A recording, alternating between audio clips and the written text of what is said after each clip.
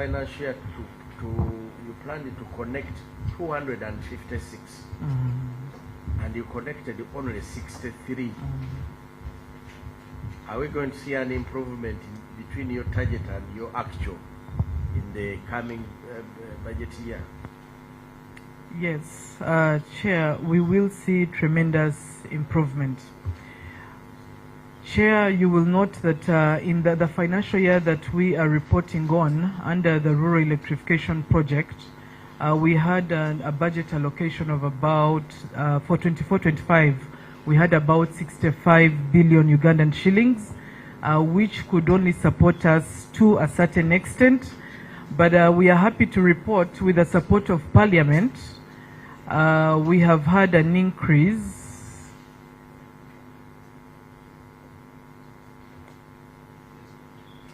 Yes, we are happy to report that with the support of Parliament, we have had an increase in our allocation to 161.15 billion Ugandan shillings for 26-27.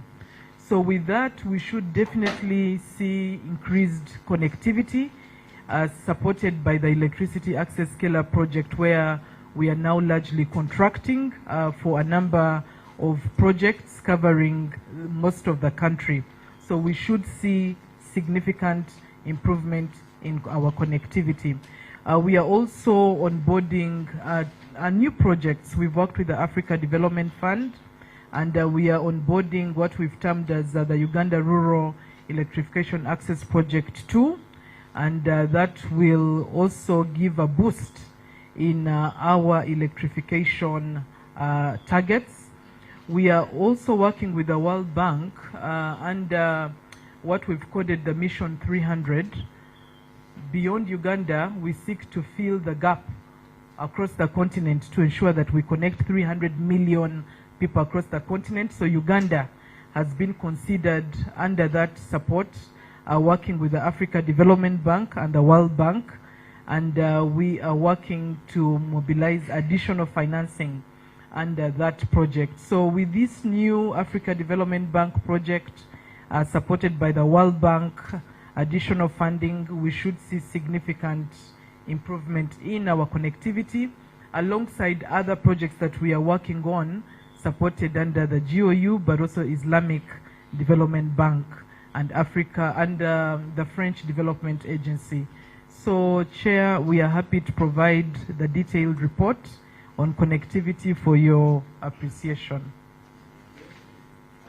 PAPs? Then on PAPs, we have different categories of PAPs, given that we are an infrastructure-led ministry. We have PAPs in the oil and gas sector, where we cover majorly on the pipeline route from Wimachikube to Namwabula, the 211-kilometer pipeline. We have remnant PAPs under Karuma and Isimba. Now, for many, and of course under rural electrification, where we carried a legacy issue under the former Rural Electrification Agency.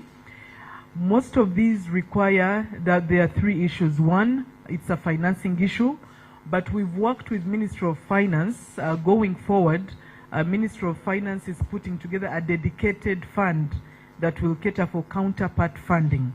Because for many of these projects, counterpart funding had become a challenge. We proceed with the project, but the funding does not materialize. So going forward, Finance has solved that partially until the funding materializes, to have a dedicated funding for that. And number two, it's to do with really issues of contestation of the valuation rates. And for those, we have ensured we strengthen our land unit in the ministry so that we are able to engage with these project affected persons until they accept these valuation rates, especially because they are already approved by the chief government valuer. And then we have others where we are dealing with issues of estate administration. Either they lost their beloved ones, and we are dealing with issues of acquiring letters of administration. And those, we have worked with Office of the Attorney General, and we've said we must support them. We shouldn't leave them to grapple with that process. We must come in and provide that support. So our legal teams are now working that particular journey with this project affected persons. So the issues are multi-pronged, and we continue to apply a multi-pronged approach to addressing them.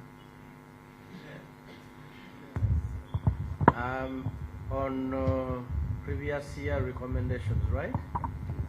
That's where you are, Honorable Frederick. Thank you very much, Chair.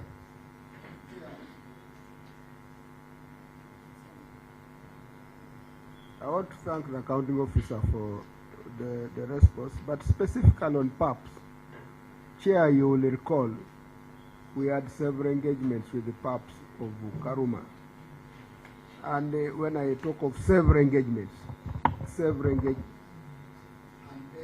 to crystallize and close those PAPs has not yielded, because as I speak now, and again one of the petitions that are coming up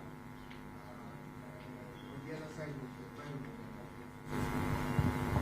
specifically how can we close these that are taking place, other than the new PAPs that are coming along the corridor of the pipeline. Can you answer that talking in terms of numbers? Okay. The previous year versus the year under what we are talking about, 23-4 versus the current status. Because this has been the same story.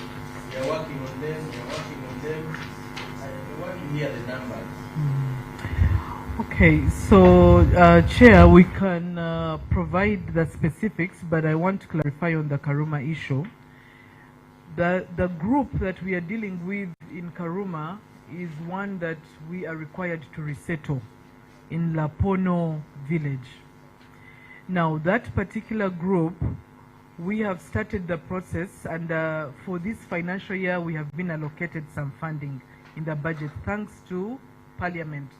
Because in engaging the PAPs, we had to plead to finance and also Parliament to allocate some funding. So for that group, this financial year, we should commence the resettlement of these affected persons through construction of homes for their settlement. We can, we shall provide the specific figures in terms of the few that were left, although we have it as an audit query, and we can quickly, for this financial year, for the last financial year closing, and if okay, when we are addressing those, we can provide the current. Yes.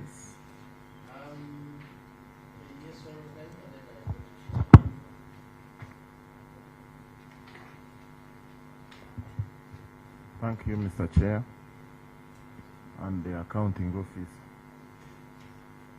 I have made an observation that the accounting officer keeps on saying that the efforts are being taken to improve the situation. But my observation on petrol stations that are not racist, it is indicated in your report that there are many petrol stations which are not racist. And even in the new query, they continue to exist. Even by our knowledge, there are so many petrol stations that continue to exist without licenses, without permits. And we can see you are constrained in terms of funding. And the other area, you would have generated revenue for your operations. Why do you continue to operate, to underperform? That's how I can term it. Because when you talk of, there are some external factors that can hinder your operations, like those of lack of funds to pay off areas, but these ones where it is your internal weakness, why do you continue to operate without performing your designated duties to correct these revenues and permit the operations and give permits to these petrol stations that are scattered everywhere. That's my concern. Thank you very much. Is there a policy anyway? Let me pick Sheila, you answer them. I do not know what we are going to do, Mr. Clark. That thing should be switched off if it can't be reduced. I know she should be affected. Huh? Sorry about that. Where is the switch? The switch is it?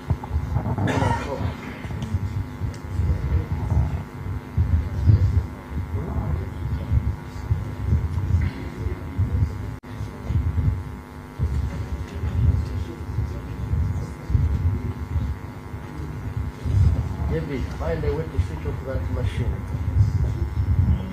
Yes, please continue. No, what about Sheila? I had a... We are all affected here.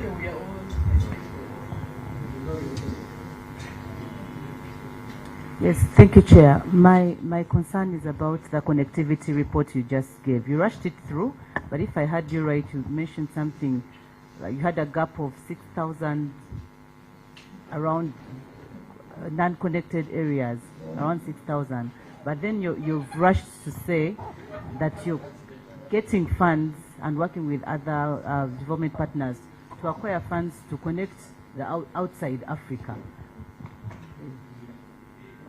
No, she said, Honorable colleagues, there is a project that is intended to connect 300 million Africans, and Uganda is part of the beneficiaries. That's what she said. Thank you. Thank you very much. Yes. I'm James Kabeluka. I kind of came when others had introduced themselves. And I found her in the middle of answering some questions and your guidance about what should answer and not answer. But Honorable James, we are dealing with the previous 2023, 2024 audit recommendations, how far they've gone in implementing those audit queries. That's where you found us. We had just started. okay. Yes. Because when I heard her clearly, she was talking about this because we were categorical on connectivity. Yes. And I happen to be a member of the NRM government, which thrives on the positive services to the people. Accounting officer, 2025,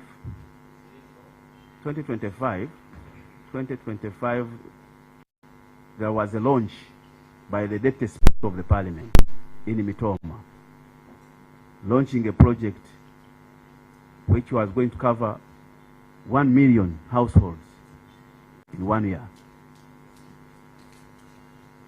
Since the launch, I think there was no step taken ahead after the launch. And you have been talking a good English here.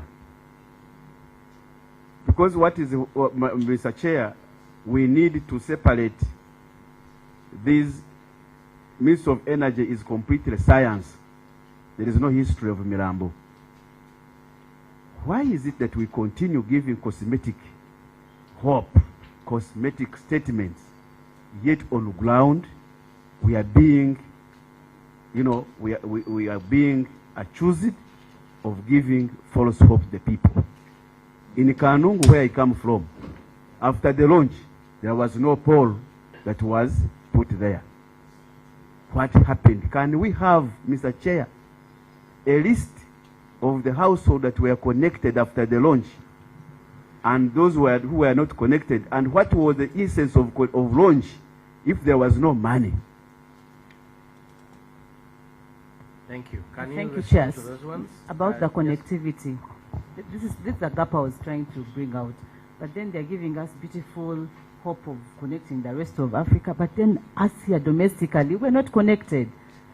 Here, Mukono is just next to Kampala, but the whole constituency of Nachifuma is not connected.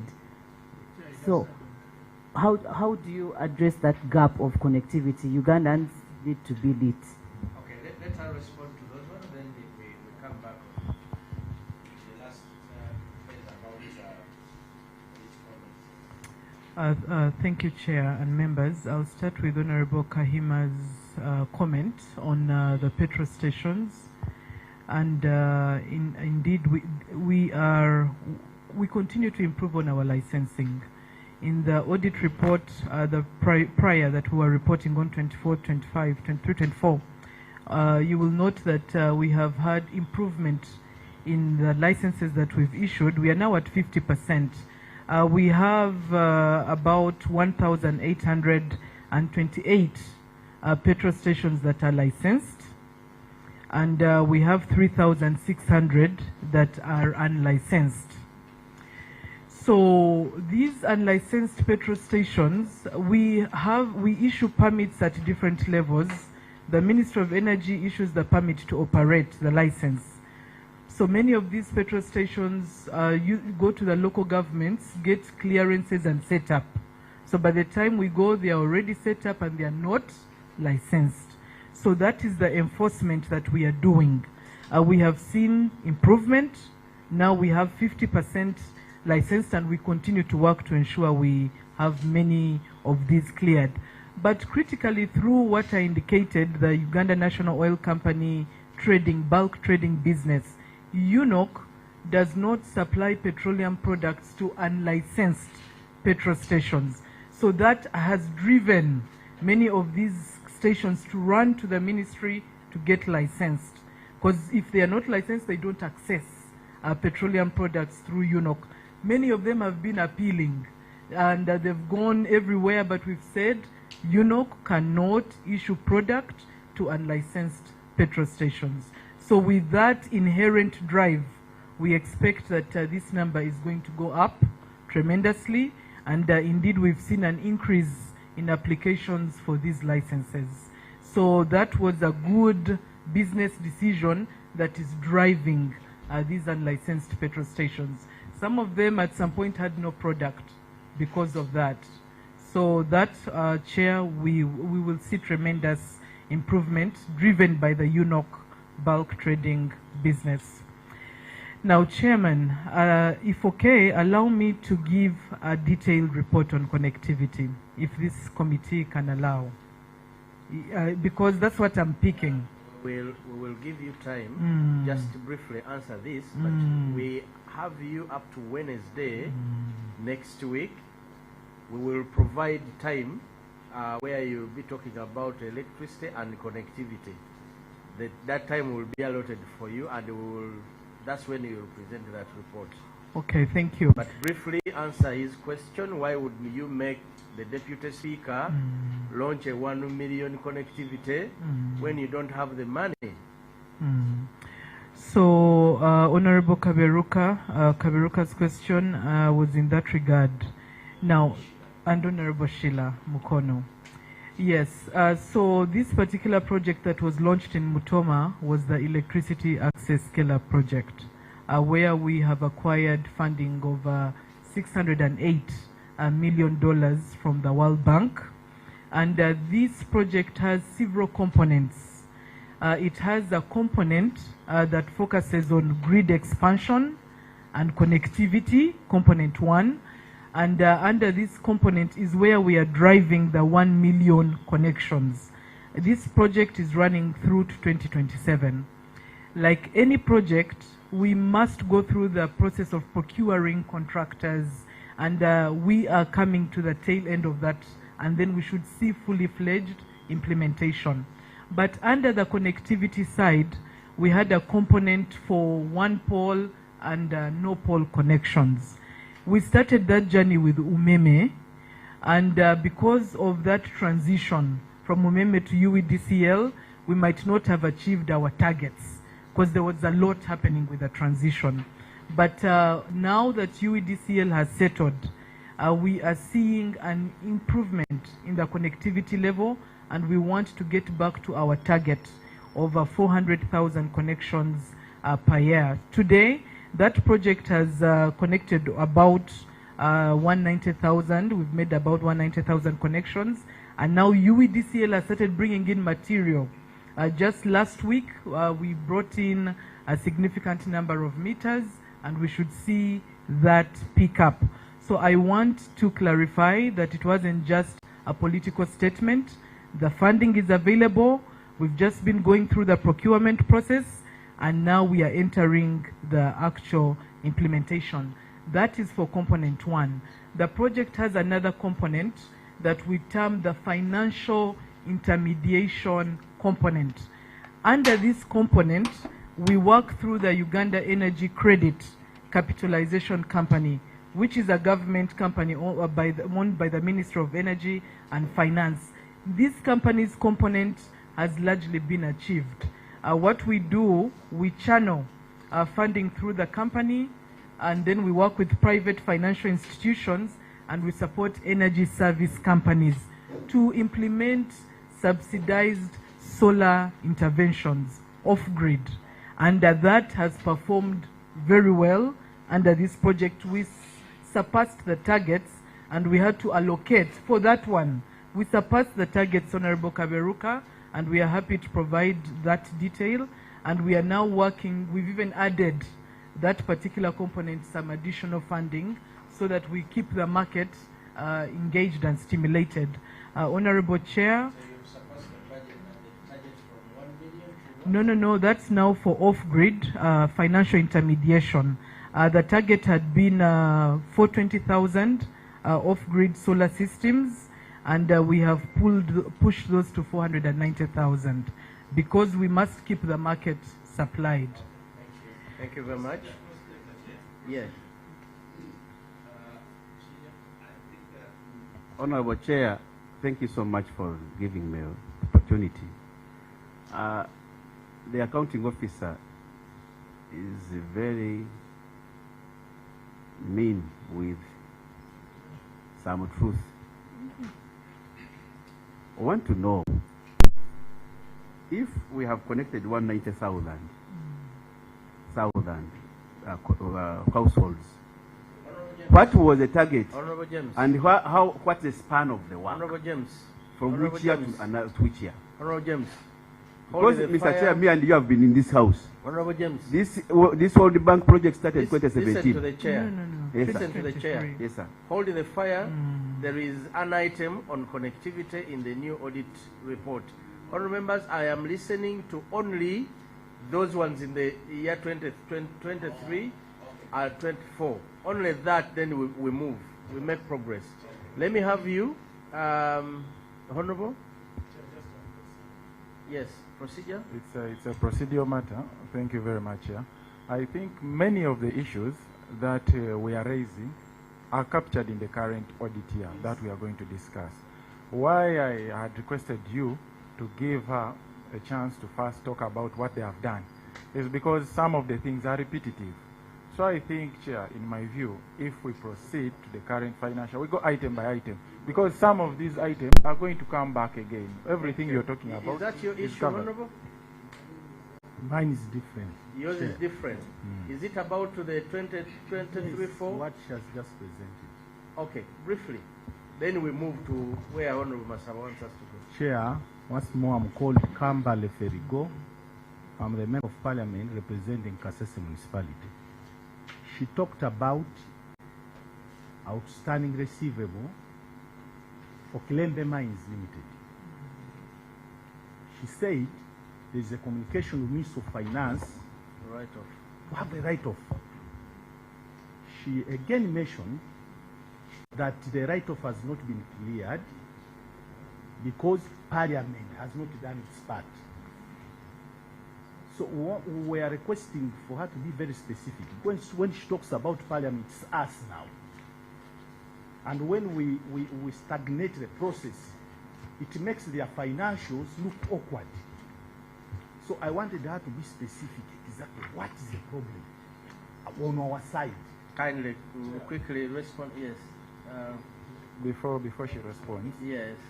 that matter, I'm privy to that matter because It's I'm part part of of the the- finance committee. And it's part of item 1.1, which So we're going to you discuss. think we So, address it? but maybe let me just give information. We dealt with that matter as a finance committee. We granted that waiver, but the matter elapsed with the 11th Parliament.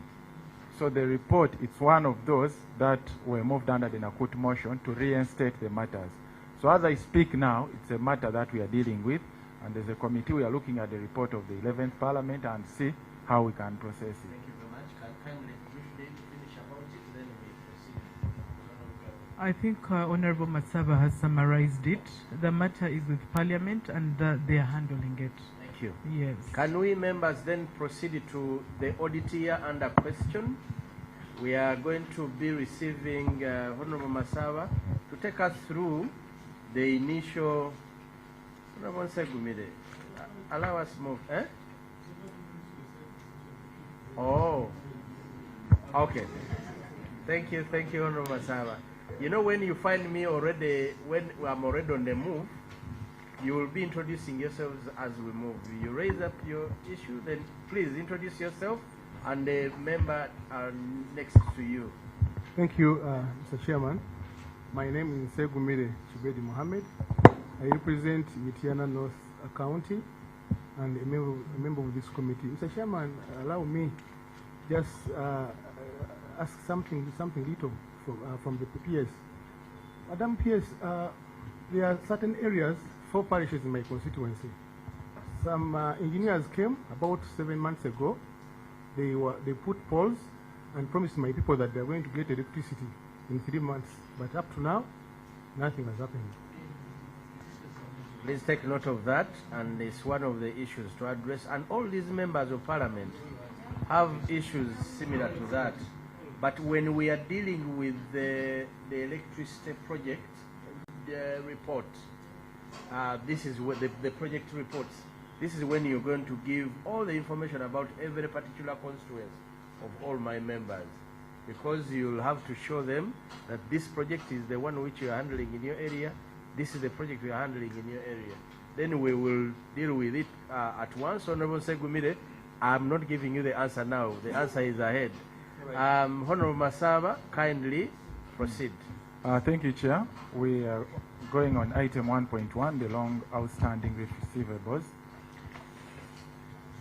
And when you look at the document, at the report of the OAG, we have about 128 billion that has been unsettled, and a lot of it, or some of it, has been pending since the financial 2021-2022. And as the matter we're discussing of Kilembe Mines is going to be written off, I need you to give us a highlight and your view on these other companies, because UETCL is government. I think that is a matter that can be handled. What have you been able to do? Because it has been pending even in the previous audit report that you've been explaining to this committee. Then I'm interested in some of these companies like Fred Salt, about 3.4 billion. Who are the owners? Who are the owners of this company? Why has it been pending for a while? And what is your plan? What plan do you have? And what timelines? When do you expect us to collect this money? Thank you, Honorable Masaba. And I request you be as brief as possible and such as you move. Thank you. So for the long outstanding receivables, indeed, the ministry has engaged all of these companies, but I'll quickly summarize. There are 2 categories. There are companies that are no longer going concerns, that as part of the amalgamation of the distribution sector, we wound up. So we have Wundibujo, we start with Fad South, number 5, then BEX, Wundibujo Energy Cooperative Society, Padera Beam and Chegego, although these continue to operate, but we took on those liabilities under UEDCL. So these power distribution companies, that liability, as a ministry, we might have to work with finance and we see how we write it off, because they are no longer in the power sector. Some are no longer going concerns. Then for UETCL, it is an issue of funding and the issues they had in their collections with Umeme, but that matter we are concluding in some ongoing discussions with Umeme, and they should be able to settle this once we conclude that dispute that we are handling. Maybe you just highlight which ones are due for write-off, which you know we can no longer recover. You keep marking out. So because as a committee, we want to recommend something. We want to see how best we can help you do your work as well. Okay, so we'll start with for Bridge Credit Finance Company. This will continue demanding from the company. We've been writing to them. Number 2, for Vesusa, this has been cleared, and we are happy to provide that detail. The annual mineral rents, these we continue to collect. We can't write off. Kilembe Investment Limited remains a going concern for it because it has other business. So we'll continue demanding. I don't know whether we'll proceed to court because we have to look at the ultimate penalty to get this money. Salt is a write-off because the company is no longer a going concern. Wundibujo Energy Cooperative Society. Yes. The media is complaining that where they are, probably they are not seeing you properly. I think he's blocking you. Either you push in front or he pushes back a little bit. Is that okay? Is that fine? You maybe push in front. Sorry about that. It's okay, Chair. Then for Padeda Beam, that would be a write-off. Wundibujo Energy Cooperative Society, that is no longer a going concern. It would be a write-off. The same with Padeda Beam. Chegegwa continues to operate, so we'll continue demanding that minimum 6 million from them. And we are going to give them an ultimatum. NG Equatorial is a going concern. We will write and give them an ultimatum. And of course, UETCL, once that matter is sorted with Umeme. So are you able to share with us the details of the shareholders of these companies and how these figures accumulated? Because we need that together. Oh, we will provide that, Honorable Chair. I mean, through Honorable Chair, yes. Yes. Chair, thank you. The PS has presented areas where we can have a write-off by indicating companies that are going concern, those that are not going concern. For those that are not going concern, write-off is okay, but she needs to initiate that. It's not us to say this. She needs to initiate it, and we need to agree on the timeline, Chair. Why agree on the timeline? We are now going to switch to another audit period. Audit of the next financial year. If we are not strict with timelines, might find us when you have not initiated this process and we still maintain this as a long outstanding receivable. For the going concern, we need serious measures. We are going to engage them. Why are we not clear about the serious measures for recovering? Yes, you are saying it's going concern, but we are talking here. We would need to know, have we gone to court, for example? Because engaging by writing, word of mouth, meetings may not yield the results. I beg to submit, Chair. Thank you very much. Just briefly, Honorable Sheila, yes? Yeah, thank you, Chair. My request is for us not to just write off these companies. We need the auditors to actually give us an in-depth report before we just write off. Why should we write off government money? Why should we just lose money just like that? I think we should behave like banks. Before they write off, they get into the nitty-gritties before they just throw away money like that. So before we rush to just say write off, let's have the auditors give us a concrete report Thank you about very these much. companies Thank you that very are much. not a going concern. PS, it is very critical what one of us are required. We need to know who owns this. Is it Fadiseld? Who is a company? Who is the owner? We also need to know these companies that owe government. And every year you just excuse them and you just leave them. We need to know the companies and who owns them and where they operate. Briefly take us through this UETCL issue. Chair, before you go to UETCL, I wanted to know, when you go to page 66, you open page 66 of Statement of Areas of Revenue.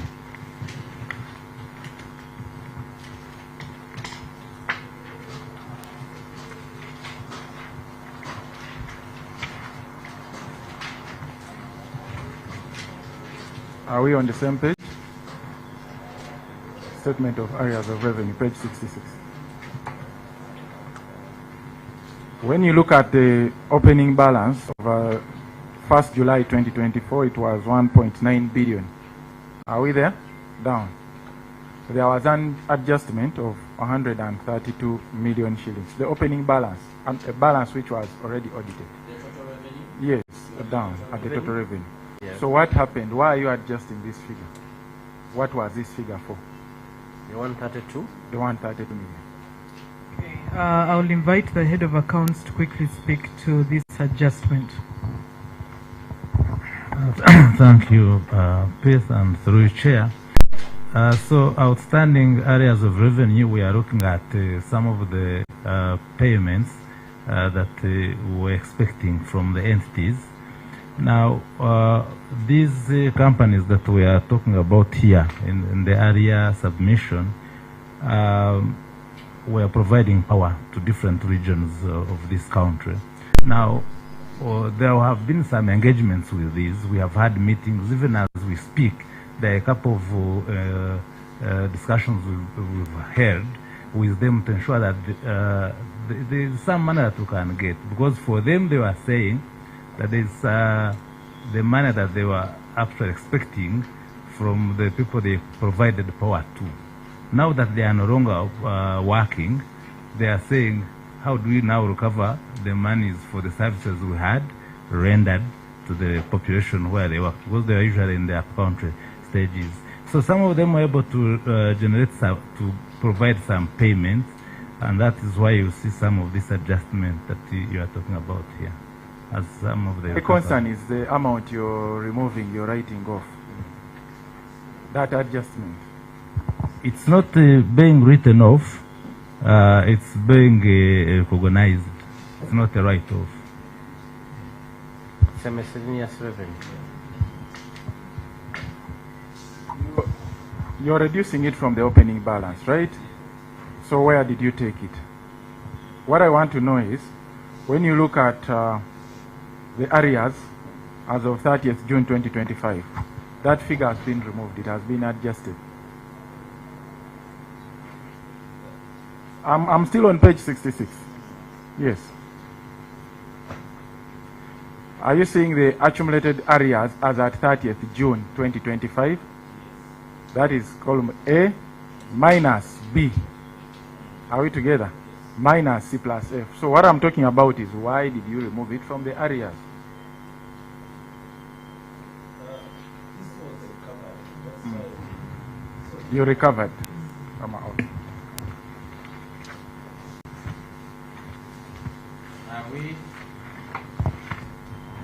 Can you then respond on the issue of the one, because the biggest chunk of this money is UETCL. What is it about UETCL?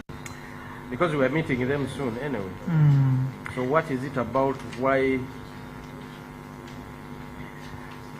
So we have had a discussion with UETCL on this, because they demand money from Umeme, and they are working to get Umeme to pay them. They are unable to fulfill this obligation. They are currently in a dispute resolution through arbitration with Umeme on that outstanding amount, and they should be able to settle this. So there is a commitment from the company to settle it once they have recovered what is held by Umeme, which remains a going concern, Umeme.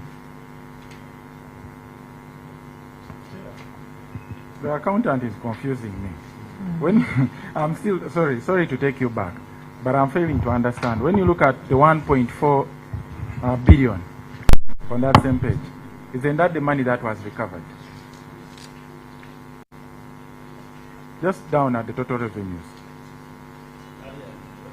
Areas in a collection during the year. Yes. Isn't that the money that was collected? The areas that were paid. So how about this 132?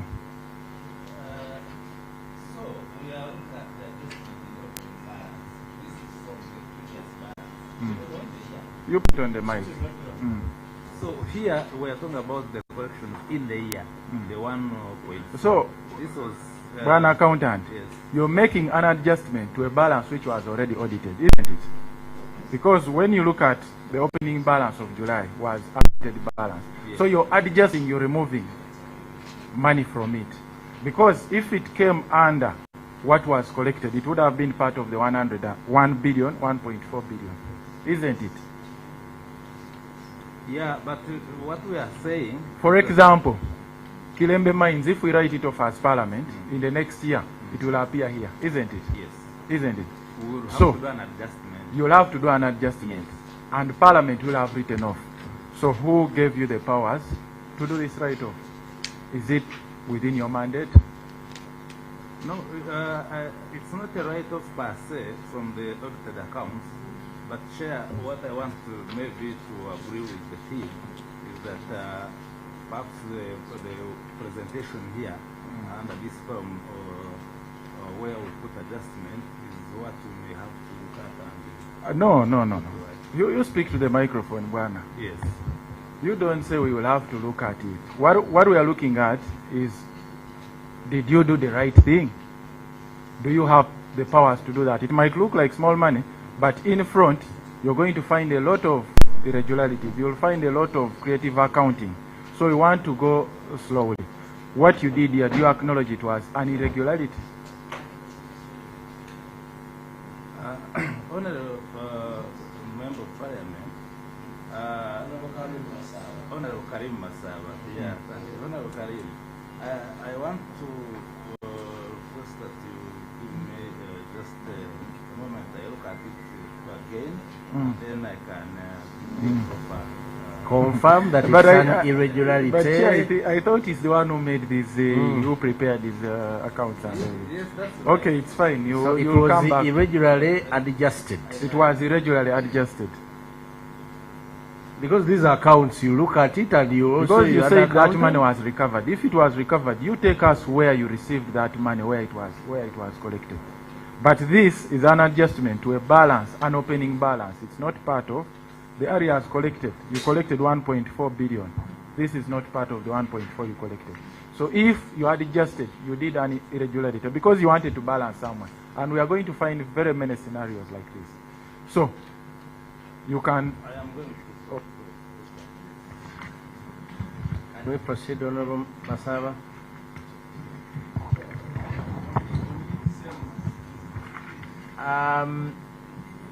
She explained on ETCL, maybe you have another clarification, but she said...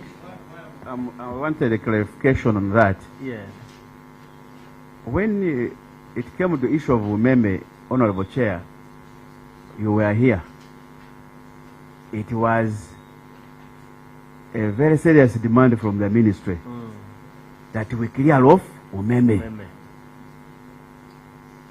And I don't think anybody could stand in the way of the ministry looking for that money At that time. at that time. You knew that Umeme was owing ETCL. What did you do as an accounting officer to make sure the two sisters or brothers do not conflict? Because now they are at loggerheads when we would have avoided it. because you were the ones who, they were all under you. What did you do? Why didn't you at least see that this money, deducted they from offset them? the... Oh, it is self. Why is it that now you have left it to them? Good question. Thank you, Honorable Kaberuka. Now, indeed was informed by existing covenants. We had a lease and assignment agreement and a support agreement that we entered into with Umeme that prescribed how we were to proceed on aspects of winding up the concession and how we treat the buyout amount. And commingling these two issues was not possible under those covenants. If we had commingled, Umeme had the right to withhold the asset, which we didn't want because it would have put the country in a more fair situation. So we had to separate the two issues so that we remain within the covenants of the lease and assignment agreement, and then we treat this matter under its other arrangement. Commingling the two was going to make the handover of the asset more complicated, and we didn't want a scenario where we enter a standstill and they can't hand over the asset.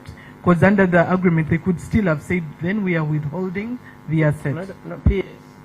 Honorable James is asking something simple. Umeme, through UETCL, owed the government 121 billion. At the time of paying Umeme, why wouldn't the government reduce the value of money paid to Umeme by 121 billion? Simple as that. Before we go into commingling, simple as that. Chair, this issue, you will recall, there were also concerns of creating possibly a small escrow account that would act as a balancing account in case of demand.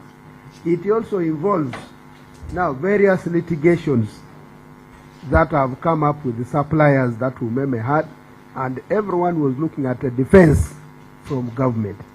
Because now, when we start talking of write-offs, we might find ourselves even writing off what? Writing off this. And this will be a loss to us as a country. The assurance that Umeme will pay should come from government. Because government gave Umeme what was due. Now the same government, through its entities, are saying, Umeme, come back small. We are also demanding you. How shall we now reconcile? Umeme may not come back, but the question James asked, why at the time of paying Umeme, 121 billion was not reduced off Umeme?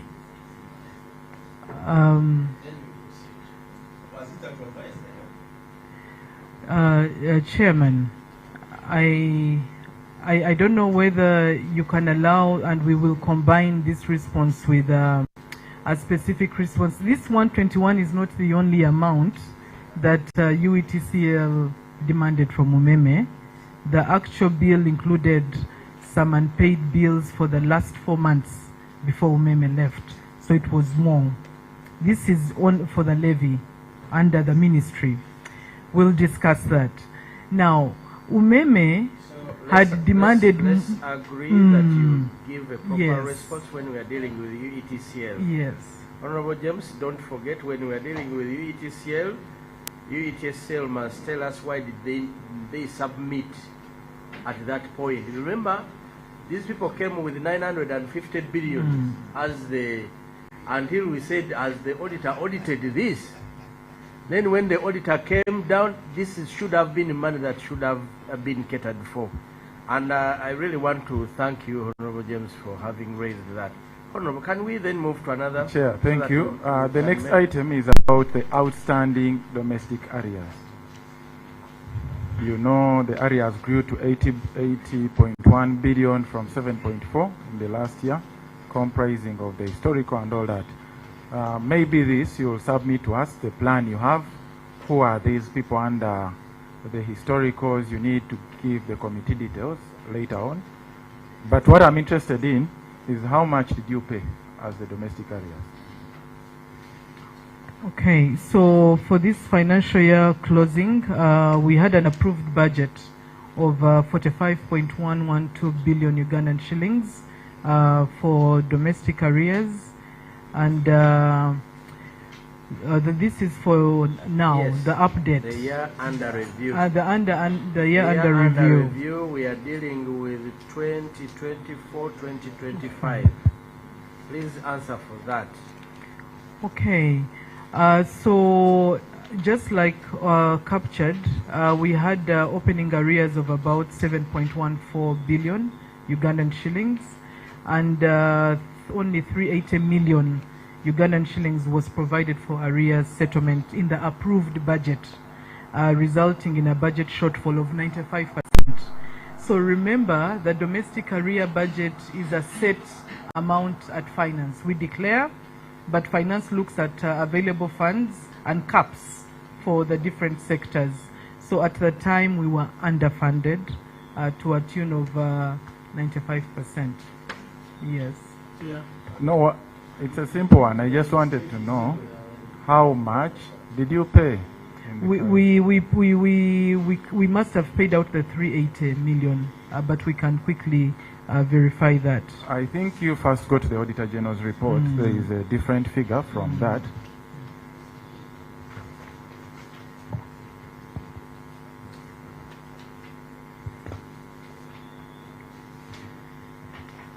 Are you on page 2 of the Auditor General's report? That is 1.2. Page. Oh, in my document it's page 2. It's page 2 here. Outstanding domestic areas.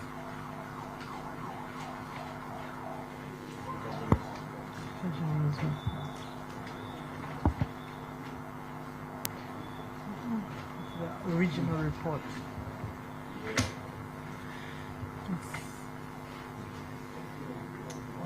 Has responses. We will work with him. I think it's easy. And we can follow. It's okay. We have it captured. Please, you've seen it. Further review revealed that despite an opening balance of 7.14 billion, only 0.38 billion was provided for arrears settlement in the approved budget, resulting in a budget shortfall of 95%, as you stated. In addition, although only 0.38 billion was budgeted, the ministry spent 0.54 billion on arrears during the year, resulting in over expenditure of 0.16 billion on unbudgeted domestic arrears. So how much do you spend on domestic arrears?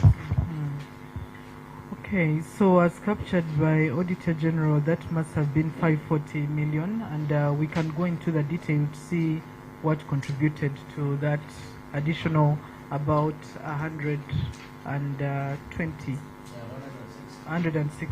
million. 160 million. And then I want to take you to page 20.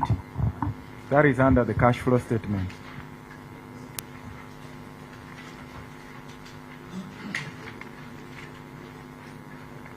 Are we on the cash flow statement? Domestic arrears paid out during the financial year, 541 million shillings. Are we together there?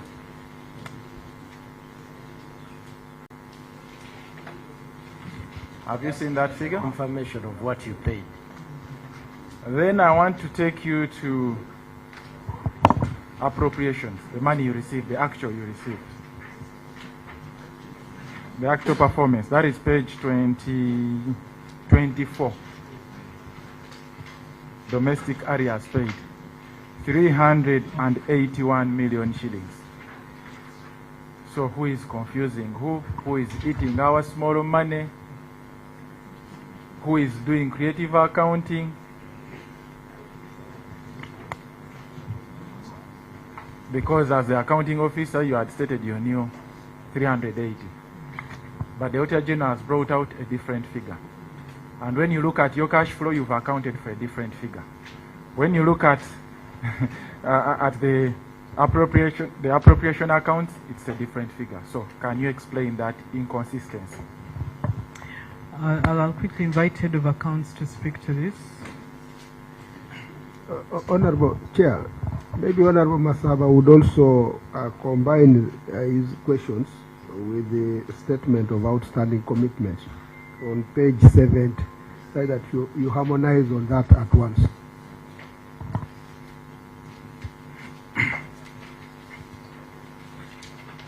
So I want to speak to the this reconciliation statement on page 24 in the accounts. We are looking at the reconciliation between total expenditure per appropriation and the statement of financial performance.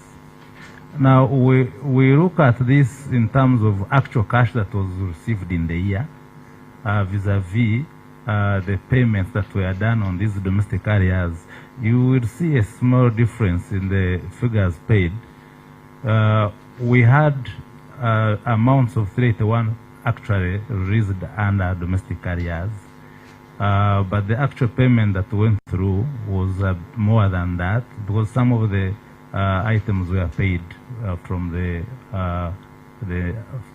releases of the financial year, other than the domestic areas. That's what accounted for that difference.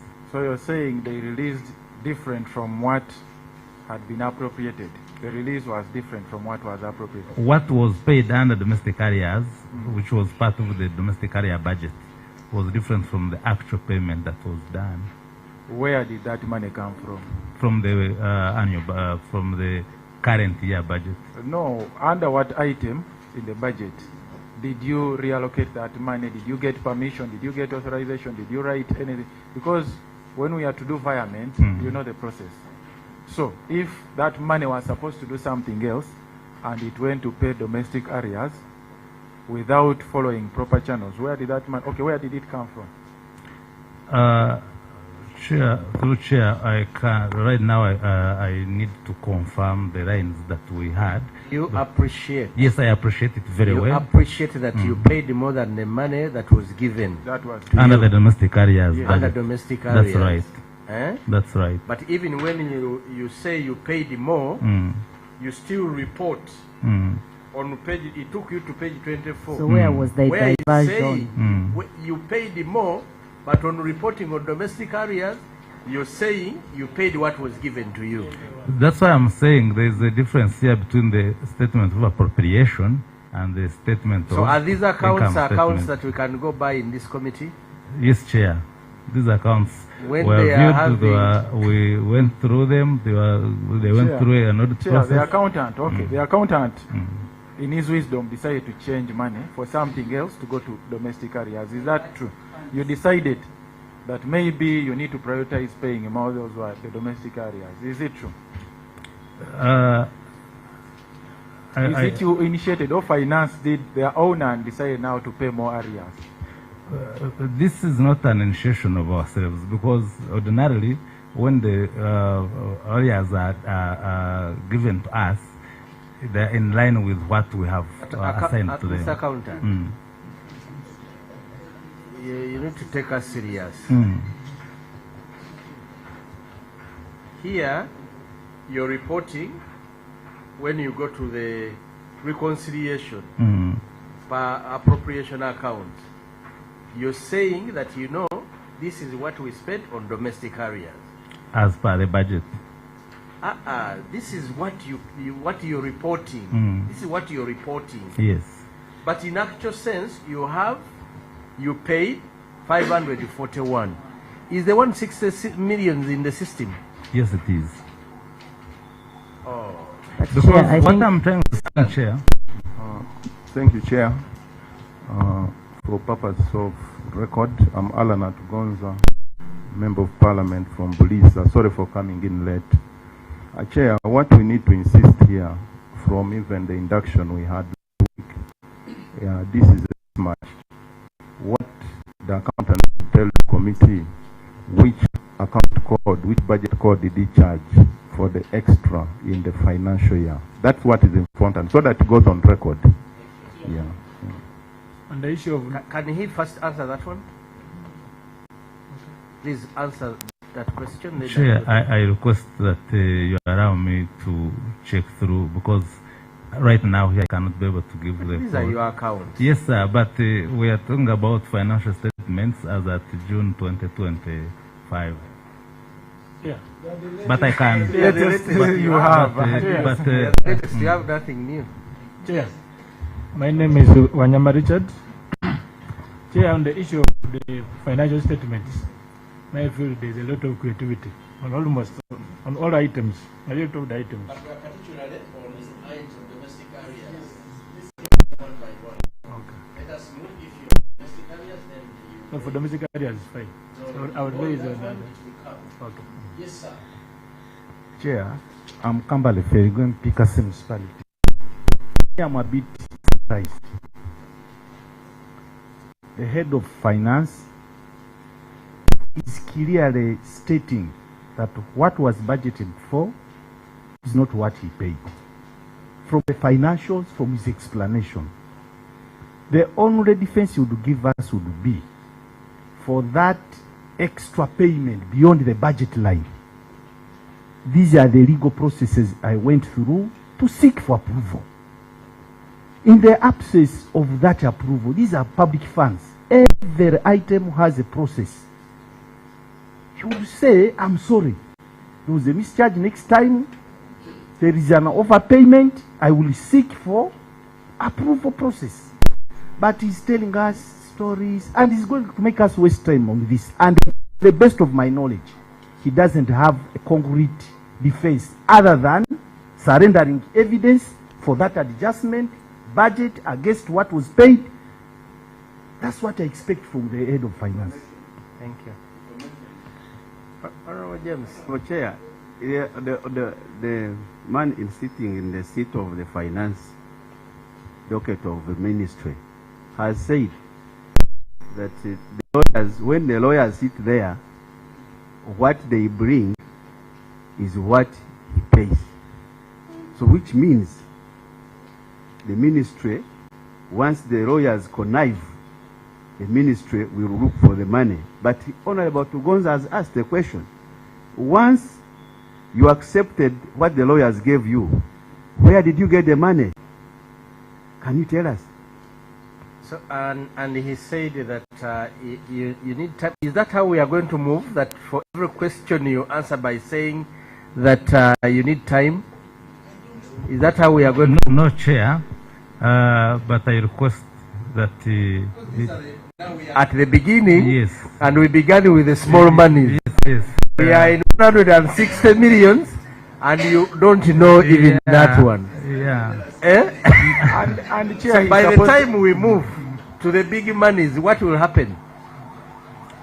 We will to discuss and Disagree that you're going to respond to these as you presented them. Where you made an error, you appreciate that this is an error made. Okay? It's okay, Chair. Because by the time these accounts come to Parliament, it means that they've gone through all the stages. That's right. So if you do not know those accounts at this level, then we are in trouble. And there is, I like the way Honorable Masaba has come, is throwing small monies, and right on small monies you don't know. Let's go ahead, sir. Chair, he's dodging. These technical people are good at dodging questions, but he knows if there was a environment, he should be having it at the tip of his. He should be knowing rather. But anyway, with your guidance, let's proceed, Chair. Maybe, seriously, we have been here. I'm trying to believe that this will not end here. What normally happens, they promise to come back and they don't. When should we expect those responses? Maybe to clear the air. Thank you. Honorable Alan, don't worry. It is not up. It is up to him to clear. As for us, we will take it by the way we understand it, in the way we report. We are giving him just a chance to explain that, I mischarged and I got these approvals to do the mischarge. And I hope he knows that mischarging is not allowed in the laws, right? Honorable Masaba, kindly proceed. Chair, proceeding. Allow me for now skip section 2. There are very many other issues there, and I know colleagues are going to raise them. I want to first sample him in the big monies, and we see if he has memories of the big monies in section 3. So let's go to section 3 under the performance of government warranties. So section 2, we are coming back to it at a later stage. I think this is for the accounting officer, back the accounting officer. How much was involved in the Umeme deal? How much did you requisition? How much? Just 1 minute. Maybe, you know, I'm not seeing properly. Is there? I'm seeing members not working properly. Is there something? Is there coffee, tea? Everything is there. Okay. My eyes were not seeing it properly. Members, there is coffee. There is, as the administrator promised us, something is there, and PS, your team can also take of that. Thank you very much. So PS, within about a minute or 2 minutes, just give us a preamble on the table on page 32. You just give us a summary of how much you had valued the Umeme, how much you requested for from government under the supplementary, how much you were given, how much you paid Umeme.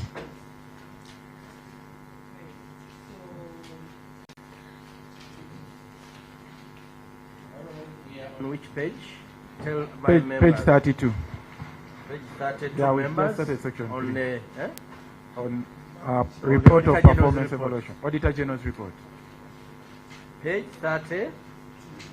I want you to move with my members. Page 32, that is 3.1.1, performance of government of Uganda warrants.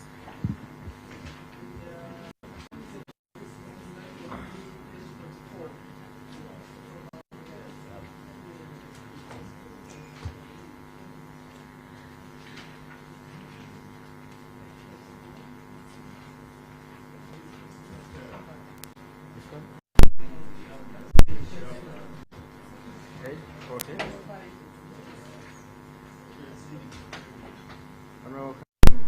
On this yellow, the yellow one.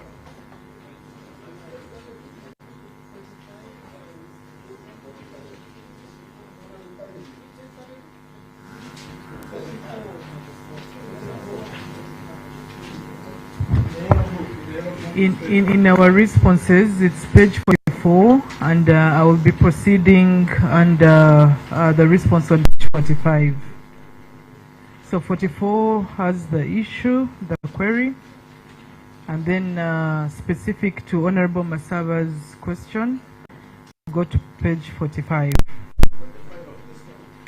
Yes, 45.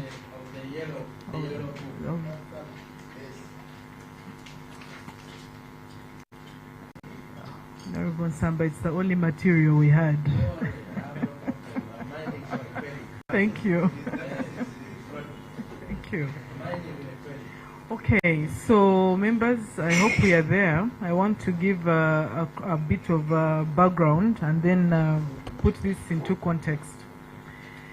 Again, aligning with the lease and assignment agreement we had with Umeme, there were time frames on when that needed to happen.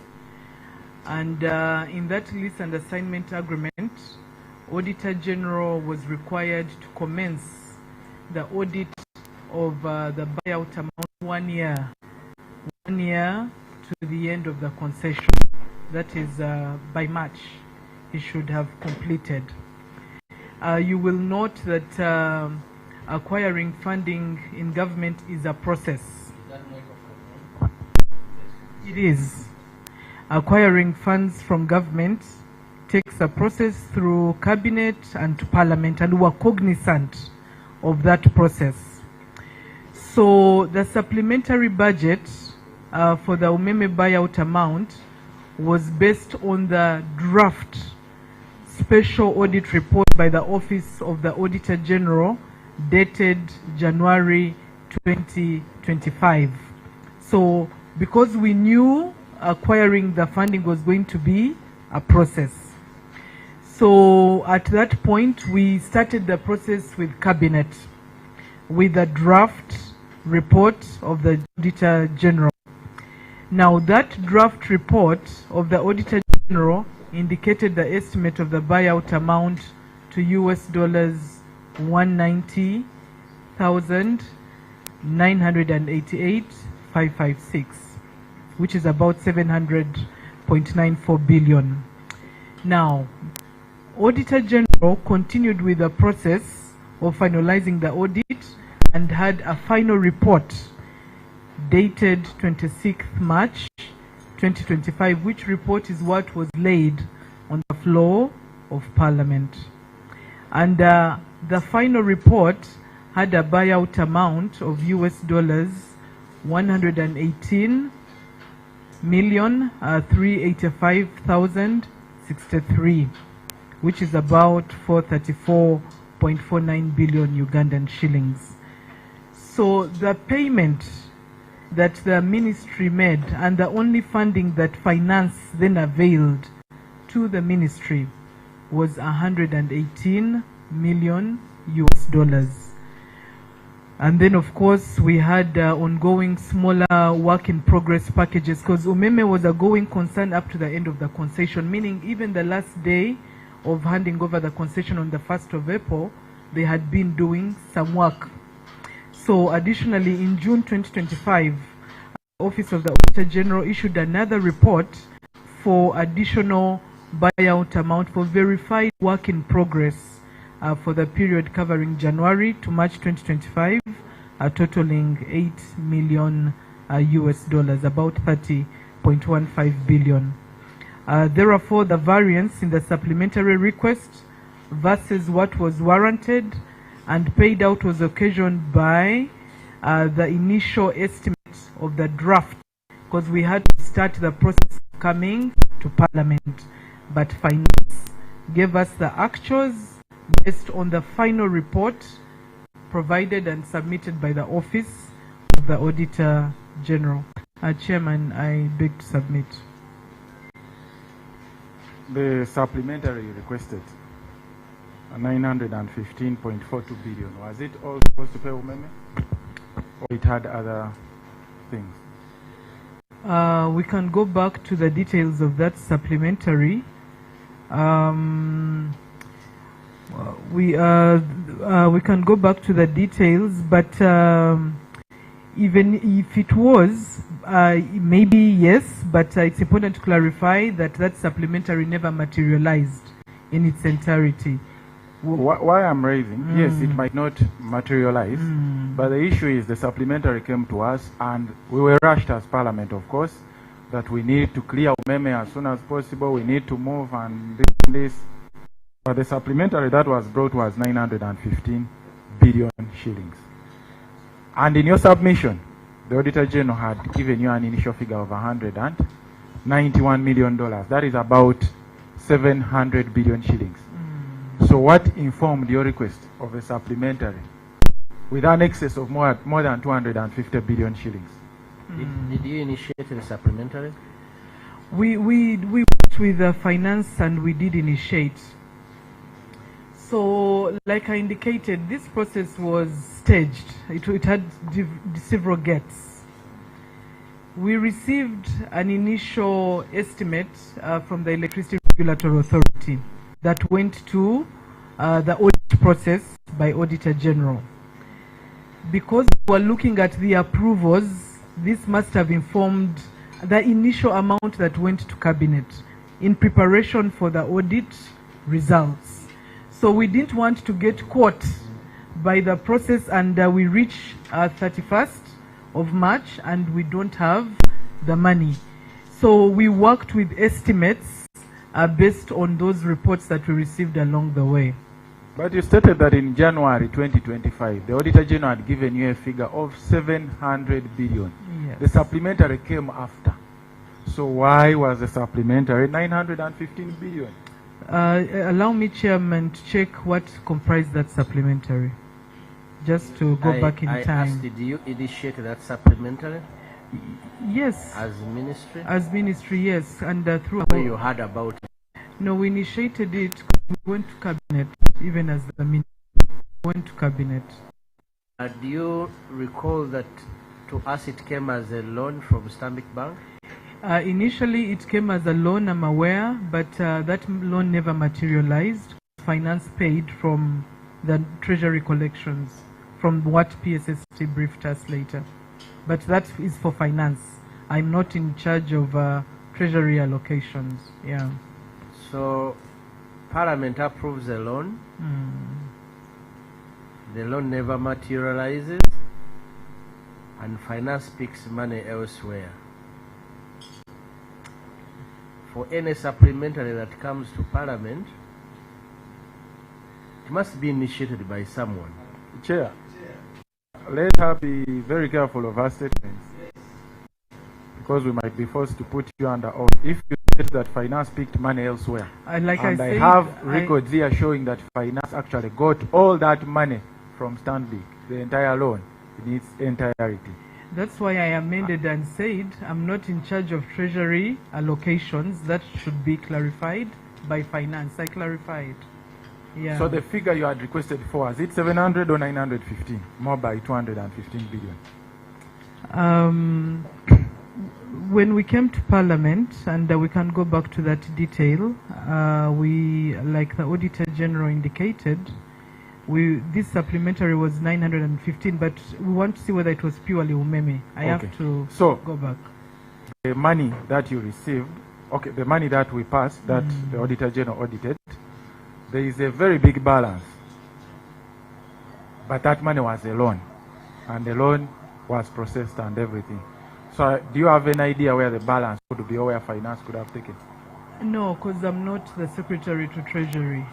I only received what was money warranted. requested on your behalf. Hey, that's your vote. It's my vote, but finance warranted a specific amount. So I am careful to say that I've gone into the operations of the Treasury on where they have put the balance. That is not in my purview, Honorable Chair. It's not in my purview. Chair, I just need to be educated here. When the accounting officer says she requested, let us assume she requested for the 900 billion, and all that money is allocated to the Ministry of Energy, and she has spent less than her budget. But she's now claiming that she doesn't know that she has a balance. She has a balance, whereas they warranted less than the 900 billion. The accounting officer is telling this committee that she doesn't know she has some money she can spend on in to make the 900 billion. I just want to be schooled there.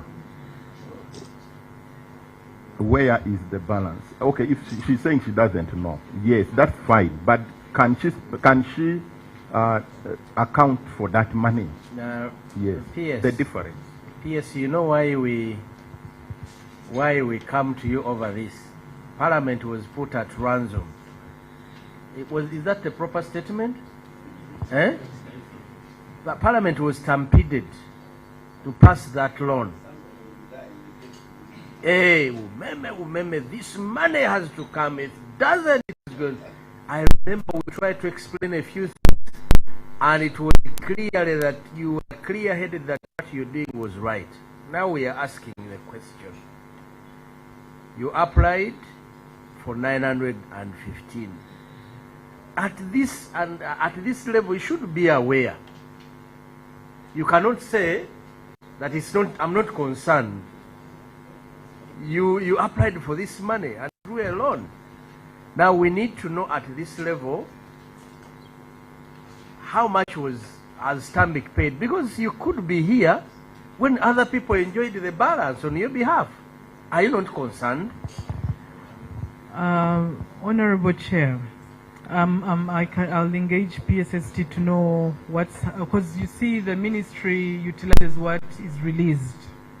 What was released and warranted based on the final report is what we paid out.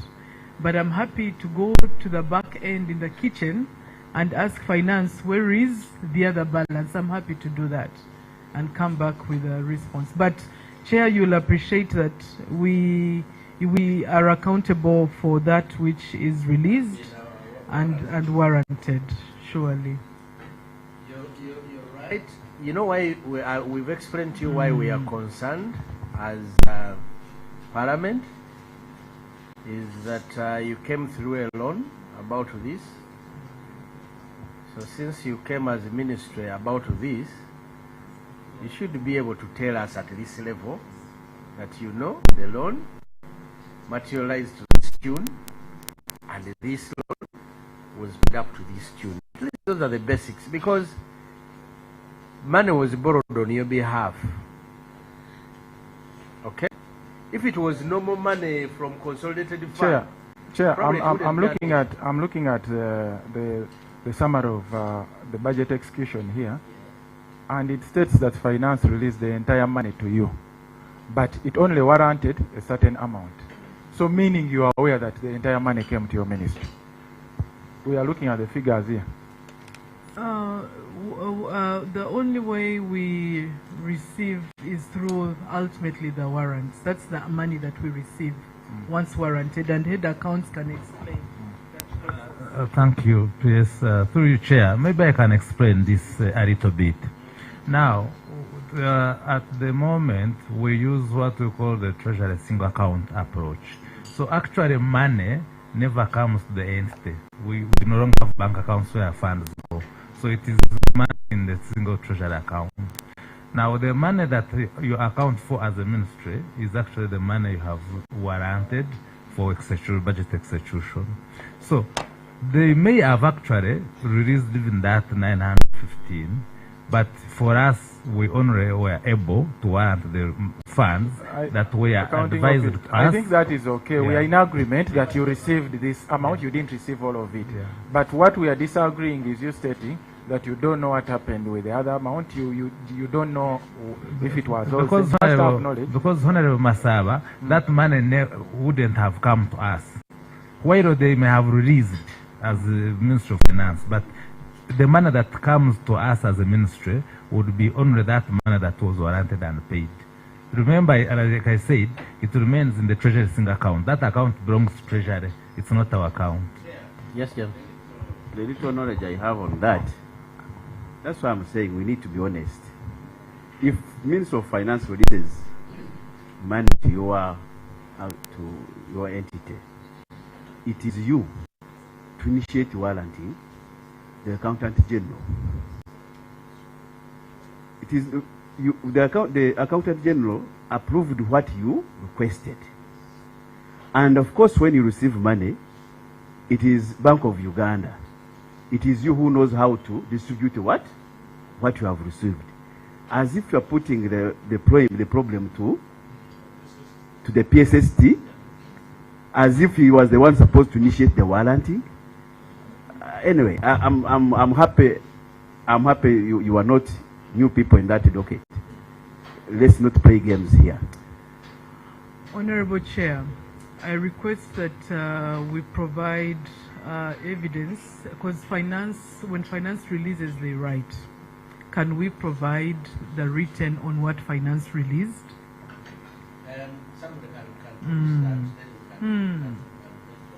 Yes, and then Chair, because you talked of an additional report by the OAG, do you have, because we do not have, I'm not privy to this report, maybe you can share it with us, because as far as I'm concerned, I have details from the special audit report that was handed over to Parliament. So that additional $8 million, about 30 billion, we are not aware, and it was one of the questions I wanted to ask, is that additional 30 billion, because you were given more, but Umeme was paid less. So can you provide us with those details as well? Okay. Honorable Chair will provide that detail. Can we proceed, Honorable Masaba? How many are you left with? Then I proceed to Honorable James Kevin.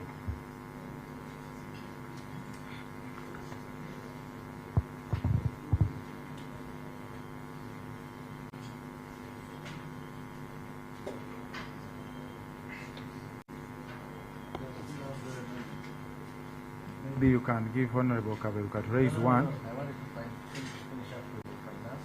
Oh. Can we go to the report briefly? Are you there?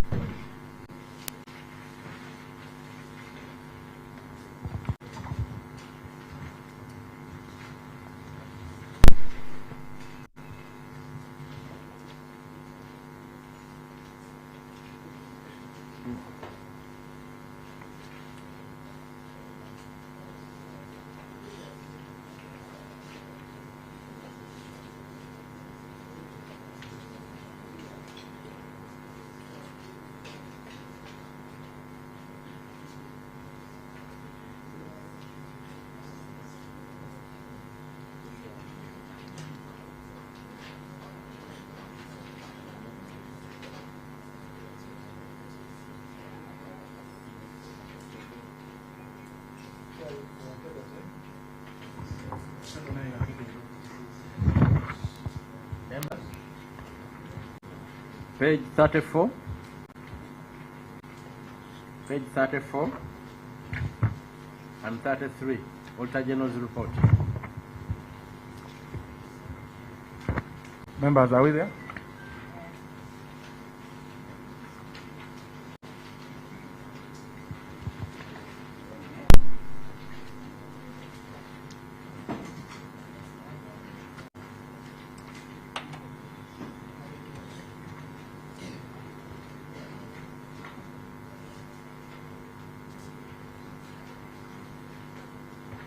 So when we look at table 9, I'm going to discuss table 9 and table 10 at the same time.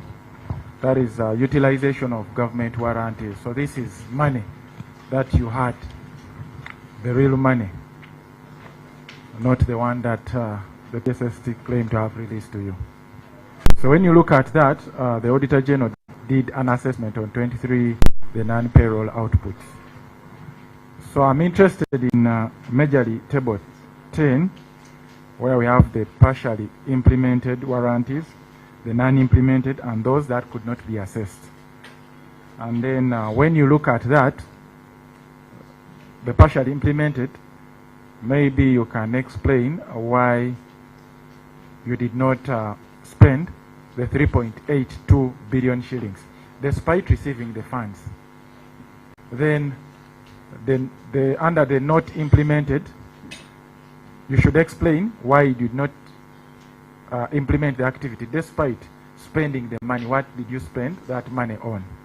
Then under that could not be assessed, the 24 billion shillings. Maybe you can explain to us because you used it.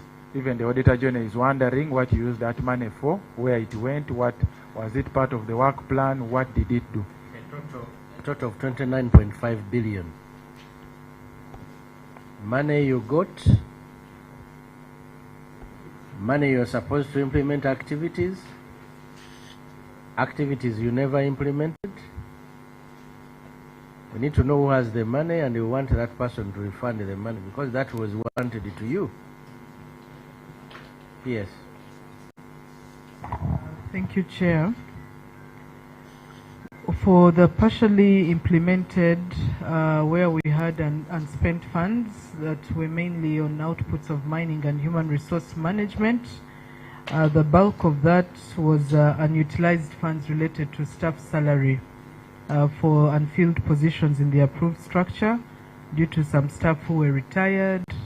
So we go through the process of replacement on leave without pay, those who take that, and submissions that had been made to Public Service Commission. Officer. Yes, please. You've stated something to do with salaries, but first go back to the Auditor General's report.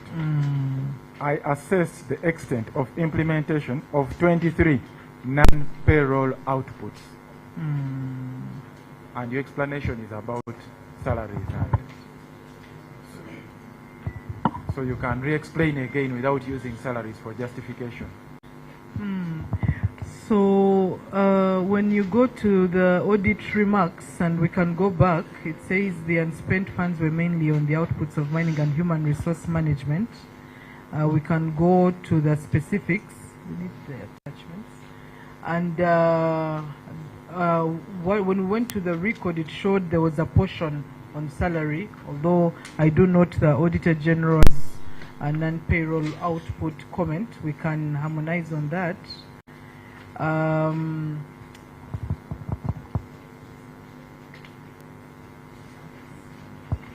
So, Chair, just allow me to quickly go to the annex and we speak to the specifics. Just 1 minute. Please go to the annex, and you can also tell my members to which annex are you going to, in which book, because we are dealing with quite a number of books.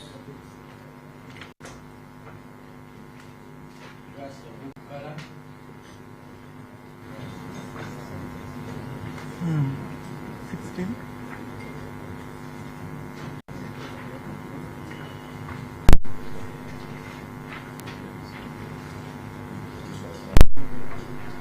Okay, so this particular, the detail is in an appendix 16. Unfortunately, we didn't carry it, but Chair, let's quickly bring it. of the Yes. You know, I am living in a constituency where there is no power. And most of these colleagues, and among the activities I think should have been served under the 24 billion, should have been those power lines. This is not a matter I'm going to joke with. We need to know who spent the 24 billions, and where is that money. So if you're asking for minutes, it should be minutes, not tomorrow. No, so somebody should explain to us where is that money, about 20 billion, to make good of it.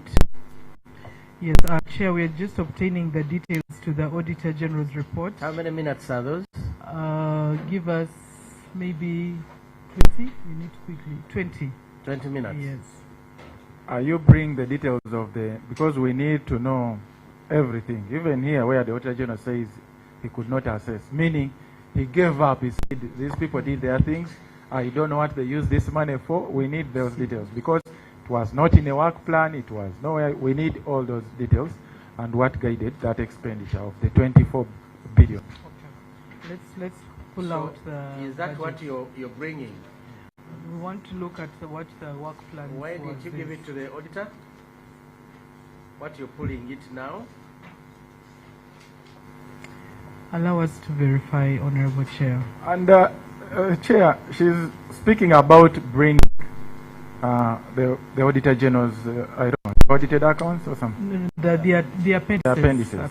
But there is a remark by the Auditor General saying the expenditure was spent outside the work plan. So which work plan are you now looking at if it was spent outside? So even with the work plan, I don't think we'll be able to trace this money unless you maybe came up with a new work plan of sharing the money or what, we don't know. But no. You know, PS, when you say now you're looking for that information, and that information you fail to give it to the auditors, I don't know how I need to be guided. My technical people. Chief Auditor, where is the auditor? Where has he gone?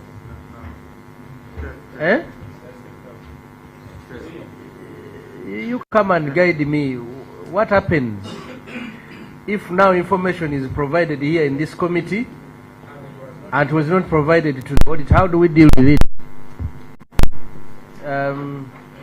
Help us with. There is new information coming in that was not provided to the auditors, and we are waiting for 20 minutes. How do we deal with it?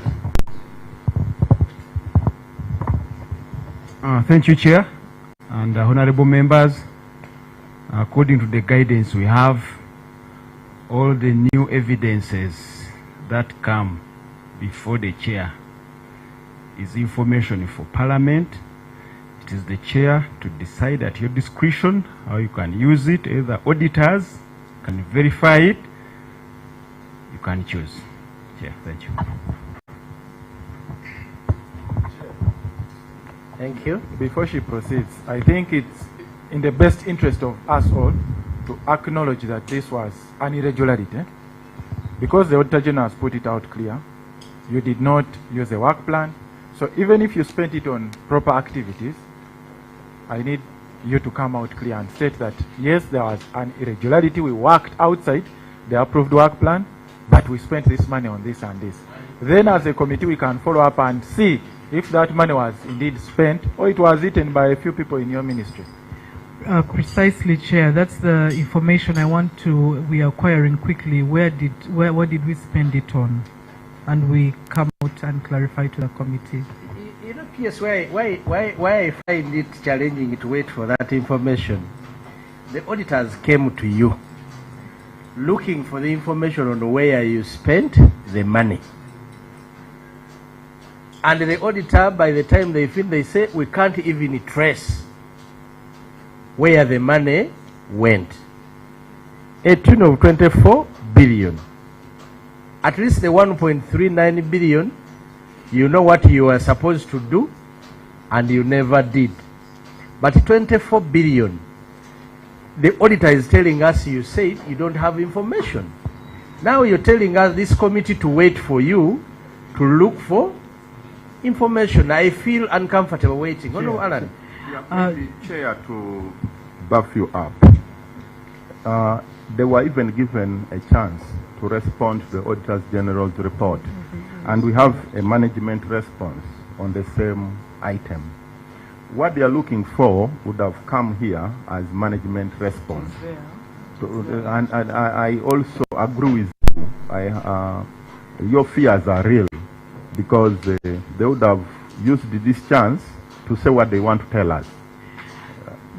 So, Honorable Chair, we did explain under Para 2 that the misalignment of the planned targets, and that's why I wanted the detail, was attributed to the mismatch between the outputs and indicators under our PAPs in NDP3.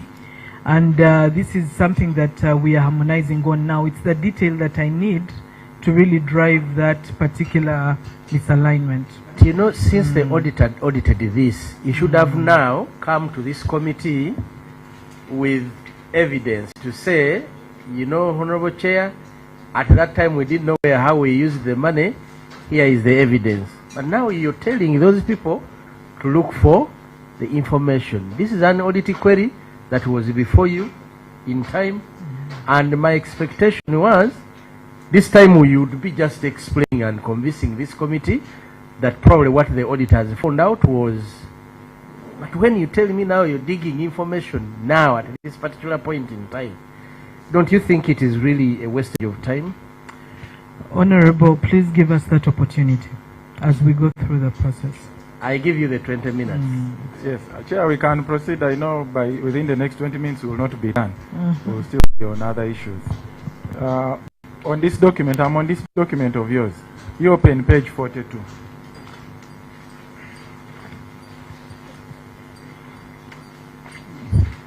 Chair, you remember the matter that the accountant was looking for information? There is a similar matter here on page 42. Cash and cash equivalents. You have an audited opening balance of cash. This is real money of 39 billion shillings. So before you do anything else in the new financial year, you're reducing 3.14 billion shillings. So this cash, where did it go? Why did you reduce it? Before I want you to repeat the question when members are on that page. Can they read the page again? Flag the document. This you mean blue document. I'm on page 42. On page 42. 42. Honorable Karim. Yes, we have new members. Okay, we need to move together. We have cash and cash equivalents. That was audited and verified. That is 39 billion shillings. And then an adjustment to the opening balance. It is like me who I have my 10 billion on the account, my cash. Then in the next financial, before I do anything, I say you deduct some 3 billion. It's an adjustment to my opening balance. So where did that money go, the cash? Thank you very much, Honorable Masaba. It goes to the PS. Yes, so I'll invite Head of Accounts to clarify this particular note. Thank you very much, Madam PS. Through you, Chair, I want to speak to the adjustment to the cash position that Honorable Masaba is referring to of 3.14 billion. This figure, 3.14 billion, Chair, involves 3 transactions, and these were actual journals that were carried out, that we handled. So the figure is made of 3 adjustments. And these adjustments were in form of journals that were passed. One of them was a journal that recognized the return on unspent funds from the that were returned from the ERT account. We had a project called ERT, and which Energy for Transformation, which closed, and there is some cash that had been recognized, which we were now removing, adjusting from this cash position of about 51 million. There was also a journal that was passed to return to recognize the unspent funds from the PAPS account of about 3 billion. And then there was some overstatement from the lease rentals which had been brought forward as at 1st July 2024. The figure that we talked about earlier, Chair, Honorable Masaba might remember it, of 132 million, which had been collected from the Children Investments Limited as at 30th June 2025. So when you add up all these three, you come up with a total of about 3.14, and this 3.14 is the figure that adjusted the cash at the beginning of the year. Can you share with us that document? You share it. We will look at it. Here. So you're saying the 3 point... right? Majorly. We are going to scrutinize it and look at it. You check through that quickly. Okay. Chair, let's proceed. I think I'm concluding. I'm coming to the close of... I want us to go to purchases, PPEs. Did you make any purchases in that financial? Did you purchase any assets?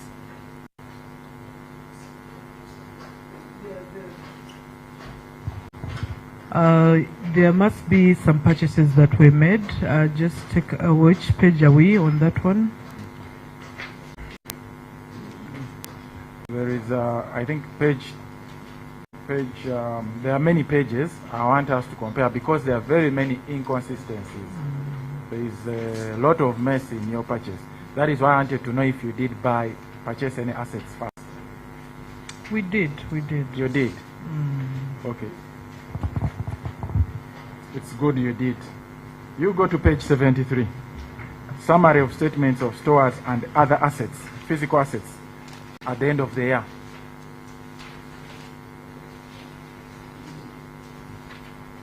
Are we on the same page?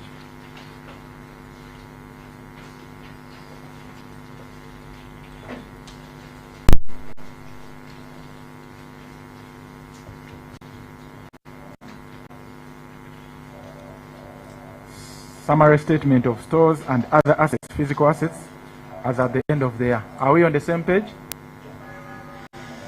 When we look at the opening balances, then the adjustment, additional during the year ended 30th June 2025. Are we in that column? So, are we there? I see zeros everywhere. Do you confirm that is correct?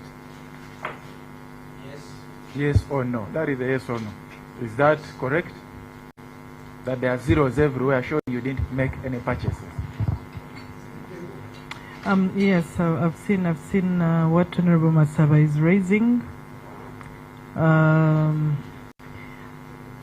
We definitely, even for ICT equipment, starting with the simplest, we must have purchased. No, my question is different. In these accounts signed by you, they state you didn't make any purchases. Everywhere there is 0, 0, 0, 0. Is that true or not?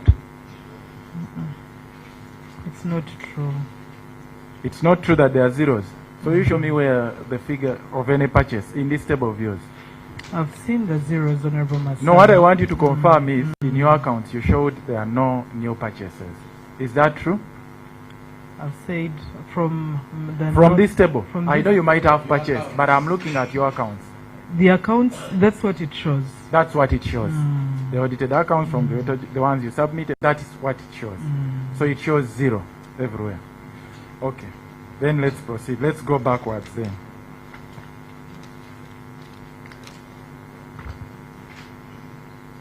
Go to page 20. Of the same document that we are on, I think. Cash flow statement. Yes, financial statements. The cash flow statement. Anthony, are you there? Good. So we are going to compare two pages.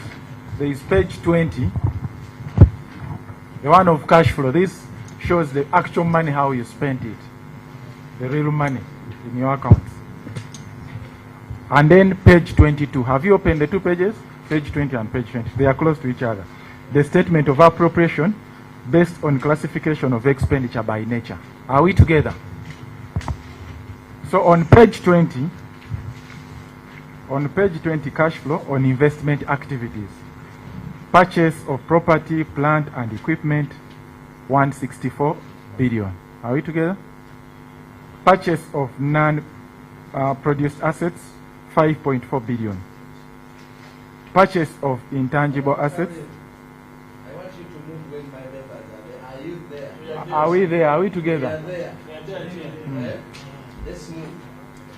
So, the third one, purchase of tangible assets, 1.9 billion. When you add the three asset classes you purchased, 171 billion shillings. Is that true? That is according to the cash flow, the money you spend, the real money in buying these assets.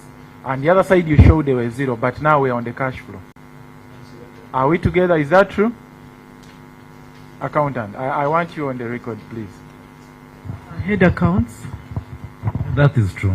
That is true. So you purchased assets worth 171 billion. Okay. Go to the statement of appropriation based on classification. That's page 22. I want us to go to the initial budget, adjustment, revised budget, and then actual performance. The column of actual performance shows the actual money that you spent. So when you look at the purchase of PPEs, 149 billion shillings. Purchase of non-produced assets, 2.2. Then that's all. When you total this, that is 151 billion shillings. Variance of 20 billion. Who ate our 20 billion? Because the money was spent. Who took the 20 billion? What did it do? Because here, the actual expenditure, actual performance. Maybe you can also, the appropriation is 151. That was what was appropriated. Yes. Yes. We gave you 151 billion. You spent 171 billion. Are we back on mischarge? On mischarge. Is that mischarge? Yes. Tell us which item did you suppress to get the 20 billion? Is that where you're going, Honorable Masab? Where I'm going? Head accounts.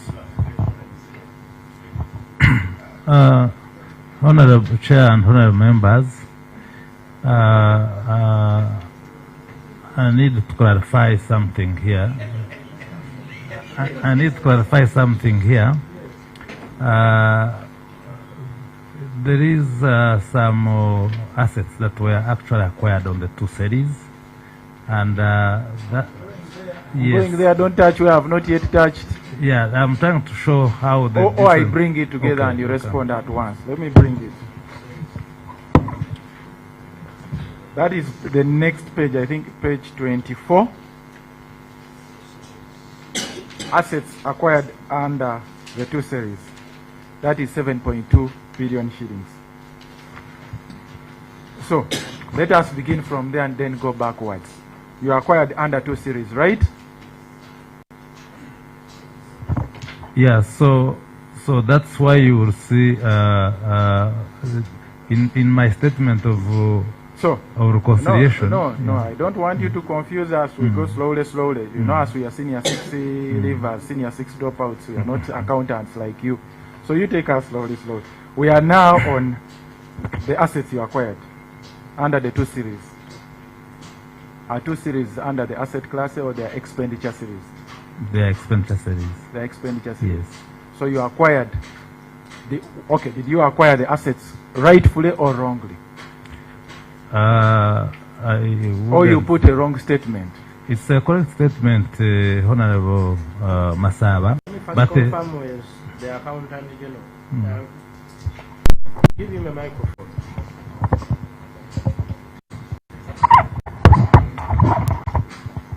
Can we acquire assets on the two series? Thank you very much, Honorable Chair and members. Of course, three series, which is supposed to be for assets, and maybe that was a challenge they didn't look at the point of budgeting, because ideally those items would have been budgeted for on three series. But this is to give encouragement to the committee that going forward, we're going to have an item. One accountant, we are not looking at going Chair, forward. First, Wait. I'm requesting for an opportunity to. Just before you conclude, what they did, was it right It was or wrong? It was wrong, Chair. It was wrong. Members. Thank you. Thank Okay, you. That's thank you. enough. I wanted to give. No, we don't want going forward. We want now. First, Thank you very much. So you begin from there, PS. So Head of Accounts, continue. Yeah, so there was a challenge in the, I think, budgeting. Certain items which are of capital nature had been budgeted on the two series, and that is, I think, the issue I was trying to talk about, that the finance has streamlined. Most of the items, especially on items of ICT and so on, which ordinarily would be asset items, had been budgeted over the last 2 years on the two series, which has been really a challenge. And finance has now actually tagged all the capital assets to the three series without fail, and somehow we can't, this would not be something that would happen. But the issue was a budgeting issue arising from the chart of accounts, that items that should have been of asset nature actually get paid within the two series, and therefore are not picked as asset items, but when they are actually items which appear on the ministry's. You're saying you did it wrongly. It is not the right thing. It's a system yes, thing. when we is either correct or wrong. So the question is, what you did, was it right or wrong? It's simple. Yes, it was wrong, and we accepted. Yes, it was wrong. we appreciate that. Okay. But Chair. Now let him take us back to. Yeah, Now just a minute. We are talking of a variance of 20 billion. We are just explaining 7 billion. So is the 13. Chair, I have also my backup team here. I can allow me to also ask them, because some of these we do these things as a team. So you it's know, the of the people. Honorable Kasim Masaba, where I came from. Yes. First of all, you never acknowledged the assets. Yes. Then he went and told you that we appropriated 151 billion. You spent 171 billion. Okay? Now you're trying to do meandering like this. We are not meandering. We want to know what informed the expenditure of the extra 20 billion. And which budget line did you charge to get the 20 billion? Before you hand over the microphone to your... Now, the reason I wanted to do that is because these are things we've discussed through. And if you talk to Ministry of Finance, and I think we also extend this to the auditors. Talking finance now, I'm talking to you, sir. Yeah, because these are issues that relate to a reporting system that is actually from finance. So what happens is that in this system, you have these figures recognized there, and they are run off the system. Now what is happening is that if an item is not picked as an asset code, if you make a payment on that code, it will not appear in the report as an asset code. And that's why we do these adjustments to ensure that we recognize those after the system reports themselves. The one you want to give the microphone has the list of those ones? We worth have 20 billion? We can. You wanted to pass over the we microphone? We can produce that. You wanted to pass over the microphone? Yes. Is that so? Yes. Please yes, pass over the microphone to the next person. He has run so, out, yeah. but Chair, I want to really... That person has really moved out. Let me continue. I will take responsibility. Maybe you went to check on something. So, but what I want to say, Chair, is that in the spirit of correct recording, we are doing the actual figures, and some of the items that won't be picked here, it is because you have entries in the system that we may not report those payments. So you are blaming the system now. But Chair, you're blaming the system. The issue is, where did you get the additional 20 billion? Which item? Where was it supposed to go the money that you diverted to do. You know, we have information that usually in this procurement of assets, it might not be you, but some of your colleagues go and make a lot of money and inflate and do what. You get where we are coming from. So the issue is, you requested for 151 billion shillings, but in the cash flow, the actual cash you spent was 171. So an additional 20 billion must have come from somewhere else, through maybe environment, I don't know. If you pass through the proper channels, you must have written to the PSST and then showed where the money is going and all that. Do you have record of any of this diversion of the money? Or you start maybe with your colleague who has run out and some other two members and decided and said, let's pick this money here, we take it here to procure assets, and then we find ways of handling it. That is where the matter is. It's not anything to do with the system, because the money came out, the actual cash, more than the money that had been budgeted and planned for, so it has nothing to do with the system. How did you get that additional 20 billion? Where did that 20 billion come from? And did you follow the right procedures to get that additional money? Honorable Alan, chip in. Maybe, Chair, the accountant is trying to blame the chart of accounts. That is fine.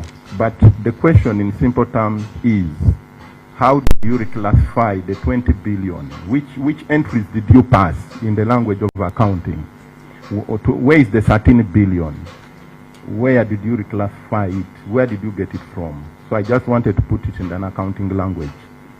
It's as if you are making this as an adjustment, but which entries did you pass? Which account was affected? Meaning, where did you get that money to put it here in adjustment? Thank you. Yeah, Chair, Honorable Alan, I think has put it right. We are happy to provide exact journal lines that we are done. I want the information now. I request for some time to provide this. No. This is information. You know, figures like this, 20 billion, you should be having it somewhere on your file. We do not want to give you time to go and do some creative accounting and then report back to us. That is why we want those things right now. So how much time do you need to collect something from your office? We can give you an hour, 30 minutes. Honorable Chair, I want the attention of the accounting officer. This is not an ad hoc thing that has come. This is something that we interacted with. You interacted with the auditors. And you've been knowing that it will definitely come to this table. Accounting officer, are you really appreciating what we're going through?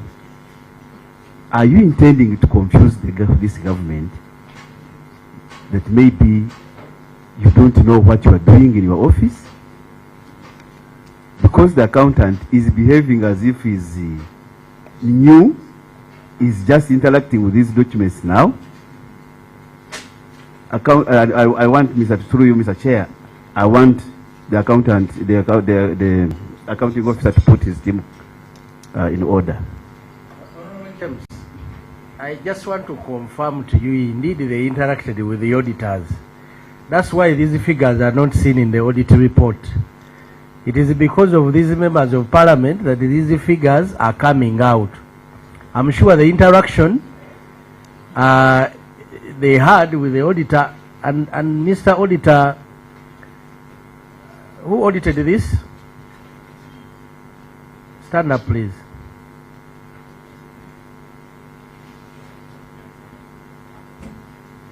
I needed to show you the public, because you are unable to pick out some of these figures, and it is Honorable Masaba who is looking at accounts and highlighting some of these ones.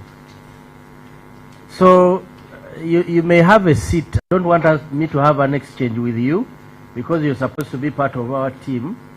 But if it was not Honorable Masaba Karim to highlight these ones, this would be money lost. And we want this money to be recovered. And we are really very serious about these issues. When for every matter we are reaching on, you're asking for time. where you've not explained any matter clearly, where you come and you say, these are, so that implies that you interacted with the auditor very well. And the auditor had it not to bring out these matters in the audit report. Madam PS, I gave the 20 minutes on the activities. And your accountant here seems not to know where we are, and the bigger things are still ahead. When you look at the entire fixed assets, it is fictitious. When you look at this statement that I've been talking about, the summary statement of stores, the net book value of 36, is it trillion? Page 74. Page 74. Yes. 74. Number one, the accounting office didn't provide for accumulated depreciation for the year we are talking about, 2025. The accumulated depreciation which we are having is for June 2024. When you look at the net book value, I don't know how you arrived at it without the accumulated depreciation. It is 36 trillion. When you move this 36 trillion, we go to the statement of financial position. Is it trillion or trillion? This is trillion, 36 trillion. I think it's trillion, right? Members, is it trillion? Yes. When you move to the statement of financial position, it is a different figure there. It is having 37 trillion, 37.236. This is 36.8. There's a variance of 499 billion.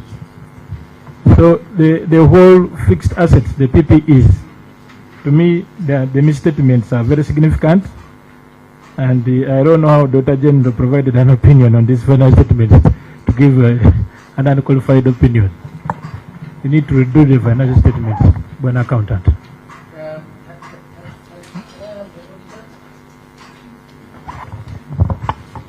Honorable,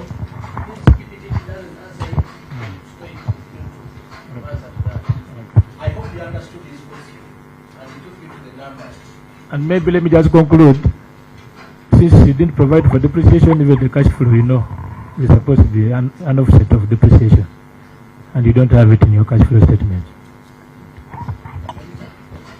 Thank you, Honorable Chair and Vice Chair and the members. Chair, my team, our team which audited the Ministry of Energy for the year 23-24, indeed interrogated that matter well. They would like Chair to give an explanation on what transpired then. 24, 23, 24, 25. Thank you, Chair and members. Bashir Lubega, I'm a senior auditor in the office, leading the team over 3 people here, including me, who undertook this audit for the financial year 24-25. Chair, just to give some information, not to answer for the accounting officer, because I may not even have all the details on the matter, but the issue of the variances between the cash flow and the appropriation statement came up during the audit, and this was thoroughly interrogated. We have reconciliations, and I remember they are not saying, but they even have a disclosure to the effect of those variances, where they are trying to explain where they are coming from. We looked at these variances and where they are coming from. Maybe we can get the details of the actual reconciliation, but the figures we are reconciling, they had advances which they had paid relating to constructions, which they are not talking about, which we queried, and they had to come and adjust. So there are a number of adjustments which went in, which are causing these variances in figures, because some adjustments don't affect the cash flow, don't affect the appropriation statement. So we looked at this, and the team is aware. We did a thorough interrogation into this, and we were able to come up with the reconciliations, and that's how we went forward, Chair.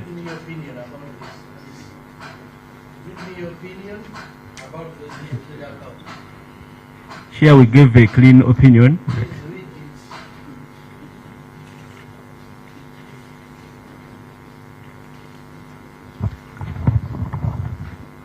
here the opinion says, in my opinion, the financial statements of the Ministry of Energy and Mineral Development for the financial year ended 30th June 2025 are prepared in all material respects in accordance with Section 49 of the Public Finance Management Act and the Financial Reporting Guide 2024 as issued by the Accountant General.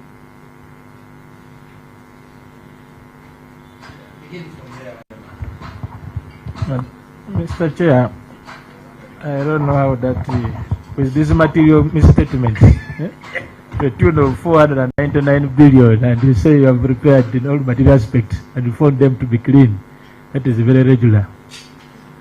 Sincerely speaking, the financial statements are full of misstatements, under and overstatements on all. They're not Thank you. Honorable Chair, I would really like to say that the statements do not have material misstatements. And like the auditors clarified, we have had detailed interrogation of these figures. Each figure that we have here, we can have a proper time to show each and every figure and how it reaches where it is. There is no figure that we have that is not accurate. I have 504 reports before me. The time I give you, you should utilize it properly. For you may think we have a lot of time to deal around this. No, we don't. When we give you the time to come and explain this, instead of saying that we've interacted with the figures, show what you did for these members to understand, so that we don't make an unbiased report about you. But for every matter, you want to go back and check. For every matter, you want to go back and check. You going back to check it implies that you're asking me to call another meeting of these members. Maybe probably the Auditor General may have cleared them, but probably this committee may not clear you. Now, how do we proceed with that behavior of you trying to say, no, these things I want, Madam PS, whatever matter we are dealing with, we're dealing with it now and we get done with it. You would not like it if tomorrow we are still on the same matter. Where you see a mistake, you appreciate it and we move. Simple as that. Otherwise, if we are going to go back and say, no, please give us time to go and rectify this, it will not work. Alan. Yeah, Chair, what I'm finding funny is for the accountant to say these are not material misstatements. We have an asset and store statement which seems to be the audited one with no asset, additional asset, with substantial amounts of money. So it beats my understanding, because I would expect maybe the accounting officer to give us an adjusted statement to show the recognition of those assets that they acquired. But you're giving us a statement with a zero purchase, asset purchase, whereas the cash flows are showing you did. And you are trying to convince this committee that there is no material misstatement. Where is an adjusted store and asset register or statement for this committee? If you have it, hand it over to the chair to be on record. Can you, please? Yes, Honorable Chair, and our role here is to be as transparent and do this and well. The accountants have this information, allow us to put it together. He's showing me a long appendix, allow us to just print out that, and we submit to the committee these clarifications, please. Now, who is going to advise me on this? Before you get the advice, Chair. Just hold it. For us, we are dealing with audited accounts. And what you attached here, these are what we are dealing with. Now you expect me to receive other information. I am going to receive it. I will not say no to receiving it. But then, how will I depend on that information and forget the accounts that you signed, the accounts that were verified by the Accountant General? How do you expect me to move, Madam PS? You have this that you submitted to the Accountant General, you submitted to the Auditor General, you submitted it to Parliament, and now there is more information outside this. Why don't we just appreciate? We will receive it, but we can appreciate the mistakes were done, and we move and we see. Yes. Thank you very much, Chair. Chair, I am seeing the accounting office also in a situation of distress. And the accountants who are supporting her are pushing something below her throat. Because by the time you get the accounting officer to append her signature or his signature, it means you've verified everything and it stands the test of time. You are aware that the accounting officer has much to do and she trusts you in preparing this.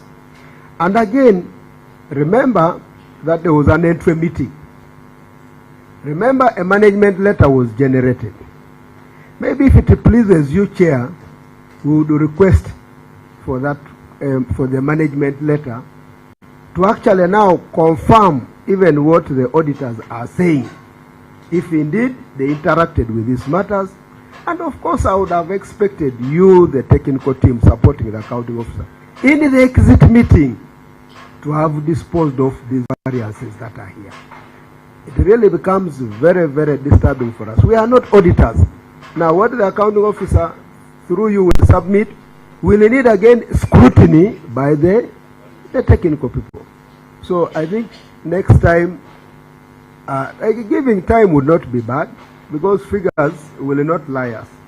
It would be prudent to say, let's give you time to submit. But already I don't see something new that will come from what has been seen here. Thank you. Yeah.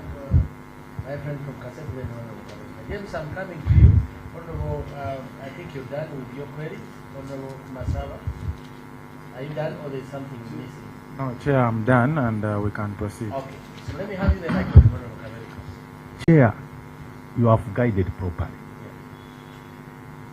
Where there are financial statements and the accounting officers appended her signature. In the process of examining these financial statements, you find inconsistencies in the figures. The starting point is that it's what is authentic to us. If I was the accounting officer, I would apologize for that inconsistency first. Then after, these additional explanations that can guide our decision in making a conclusion, whether this was deliberate, whether it ended up causing financial loss, those additional statements would aid our decision making.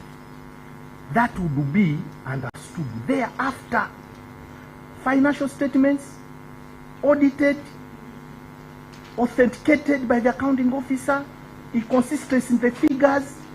That one, if I was the accounting officer, I would just say sorry for this, and it all goes to the accounting, to the finance department.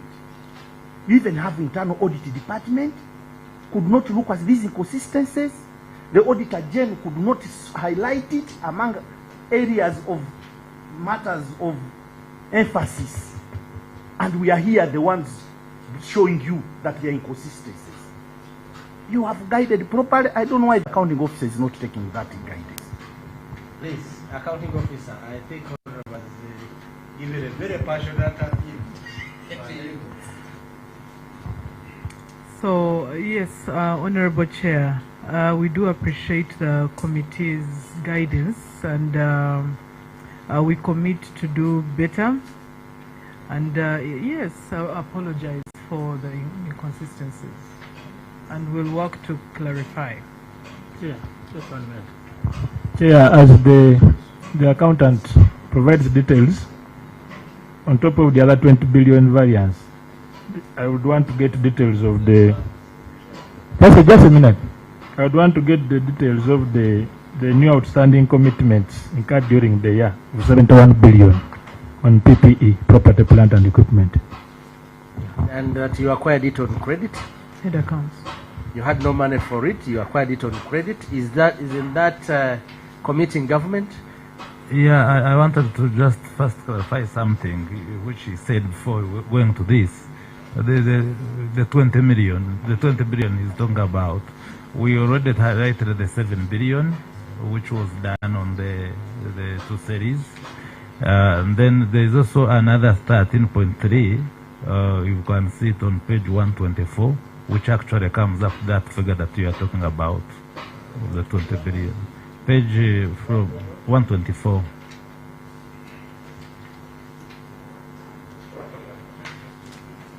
So when you do that, you actually see the figure that you are talking about of the 20 billion. The challenge is on the reporting.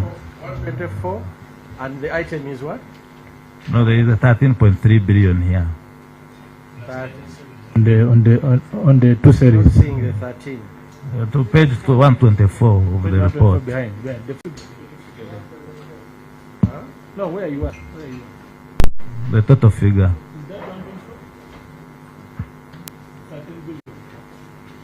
The 13 billion I'm seeing is Uganda Revenue Authority repayment of URA as a result. Is that the? Yeah. Is there another 13? No. It's a combination of it's a total of various payments. But these details are not for fixed assets. These are not for fixed assets, sir. Chair. One accountant, we are about to put you on oath. First, go back to page 20. Go back to page 20, accountant. So the figure you're talking about is 13 billion 325 million 922 873 shillings, isn't it? First, go back to page 20 of the accounts. That is the cash flow statement.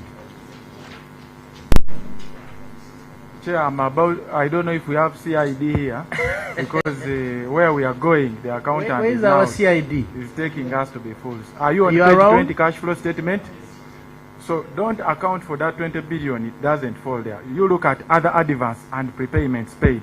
13 billion 325 million 922 872. That is where it falls, not the other side. So you want to lie to my committee, sir? Don't begin lying to us here. The details of advances, it's the same not fixed exact assets. figure. Madam PS, what do we do to your accountant? Because now he has gone a step. He's now trying to convince get us senior 6 members. Chair, like I said, please we request that we put all these no, figures. I first withdraw your justification. I withdraw it. You're withdrawing I withdraw it. Okay. And next time, we are still together. Please don't come to us here lying. You know, we are a team. We may be senior 6, but we are a team. If I don't see it, Alan will see it. If Alan doesn't see it, Hope Grania will see it. We are a team. So when you come here and think that you're going just to lie and pass away with it, it is not going to work. It is not going to work. So please don't try that again going forward. Come out with your accounts clearly, and you move and explain them than try to convince these members. I think we are going to hold you by that on matters of that. Now let's go to other audit queries. Honorable James? Other audit queries? Thank you, Chair. Thank you very much, Honorable Masaba. If it was on a different day, I would have asked members to clap for you. Thank you, we appreciate it. Then let's have Honorable James. Mr. Chair, thank you so much, and I may say that really You are a good chair. Thank you. And the accounting officer really should appreciate a lot. Mr. Chair, I want to request that we go to page 23.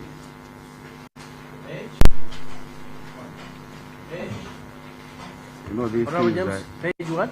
Page 23. Of the Auditor General's report. Yes. 28. Huh? Sit.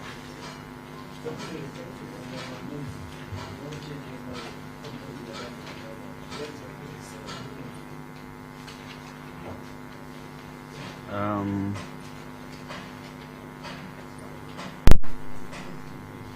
$2.216,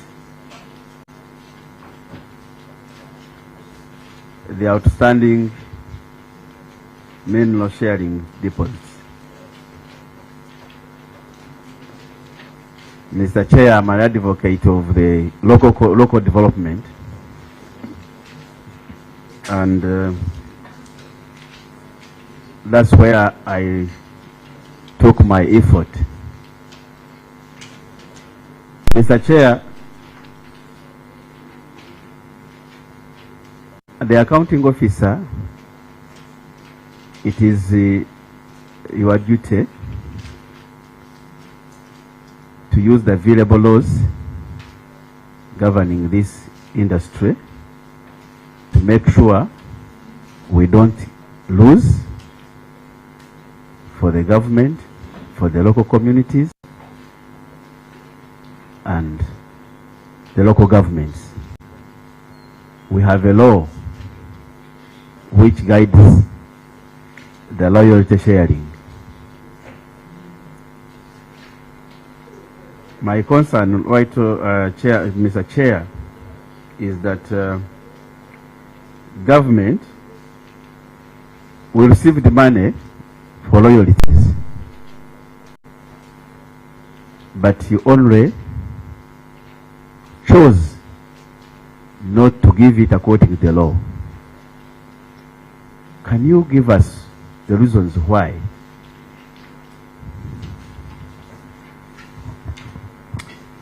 Honorable Chair and Honorable Kaberuk and the members, I will request that we go to our responses on page 32. We keep flipping.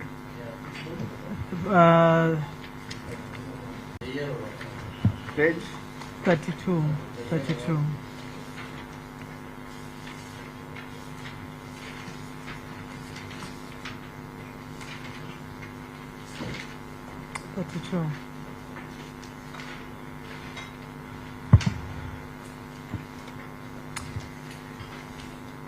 Yes, so this particular matter, and yes indeed, there is a law governing mineral sharing deposits.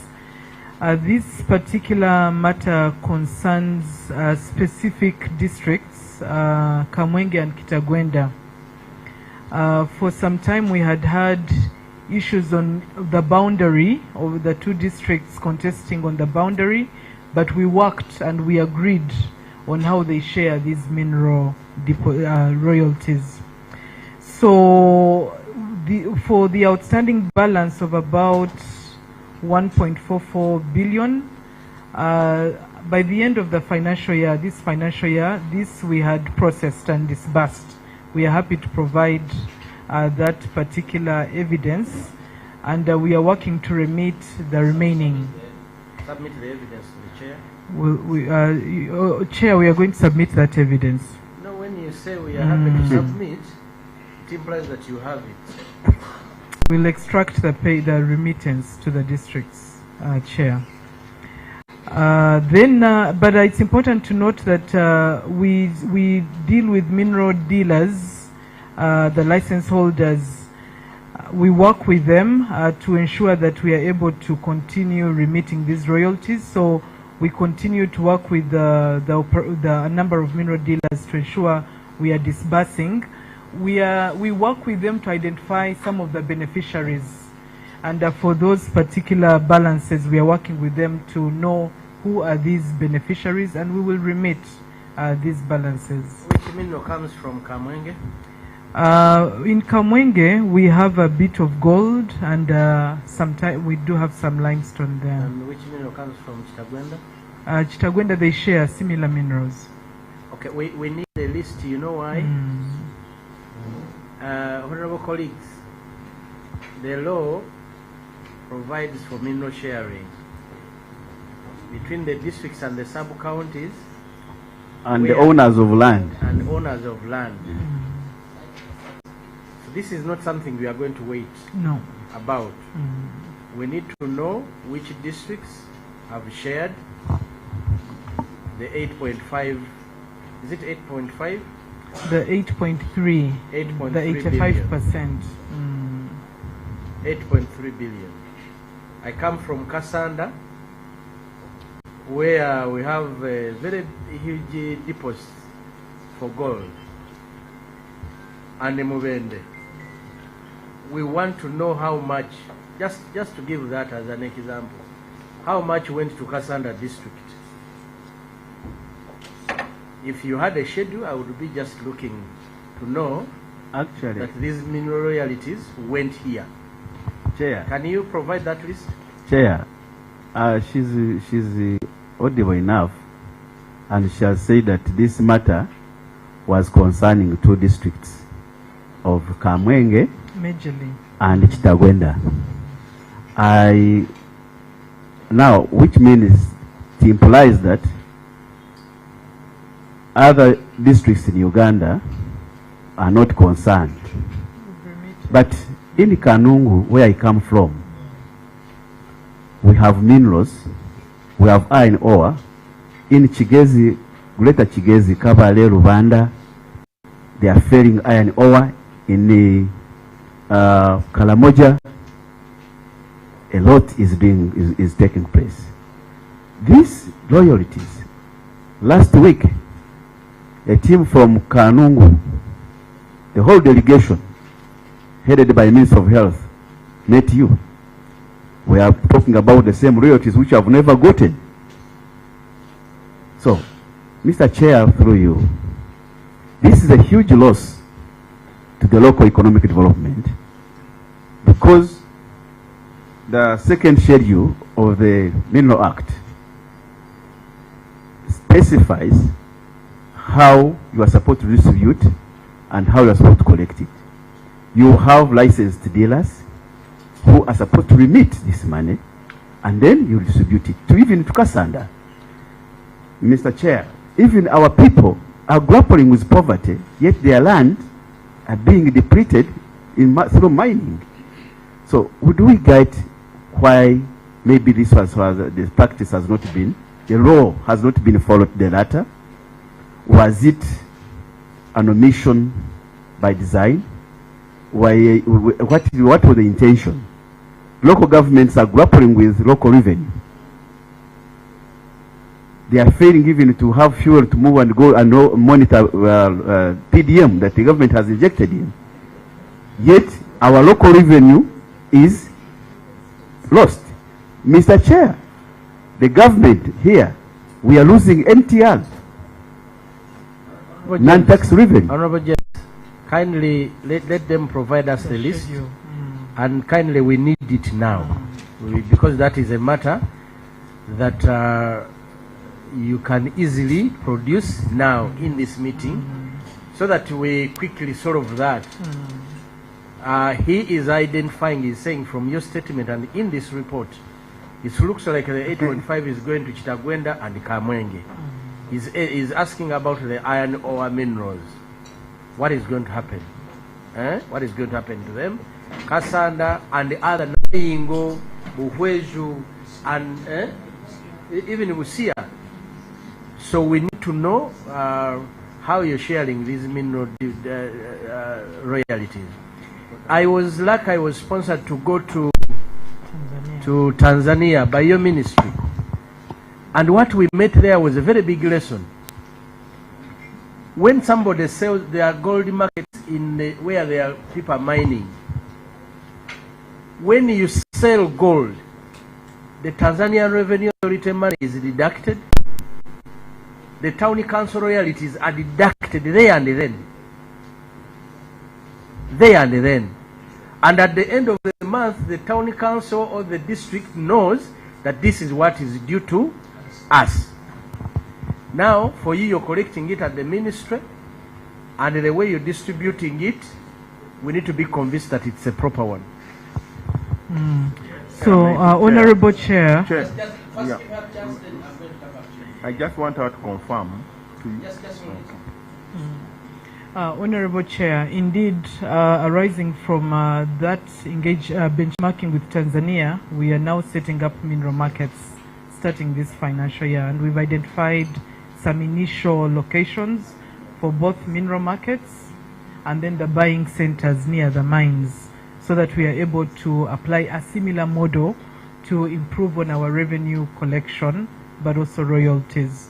So mineral markets this financial year, and it is supported in the budget. We've already identified a location in Entebbe, Busia, but also Kasanda and in Tungamo as the pilots for the mineral markets. So there will be improvement in royalty collection. But we have been collecting royalties, and we will provide the schedule. Every month we pay out. What has come in, we pay out. And that schedule will demonstrate the royalties we've paid out for that period, but also for the last financial year. You pay out to who? We pay out to the different receiving parties according to the Act. We pay out to the districts, but also the landowners. I'll just give an example. There are different minerals in Uganda. James was talking about iron ore. Can we say that you have paid some royalties to Kanungu about their iron ore? Yes, we have. And we are going to provide the schedule. We've been paying out, and we have. There will be some companies that we continue to demand some remittances, but those that have remitted, we have. Let's provide the schedule. Can they provide the schedule? Yes. So, Honorable Kabemba, let's move to another. For iron ore. Yes. I just wanted the accounting officer to confirm that what she's going to submit to you will cover the whole country, because even me in Bulisa, I want to know what we get if there is any. Yeah, we are interested. So that's what I want you to confirm. Okay. Honorable Chair, of course you're aware that for gold there is a policy around the gold royalty that we are still resolving with the executive in cabinet. Yes. I am not aware. For gold, the executive had guided us to first drive the mineral market to bring transparency to gold trading, and then we can start collecting those royalties. Right now we are not collecting any royalties on gold. And allow me invite the acting commissioner. We beg your pardon. Okay, acting commissioner, come in and tell us how you came to break the law. Yeah, you broke the law because the executive convinced you to work against the law. Thank you, Chair and honorable members. Through my peers, I would like to submit that, first of all, before the gold, allow me just to clarify on the issue of royalties. Now, the law provides that once we collect royalties for the different categories of minerals we have, we distribute them.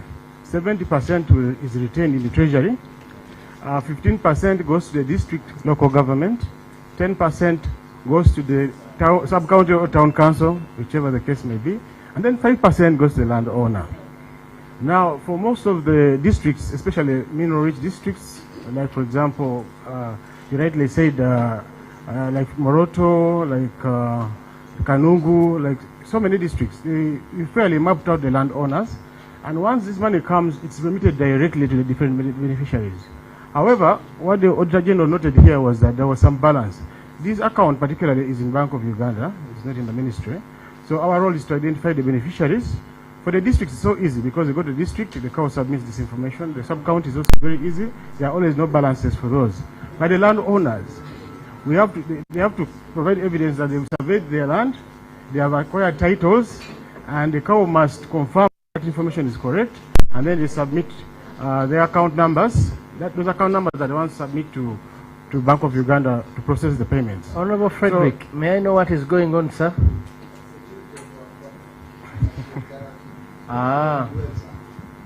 Everything is okay?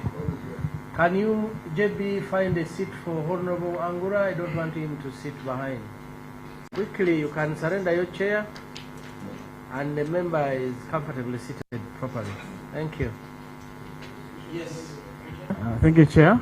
So this particular balance for Chitagwenda and Kamwenge, if you recall, Chitagwenda was carved out of Kamwenge, so there were some bit of issues on how to share this, but like the PS has said, that has been resolved and this can be dispatched so easily. The challenge now we have is with this 400 million, because we have even identified, we have worked with the mineral dealers, identified the people who purport to be the landowners, but they still have to go through the surveying process, they have to title the land, and they are... How much royalties have been paid to Kasanda, Mr. Commissioner?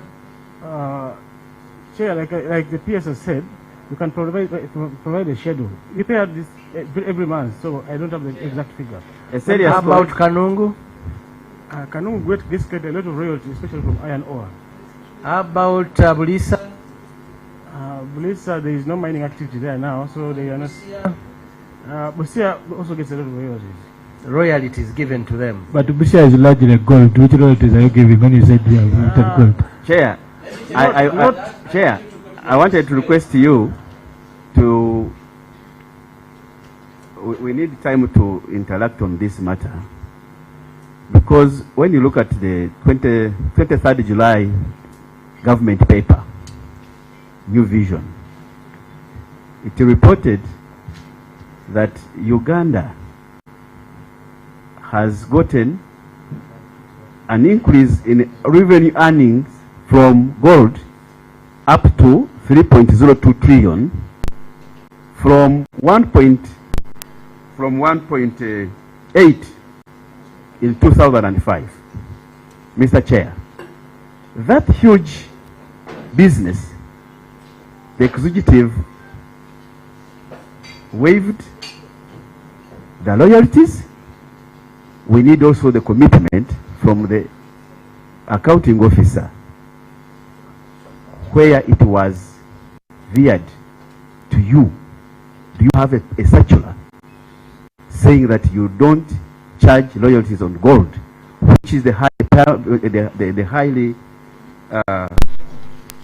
no, this is the cash cow we have. This is the cash cow we have. So that one we need to also find if there is a circular from the government on that matter.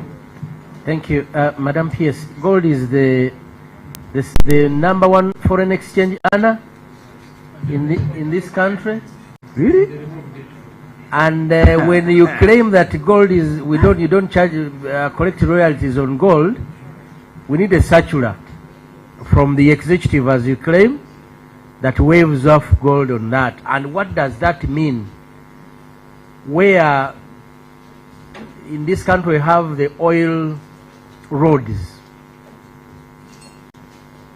why were they constructed? Because of the oil in Hoima. But districts where gold is being mined, they are living in with the poverty, with the poor roads, poor health care system, poor everything. You come to Kasanda if you don't know. Come and see what is going on in Kasanda. How can we come here and sit here and hear that gold has been waived off from collection of royalties? Yes, Honorable. Thank you, Chair. Thank you, Chair. Chair, through you, can I request that since we have this team for the next 3 days, next week, since we have this team for the next 3 days, in the course of next week, can they come with that schedule? How the royalties have been distributed in various... I requested that now. They are going to give it to me now. Thank you. Not next week. Yeah, yes, Afande. Chair, I'm part of the executive, so I can't come here to contradict. But since we would wish to see things improve, it would be good to hear how far the relevant department, is it the one of minerals, how you are informing us, what technical input are you making to us, the executive, so that we don't clash with the politicians. But General Masiko, then you're going to make life very complicated for me. Because if you're part of the executive and you are here to put the executive to account, we are going to have a very big problem. So for the time you're here in Public Accounts Committee, please accept to be a member of Parliament. And you work on behalf of Parliament. Because these are the executive now. Now if you're this side of ours, then we might miss the questions. But I think you've guided very well. You know I am representing the executive in the Parliament. Yeah, representing UPDF. Thank you so much, Honorable General Masiko. But he's raising something that when executive wishes something, how do you advise the executive? Is there a letter?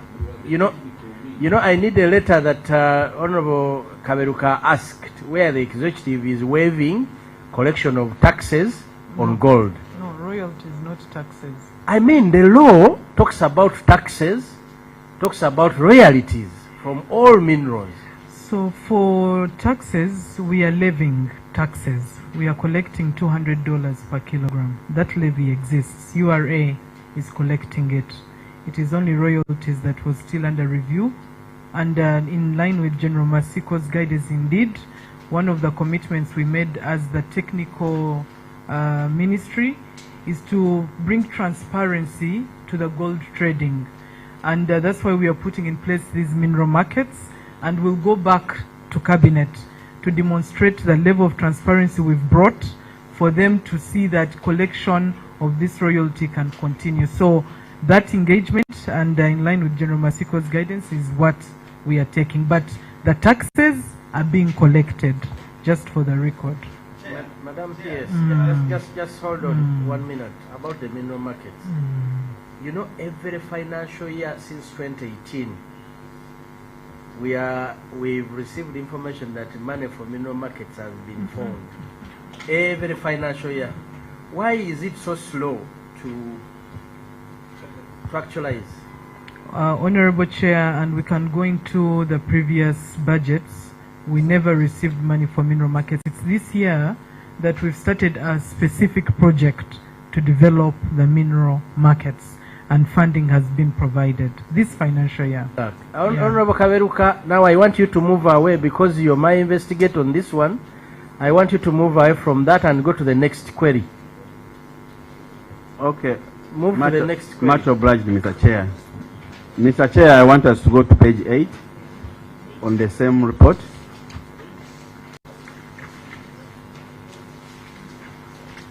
$2.13.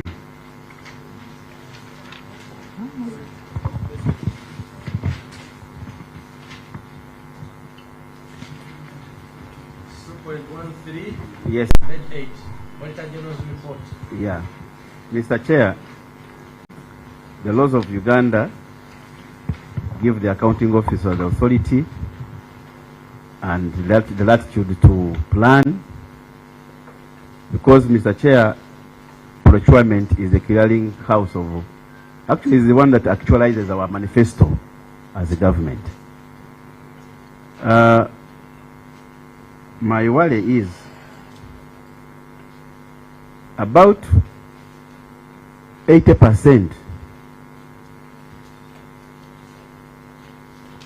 of the procurement you made was not planned.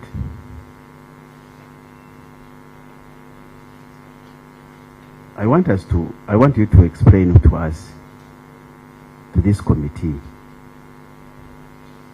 why did you not follow the procurement procedures?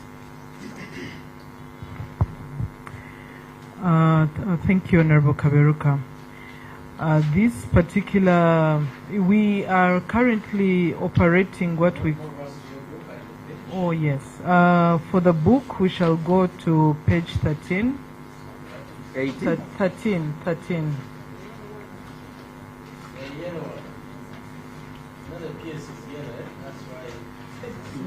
All of us. It's the only material we had. Yes. So, Honorable Chair, now we, and head procurement will come in after. We are among the ministries that were pioneered on the electronic government procurement portal, where we undertake our procurements and where the procurement plan for the annual year is implemented. Now you'll find the bulk of our donor-funded projects are not able to be accommodated for now, although we are aware Accountant General is rectifying a number of issues with the EGP, are unable to be undertaken on this portal. So these 80% procurements, it's not that they were not in our annual work plan and policy statement, but the procurement plan as executed on the electronic government portal. I will invite the head of procurement to just supplement on this particular aspect briefly. Mr. Abwayo. Thank you, Madam Accounting Officer. But I want to maybe correct the record that it is not unplanned but unimplemented. The item come is to that. Okay. So the so-called 80% that was unimplemented was actually being implemented at the time of audit. These are 80% of this, of the procurement plan was donor funded, and the donor funded projects require a very lengthy procurement process that involves the approvals by the donors and so on and so forth. So these were still under implementation, and actually there is nothing that was unimplemented. So the audit actually was specific to 20% of the government of Uganda funded projects, and these were also implemented to date. So there is nothing that was unimplemented under this. Chair, the gentleman in charge of procurement, the head, knows well that they planned to procure an equivalent of 874.02 billion in the projects to support Uganda. And you initiated, out of that, you initiated procurements of 182 billion, which was 21%. And out of initiated, you implemented 3% of the total. Check your book. Which means, Mr. Chair, out of the total plan, we implemented 3% of the plan.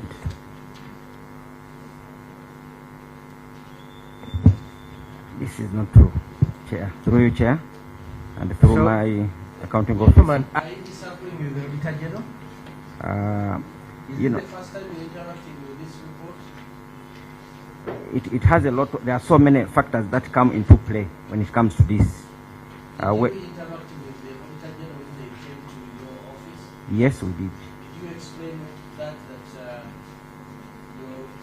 things that come into play? Yes, we did. So is it true that only 14% of the procurements you initiated We are awarded. were awarded, and only 3% of the procurements were... Mr. Chair, he is aware that out of 874 billion, only 26 billion were initiated out of, out of 874 billion, 182 billion was initiated. And out of 182 billion, only 26 billion was awarded. So what happened? The rest of the money? Yeah, you find that, Honorable Chair, most of these monies, most of our procurements actually multi-year.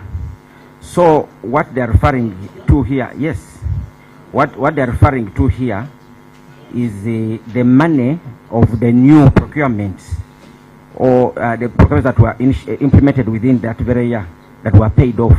And this comes to also the issue of funding. I think... Chair, in 2.11, Chair, 2.11. What? Yes. The management, there is a query as far as failure to prepare a multi-year procurement plan. And yet you are saying it is a multi-year. Which one is which now? Okay. Yeah. Honorable Chair, on this one, the fact that we did not have a multi-year procurement plan in place does not mean that we do not have multi-year activities. And why it is like this is also explained here. The issue here is that we are required to plan and implement our activities. No, what you are saying, you have Yes. said it is like this because you are running on a multi-year. Yes. Yet one of the queries being raised by the Auditor General is for your failure to prepare a multi-year procurement plans. So which one is which? You check on 1.1. Yes, I've seen it, and that's what I'm trying to answer. So we are going to put you on oath, sir. Yes, sir. Because you look like you want to go in a direction of lying to this committee. Is that what you want? No, Honorable. Why don't you tell us the truth and we move? Because now it looks like you're seeing these things for the first time. Honorable, I've seen these things. And Because if a matter comes into the Auditor General's report, we expect that the auditor came to you, interacted with you, had you even have an exit meeting, okay? And now he has the figures that you're challenging on this table. That's what you're trying to do. Chair, my brother here, through you and the accounting officer, your department and sister departments of procurement are ones which need now to stop sleeping. So that's my advice from where I sit. You need it really going forward. There is a lot of non-functionality, and please, you say you are now going to listen to the new directive of no more sleep. Mr. Chair, I want to ask my brother to listen to the chair. Don't import lies to this committee. You are saying that donor funds were off EGP. Were they in the plan? Yes. You know something to do with GPP? EGP? GPP? GPP, I know it. Very good. Did you supply those projects on that GPP? Yes. Do you have that plan? Yes, I have it. So what, did you show it to the Auditor General? Yes, they saw it. But he's saying you are claiming that they were off, 80% were off EGP.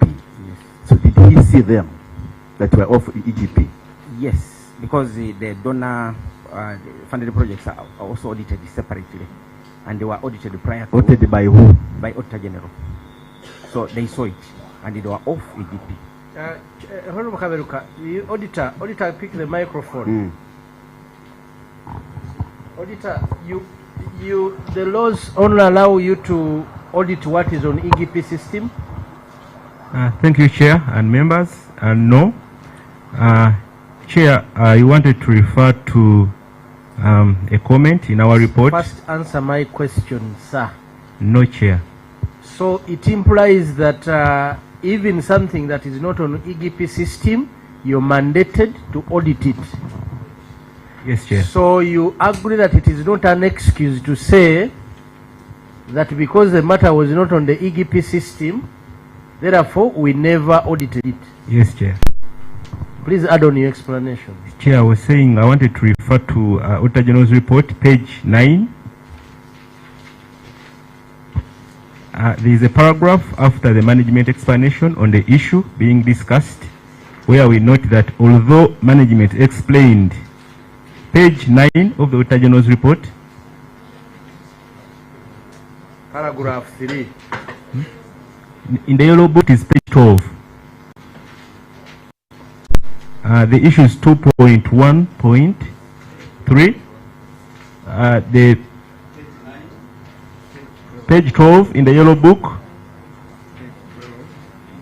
and it's the last paragraph on page 12 of the yellow book. So we are noting that although management explained that 80% of the procurements were conducted and completed off the EGP system, the procurements referred to in the request submitted to Accountant General for approval were not included in the annual plan for the financial year we audited. So we didn't include this in our analysis. So we took that out. You have 874 billion. 874 billion in your ministry. You choose only to go through, you know, the formal government, you know why government put up these procurement systems? Is to ensure that money is utilized properly. You choose only to procure in the work plan only 26 billion. How did you operate with the rest of the money?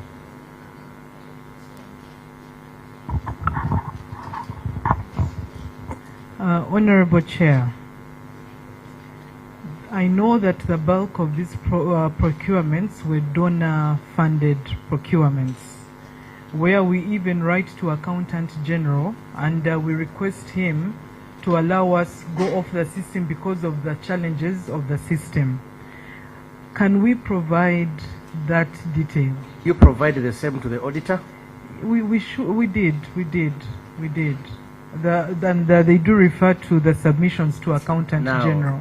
Yes. The auditor was with you, and you had the chance to present that. I'm sure auditor does not hate this ministry. They would have taken note that, you know, these were international procurements, like you claim. And they would have taken, I think it would be only proper for the auditor to do that. Now you want to give us the information, start the auditing now? Because you will note that they even refer to our requests to Accountant General for approval.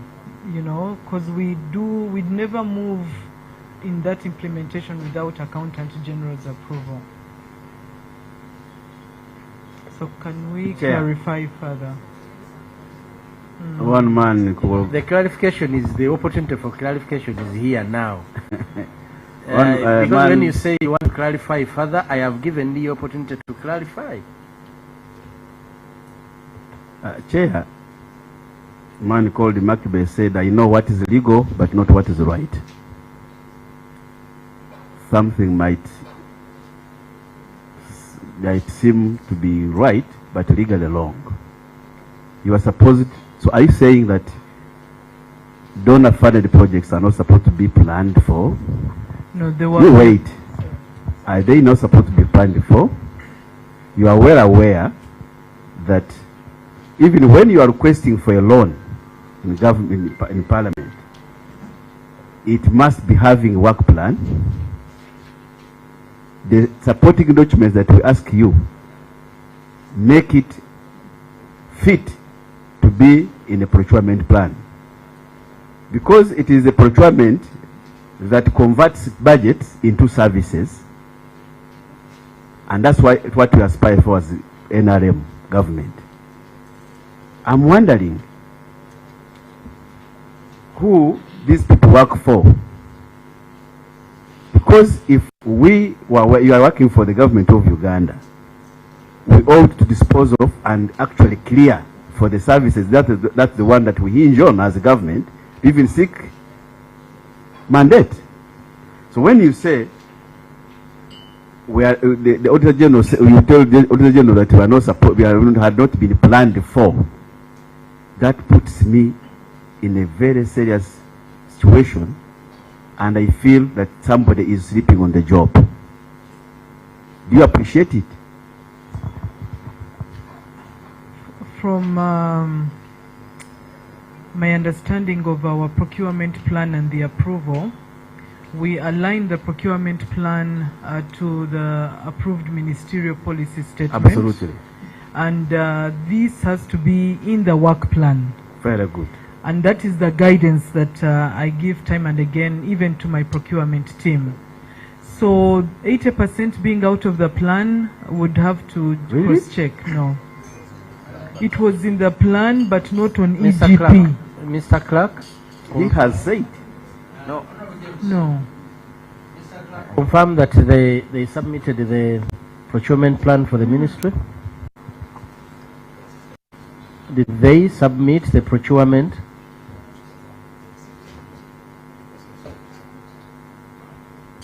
I had a request that we get the procurement plans and the procurement reports, because the report has a plan, not so? We need, Edson, you need to look at that critically. Where's Kalembe? Where's Justin? You need to look at their procurement reports, because this is very serious. Then how do you implement the projects when you have 874 billion, you initiate 182 billion. That's what you initiate. And even when you initiate 182 billion, you're only able to award 26 billion. What happens to the rest of the services? How do you move around it? Madam PS? Do you use force on account to implement the rest? What happens? No, it's not force on account. It is that was procured off the electronic government portal, and we will provide that list.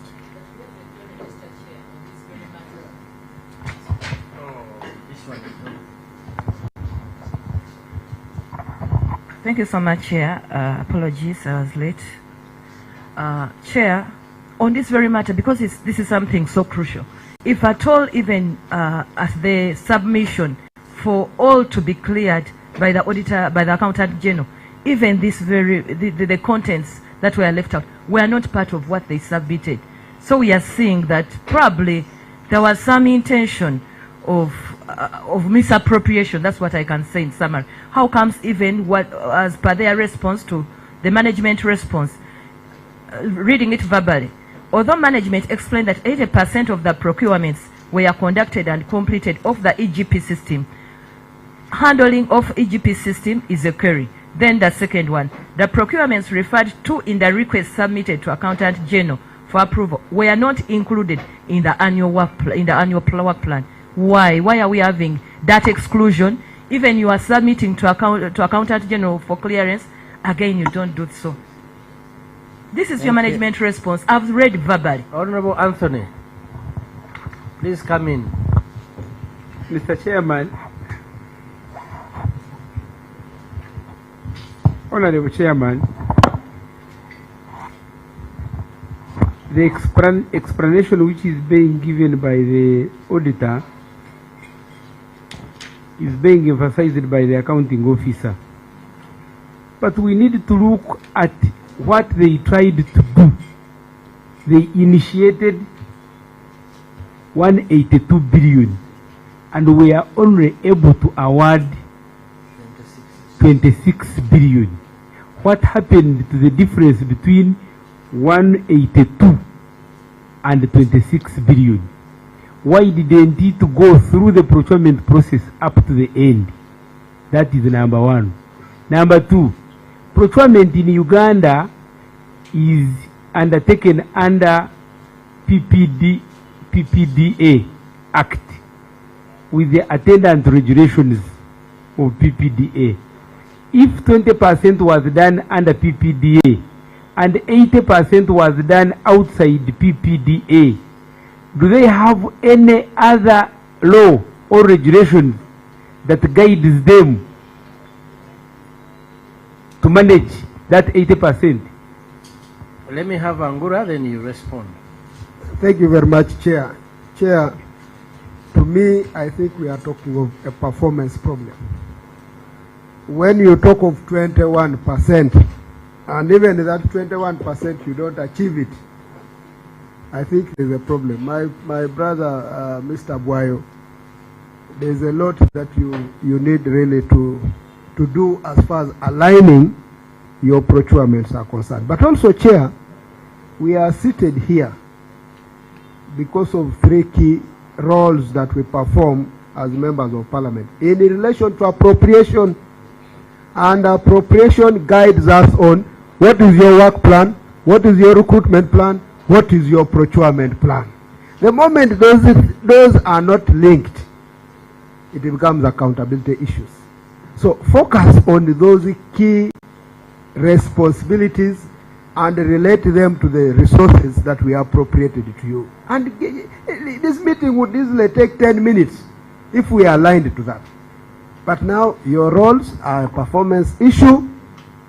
I don't know how you would rate yourself at this 21%.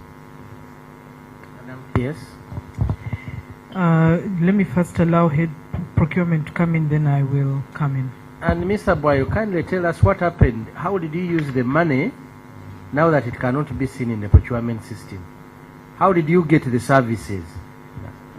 Thank you, Chair. I'll first start by saying that the 80% is donor funded, specifically electricity access scale project, which was conducted outside the EGP system. That's the first one. The second one is with the 182 billion. You know, there is one thing planning and the other one implementing. And our implementation of the award is based on the funds released by Ministry of Finance.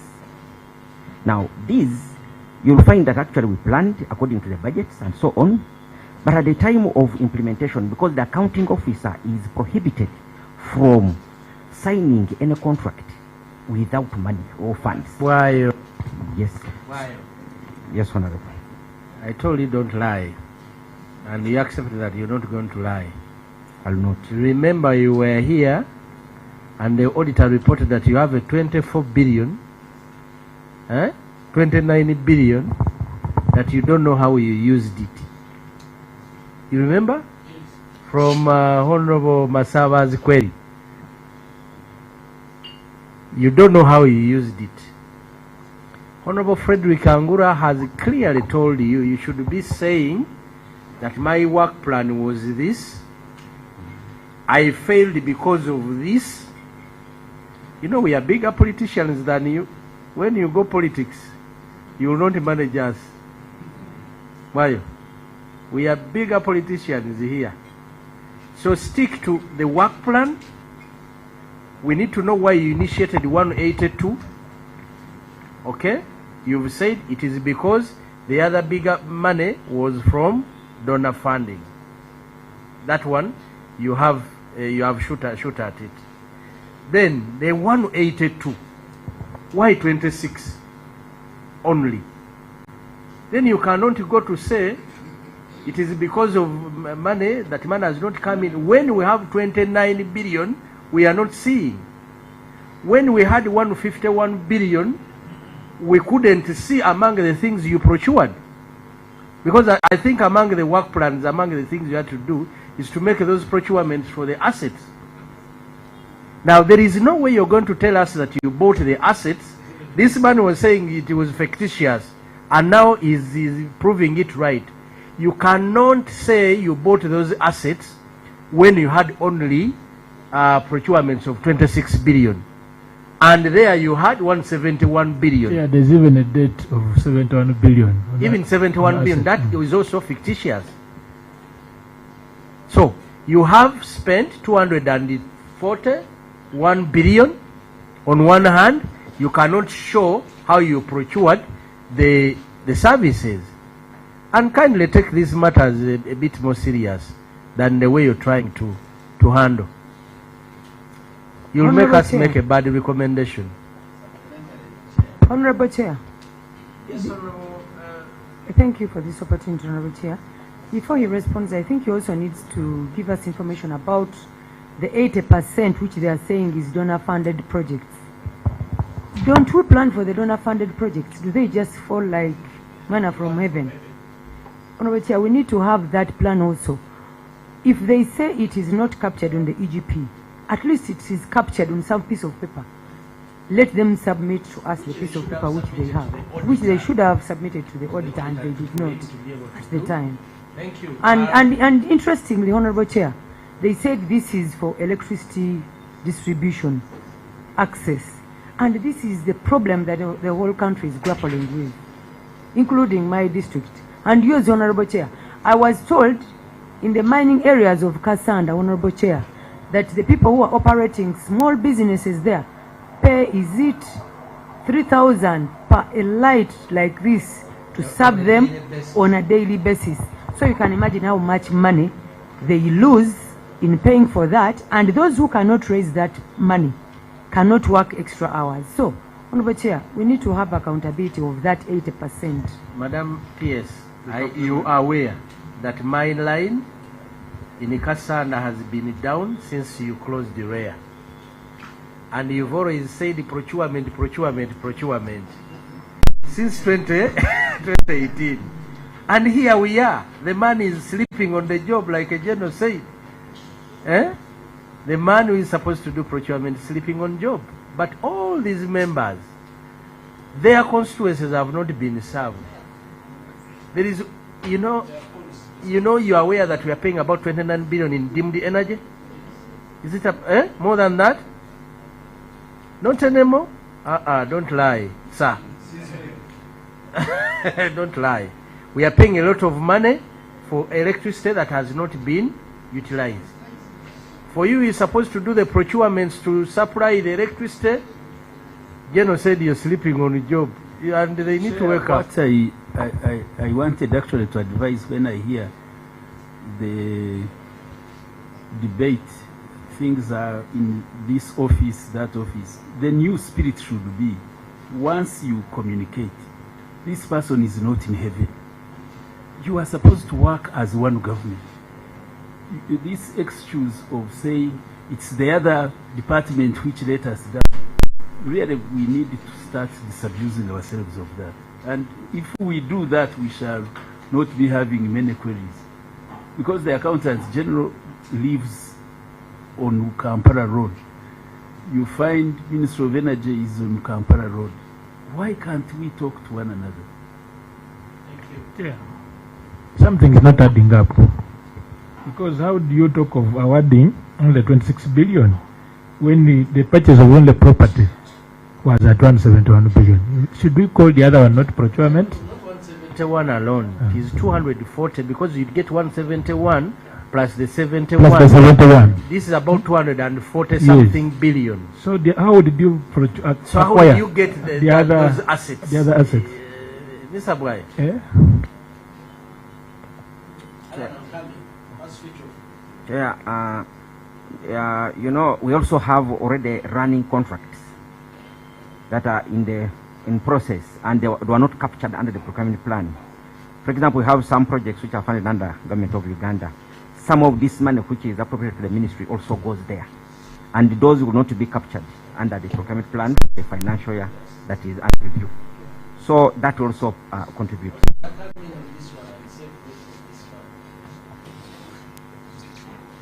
Auditor,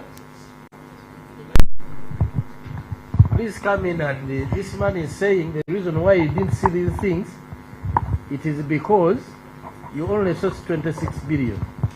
He's saying because you're saying that it is because there are other what? Chair, there are so many factors here that if you unpack them, you realize that actually probably there is no problem. And one of them is also the releases. It is rare that we get the funds under the budget fully. So what we engage here is what we have received. So the contract you received only 26 billion in that financial year. I cannot be sure, but not all the money that is received goes into. Please answer my question. You procured 26 billion. Is that what you received? I am not so sure how much we received. How did you spend the 241 billion without procurement? Please answer. Answer the question. Chair, before he proceeds, for example, under capital development, the approved budget was 176.6, then it was revised to 189.2. Amount warranted 189.05. So the entire amount was warranted, the entire amount for procurement under capital development. All of it was given to. So you're saying they don't release all the money, the releases, but you warranted 189. So how is that possible? Auditor, please come in on that one. Thank you, Chair and members. Chair, I think what I'm getting from the entity is that maybe there's some information which they didn't give to us, because it's talking about procurements which are coming from previous years. We have an issue raised on the multi-year procurement plan, which is not there. So I think there is something more, because he's saying there are complex things around the planning and the procurements. But for us, I think we only assess the plan for that year, which was the 874 billion. Thank you, Mr. Boyo. You first answer the question. 180 what? 89 was warranted. Was it not released? Just back up your answer, saying that sometimes there are no releases. Yeah, I think that is not within my jurisdiction to answer how much money was warranted. But I can only answer on the issues of procurement, Chair. Chair, that's not proper, because all capital development money largely go through procurement. So you can't say that you are not. But you see, I've already explained that there are some. How long have you been a procurement officer? So about 20 years now. 20 years. You've served in how many ministries? Quite a number. Please mention them. I've served in the Ministry of Finance, yes. Government, served in the Ministry of Education and Sports, Ministry of Science, Technology and Innovation. So you know exactly how things move? Yes, I know. Very well. Yes, please. That money that was warranted for procurement passed through procurement, right? Yes, Chair. You know that? Yes, I do. Why are you then giving an excuse that sometimes there are no releases?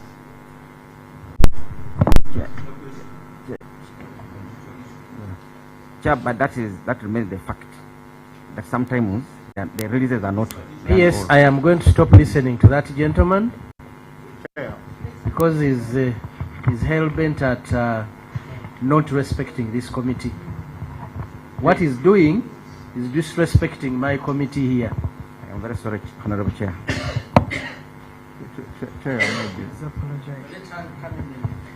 Honorable Chair, allow us provide, first of all, apologies for that misconduct. Wayo, please. Allow us provide the procurement plans and the details so that we are able to clarify this further. Alan? Chair, mine was to give some history about this loan. We were rushed when I was in the Committee of the National Economy to make sure we provide this electricity access money. I remember they even took us to and one of the conditions for acquiring the loan was the procurement plan. They didn't present it and promised that that procurement plan will be availed. I'm surprised even now in the Accountability Committee, it is still the problem. Now, being a beneficiary of that project, I'm surprised that we have not utilized these monies, because I'm supposed to benefit in one of the technical schools, Kirama Technical Your School. constituency. My constituency, yes, is supposed to benefit. And a health center in Avogera, which Total gave us some ECG machines, but we don't have power. So this money we are even paying interest by now, but we are the user. We are not benefiting as a country from this money. So I'm really surprised we are this far. Thank you. Yes. The contribution I wanted to make. Honorable Chair, and tomorrow we have an entire session on the electricity access scale-up project in the morning. Can we clarify on many of those issues tomorrow?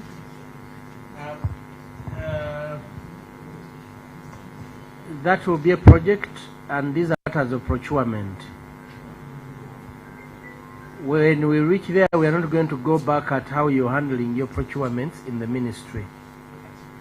But I think we've picked enough information as far as you're handling procurement.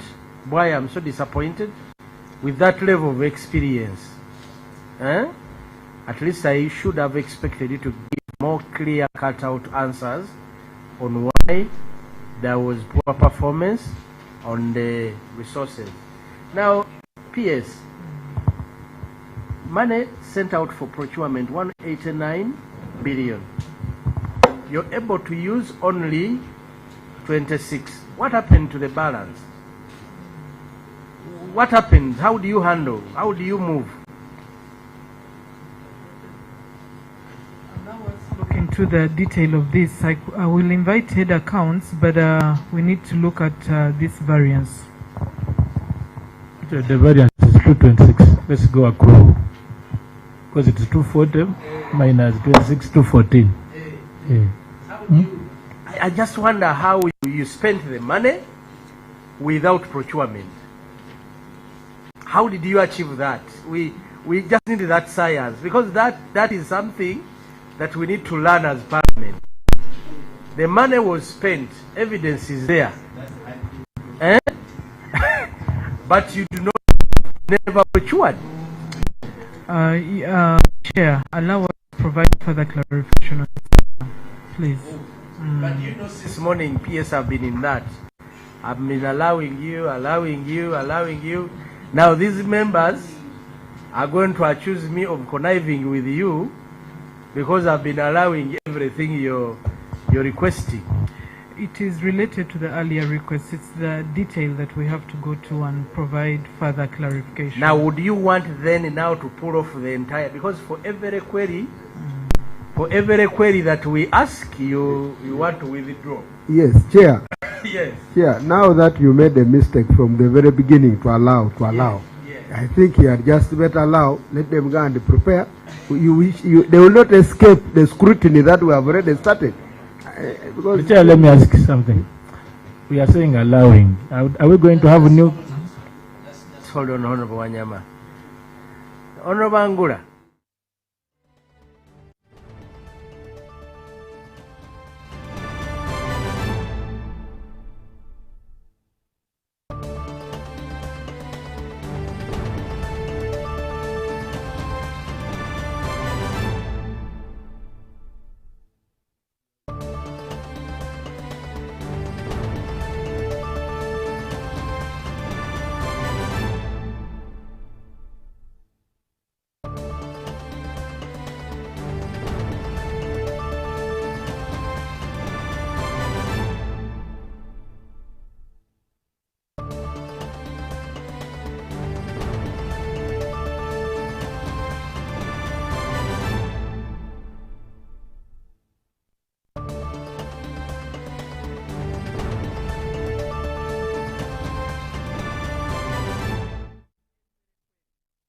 No answers.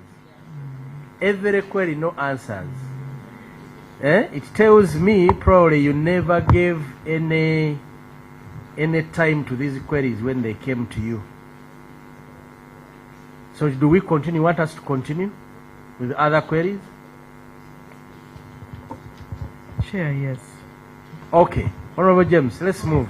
So, Chair, why I was coming in the morning, you guided that we shall find some things as we move forward, but the accounting officer was giving too much English on what we have been doing, and I was clear that this scale-up project is not new to us. It has been in their docket even before REA. Yes. That is, yes, because Mr. Chair, if you recall, that was the bet to fight REA. That was, the appetite was for the money. And after the money came, since that time, we have been deal-daring in procurements. When you were in Chankwan's where you were not, I asked the same question before the president. And the Minister of Energy said, we have a challenge with procurement, which means the money that we borrow, we are paying for interest without being utilized because of ineptness of some people in your docket, Madam Chair, Madam Accounting Officer. Madam Accounting Officer, I don't know whether you have planners or gamblers. We have gamblers and planners. You are either for us or against us. I must speak this with the spirit of Vachisanja Kuna Kulala. What is it that is in Kanungu? Madam, Mr. Chair, the poles are hanging for 5 years. Even in Kasanda, they are hanging. They are hanging. Mr. Chair, we have what we call the SMEs. They have left, they have completely disappeared. Procurement issue. We have this. I want to tell you, if we have planners, do you have them here, by the way? Honorable James, please take that conclusion. We leave that I matter. I would request then that we'll move to something else. when we interface with the team tomorrow, let you come prepared, because I have traversed this country. I know what is happening there. We have come to a ministry. You are telling us procurement, procurement. When Chankwanzi, the minister, put it categorically clear that she was being frustrated by the procurement unit. So I didn't know you. I have come to see, I've just seen you, that you are the one frustrating government. And that one has a connotation on our plan as government, because industrialization cannot move on when you have stifled that element. We cannot have everything move. Thank you, Honorable James.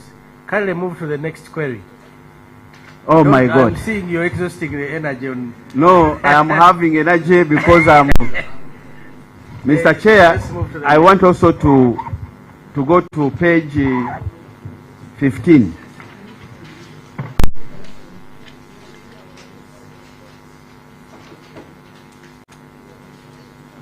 Two to four.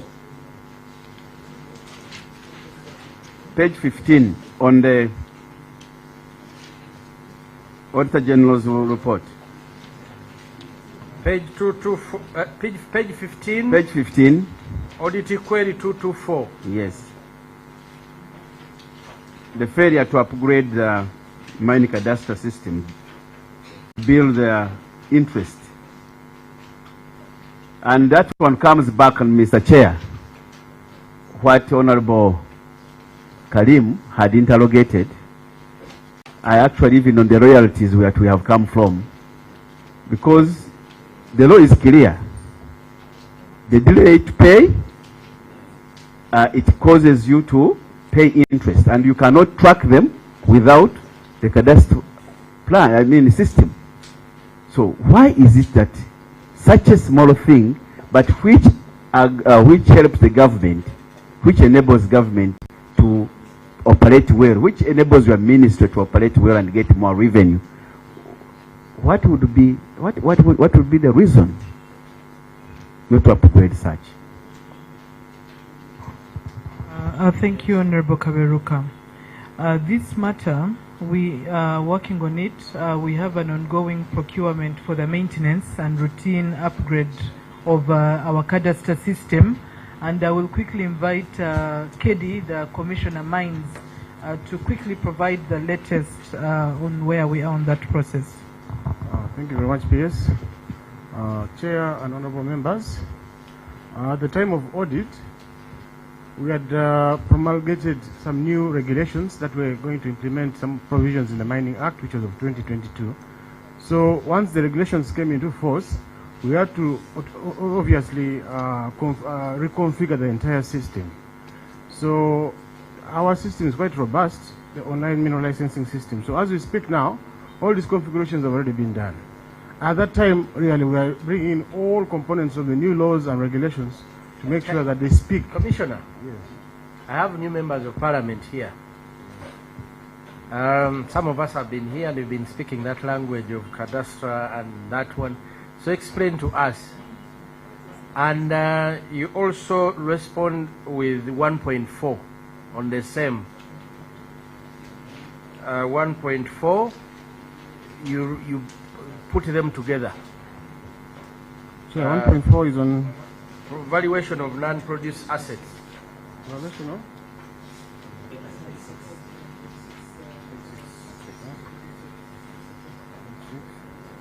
So explain the other one. PS is saying we will explain this one. Okay. Because I know that one leads us to this. Not so? Yes, Am I yes. right or no? Am I right, Commissioner? You could be right here. Yeah. Okay, move. So, Chair, the mining cadastre and registry system is an online system that does the licensing process in Uganda. So, ideally, in 2019, before 2019, we used to use paper files. So, we migrated online, fully online. So, it is hosted in the cloud, and you're able to make applications there. You're able to transact, make payments, you're able to report, and you're able to withdraw or request for a revocation of your license. Whatever you want to do, you're able to do it in the system. So the original configuration was done using the Mining Act of 2003. So once we enacted the one of 2022, and of course attendant regulations came in 2023, 2024, and there's another one of 2025. So ideally you have to make the system speak to the laws. So whatever somebody is doing in the system must be reflective of what is in the laws. So at this time of audit, really, we were just waiting for a regulation to come in force and then we just implement. So this is already done. We have already worked on this. And now all the payments and so on, penalties and so can be done on the system. But by then we had not configured, Chair. Commissioner, yes. If I want to become a miner tomorrow and I need information on where the minerals are in Uganda, do I come to you? Yeah, no, actually, even right now on your phone, I can tell you to just click on a link. Chair, just by Googling Uganda Mining Cadastre Portal, it will lead you to a map of Uganda showing all areas where we've licensed. And if you look at the left-hand column, you will see a legend. And once you click on mineral currencies, it will automatically plot all the minerals and their symbols on that exact map. So you're able to know where minerals are. So now go to 1.4. I've been answered that one. Go to 1.4. After if she will come in.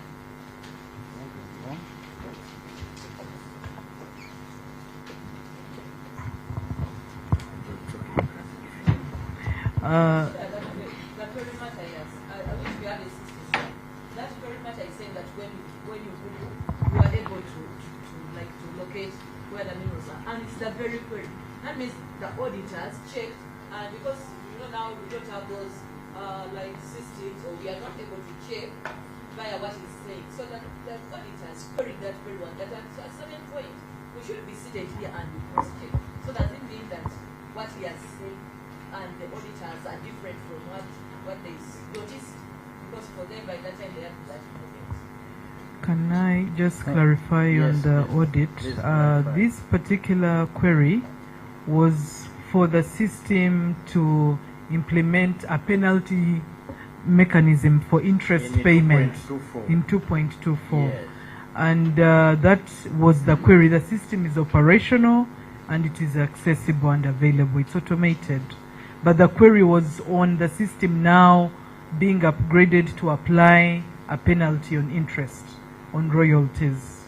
That was the query. And we've now upgraded the system to do exactly that. And we can demonstrate. The 2% royalty. Yes. So, yes. You know, PS, on earlier on, we were on matters of royalties. Now, your system should be able to tell me that minerals that came from Kasanda were this amount, and what is due to us is this much. So you mean the system shows that? I can tell the people of Kasanda District Administration to check out how much is due to us. Chair, allow me just invite KD to give the depth of what the system demonstrates on royalties. Chair, what we are now able to do, the system itself does not do it if you click on it, but what we are doing is that we have established a dashboard which is part of the system, picks information from the system, and we are installing this information in the offices of each chief administrative officer, because this is something that they want to rely on for making informed decisions. So most of the cows have this dashboard, and they're able to click and know from which particular mining activity are they generating royalties. You can even project for the next 5 years how much royalty you are able to anticipate.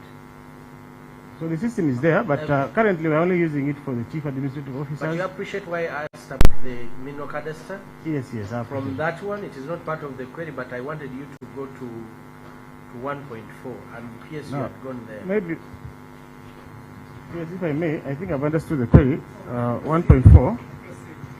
I think that we have to appreciate that Uganda is blessed with a number of minerals. And so, as the ministry, what we've done is we've done detailed and high-resolution airborne geophysical survey across now 100% of the country. Previously it was 80%, but like PS mentioned earlier, we have also been able to handle Karamoja now. So we have high-resolution airborne geophysical data for the whole country. We've also followed up with geological mapping and geochemical sampling. So we picked samples across the entire country. And so we're able to assess, we know where all these minerals are.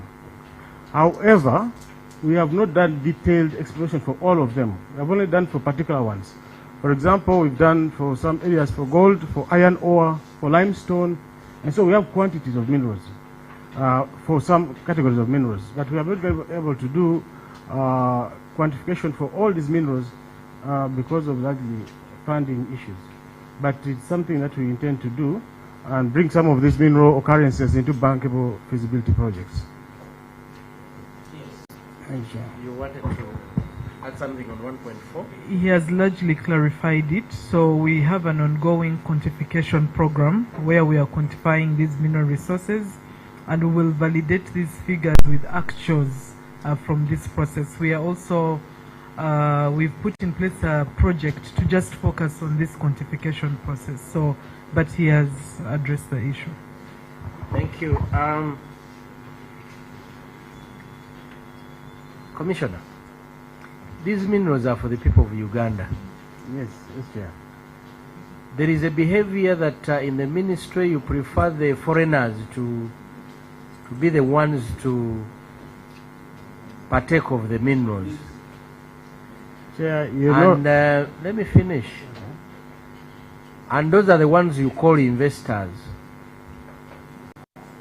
And continuously you prefer that they are the ones who are supposed to be doing the mining, including the simplest of the minerals, sand. Sand. Or sand is not yet categorized as a mineral. It's a building substance. But even the building substance, you prefer to license foreigners. And when you find our Ugandans at any particular point mining for where you said there are no minerals, you call them illegal miners. And that is why I asked about the cadastre. Is it, you call it the cadastre what? The cadastre, The cadastre system, where all the people of Uganda who are interested in minerals may go. I'm told that one with the particular information that where there are large deposits, it is only sold to the rich men in Uganda who will go and pay off the land and they say, this is my land. And then they wait for the investors. Do you want to say something about that? This is beyond the audit matters. Chair, I know you know that information is not correct. I will give an example of your own district. Sometime around 2012, when the mining commenced in Kasanda, they then Mubende, the activities were largely illegal and informal, so we used to call them illegal miners. But as a ministry, we really sensitized them. And if you recall, I had we a licensed very them. big fight with the minister who was calling my people illegal miners. Now they're no longer illegal. You know why I was fighting? There was you had licensed somebody since 1989, and that company would always tell you there are no minerals. But when our people went and discovered they started mining and eating on the minerals, you came and said you people are illegal. Yet they are the ones who showed you that truly there is money here. Instead of formalizing them as artisanal miners, you chose to work with the army to destroy their livelihoods anyway. Chair, respectfully, that is now in the past. And as you know, the ministry has now licensed your people. They are very happy. They are doing business. You go to Bukuya, you find them very happy. You go to Chitanda, they are very happy. We have licensed them. You go to Chisita, they are very happy. So now our people are recognized and are mining. And we are doing this across the entire... So now they are called artisanal miners. Now and that is the name I wanted. For Honorable here, his people are still illegal because there's a gold rush in Kanungu as we speak. But we're also working on licensing them. And we are recognizing our people and we are getting them involved in the industry. So Kanungu, yes, you're illegal now, but will be legalized soon. Honorable Chair. I agree with you, Mr. Chair. The Chinese have taken over Kanungu. They want and they want everywhere they go, Chinese. The Chinese are never. And the local people they are grappling with poverty. Honorable, yesterday we had a meeting with your top district leadership here in Kampala, and we were discussing these issues. We are going to gazette that area for the local people. Very good. Honorable Chair, somehow my concern Honorable Kaberuka, kindly you will inform the chairperson of this committee that the people of Kanungu are no longer illegal miners. Yes. Because they call them illegal miners and they destroy their livelihoods just like that. Please update me on whether they have been formalized as artisanal miners. Much obliged, sir. Honorable Chair, mine somehow relates to the point of Honorable Kaberuka about Ministry of Energy and Mineral Development creating a conducive environment for the locals to benefit from the resources that God gave them. For example, give them electricity. When you look at the mines of Mubende in Chiruma and Kasanda, they are almost connected. It is almost one site. But these are the people that do not have roads, yet they have an aspect of corporate social responsibility and the royalties they are talking about. Electricity, which comes from their very ministry.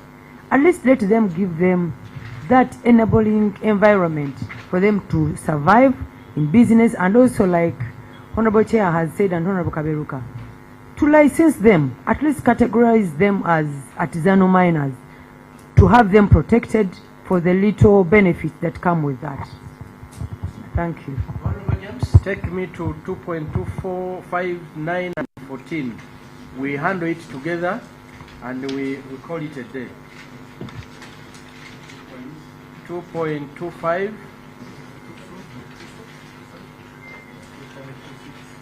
25, 29, 214. Yeah. Almost something similar to what we've been handling. Yeah, Mr. Chair, this one is querying the ministry. That we're having allowed this impunity. But I think the commissioner is now, I think that one came about because of those people who were being called the illegal miners. And what I'm looking at, Mr. Chair, this illegal mining and exploration in the exploration areas, we have people who apply for exploration licenses.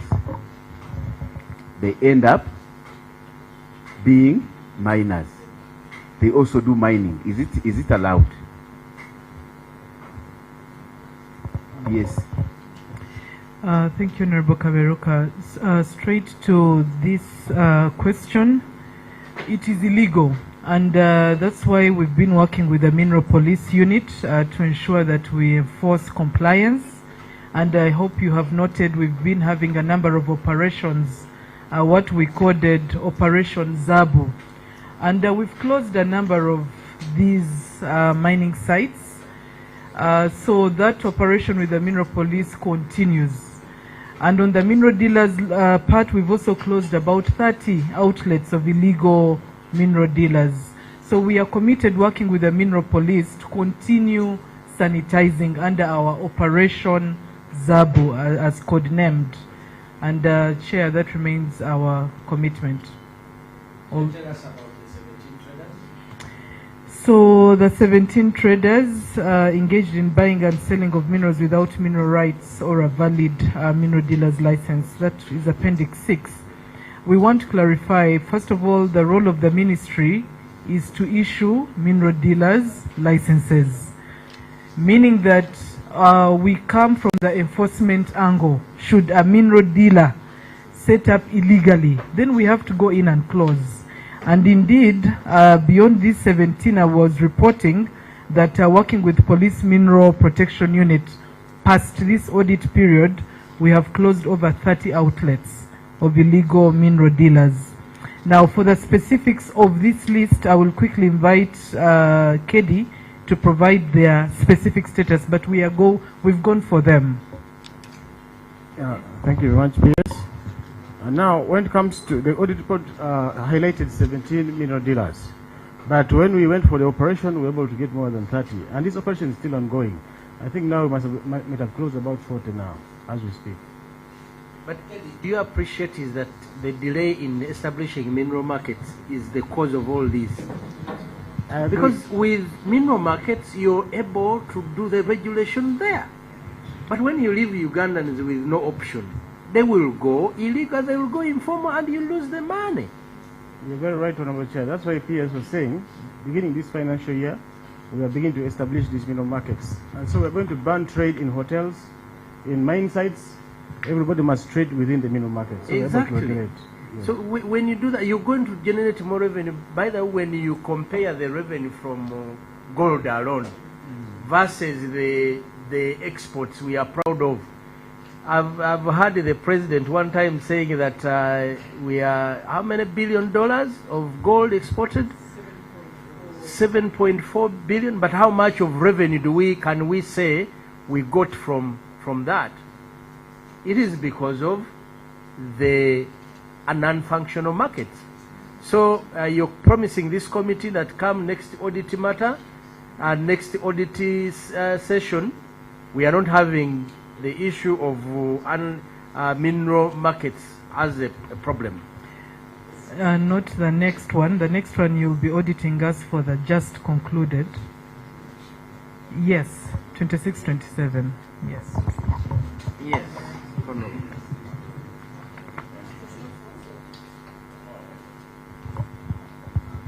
Thank you very much, Chair. I am Margaret Naziwa, woman in Pikagadi.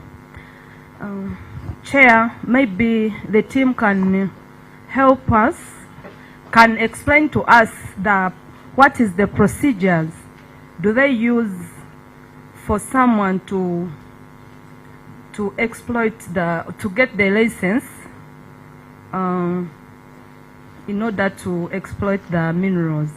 And also, I can give an example. Which query are you handling? 2.26. 2.26. Yes. That's where you are. Yeah. And also, sorry, I'll take you a little bit back because you never gave me a chance. On electricity. In my district, Kagadi, we have dams. But my people, moreover, the people in that particular area have no electricity.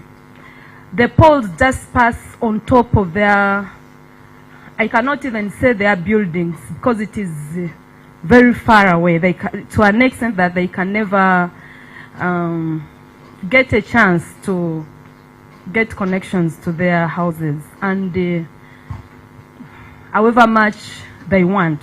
And we have got some busy centers whereby people can really get serious clients who can utilize electricity. So I would like to understand the procedures you use to give out power. Thank you. Thank you, Honorable. Yes, Honorable. Thank you, Chair. She's going to respond. Chair, I want to know. Kindly, you guide me on which audit query you're on. I'm on 2.25 and 2.26. 2.25 and 2.26, yes. Yes. Chair, I want to know, you told us that the Auditor General indicated around 17 illegal mineral dealers and discovered about 30. I want to know what action was taken against them. Did you take them to court? Did you prosecute them?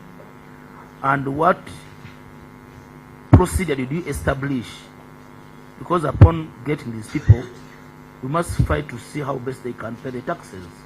Is there a linkage or a memorandum which was signed? How do you work hand in hand with police and URA to ensure that at least we recover some money out of these illegal dealers? Two, what I want to know, did you discover how much, because that goes hand in hand, did you discover how much minerals were extracted upon getting these people, prostituting them, linking them with URA? How much minerals had been extracted? Thank you.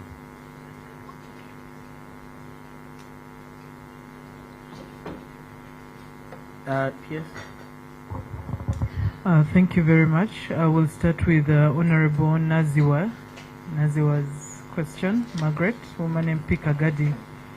Yes, you had two inquiries, one on the criteria for licensing and the procedure for access to power, given the gaps in Kagadi. Now, for licensing, we have a criteria, and Kedi will come in on that. We largely look at the technical and financial capacity of the companies that we are licensing. He will give the detail on how that process is then undertaken. On power, and Chair, you had guided earlier on that tomorrow when we come with a clear report on the status of electrification in the different areas of the members. We shall request the clerk to give us... Not only members of this parliament, but also members of parliament. Members, yes. Because the rest of the members of parliament who are not members of the accountability committee will take us at a high speed to know that for you're giving us only this. You bring the entire thing, then for the country. Yes, indeed. That's where I was going. I was requesting that we did prepare and present the status of electrification for the country, for the entire country. But in terms of the criteria that we apply to extend power, we look at a number of aspects. Number one, we target growth centers, like you indicated. You have a number of areas with businesses, SMEs. Those are our targets. But critically, of course, the electricity backbone should have reached these areas, and it's easy to continue with the grid expansion and availability of finances. So tomorrow, we'll be able to demonstrate what the plans are and where we are reaching in the next 5 years as part of our NDP4. Honorable you. James, 2.29. Yes, Honorable, before you go to Honorable James, I'm seeing your hand. Kindly begin with your name. There was a question on... Thank you, Honorable Chair. For the record, my name is Doreen Katrabe Virunji, woman MP, representing the Antonde district. My query is on page 29, 2.4, about the budget performance, about the 29. Sorry, page 29. 2 point, it's about electricity still. Is it too far? About electricity, the budget performance on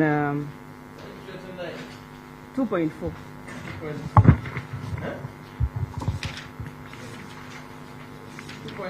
Management of parish development model.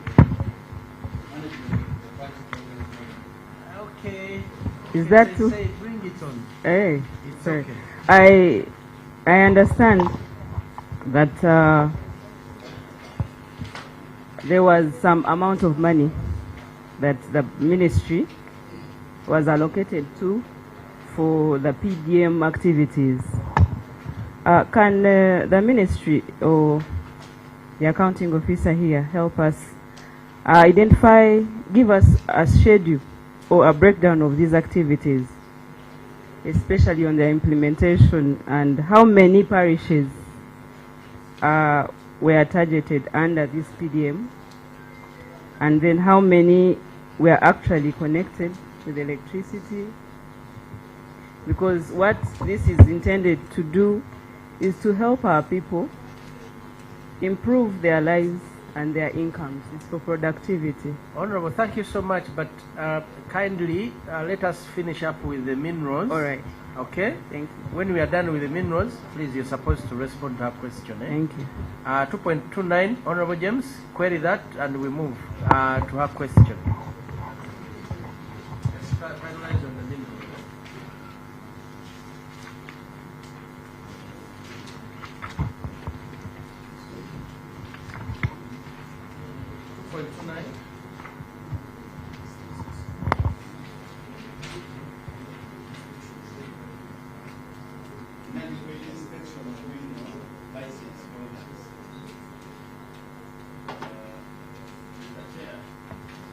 Mr. Chair, it is on page 18.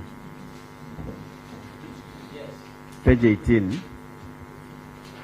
The Auditor General found out that, the management is saying that, I beg your pardon, Mr. Chair. Mining inspections ensure legal compliances, improve work safety, minimize environmental degradation, reduce illegal mining, revenue losses, and promote accountable and sustainable exploitation of mineral resources. When the Auditor General reviewed inspection reports and noted that inspections are carried out and non-compliant licenses holders are issued notices. However, the number of mineral license holders inspected is significantly low compared to the total number of license holders. Out of 402 licenses that need to be inspected at least once in a year, only 252, which is 63%, mineral rights holders were inspected. Additionally, there are no inspectors on the ground to verify production quantities in the period under review. This was attributed to understaffing and limited funding of the mines department. The limited inspection coverage and absence of site verification increased the risk of under declaration of mineral volumes, delayed detection of non-compliance that led to loss of government revenue and increased health, safety, and environmental risks. Additionally, it undermined effective regulatory oversight by Minister of Energy and Mineral Development. Now, the management said attributed the inadequate inspection to limited funding and understaffing under the Mines Department. Additionally, some active licenses areas were inspected more than once because the level of activities required repeated monitoring. A number of licenses were granted towards the end of the year and did not require immediate inspection. Mr. Chair, I don't know whether this one is has been the practice and how far the ministry has gone to mitigate it, because it should give us comfort. This unregulated operation has a serious connotation on our lives. We are talking of global warming. We are talking of occurrences of some sicknesses. That one is within you to make sure our health is safe. How far have you gone in mitigating this? Thank you very much, Honorable Kaberuka, through Chair. Now, Honorable Kaberuka raises a pertinent point. Inspection is a key to ensure health, safety, and environment compliance. And as a ministry, we take that matter seriously.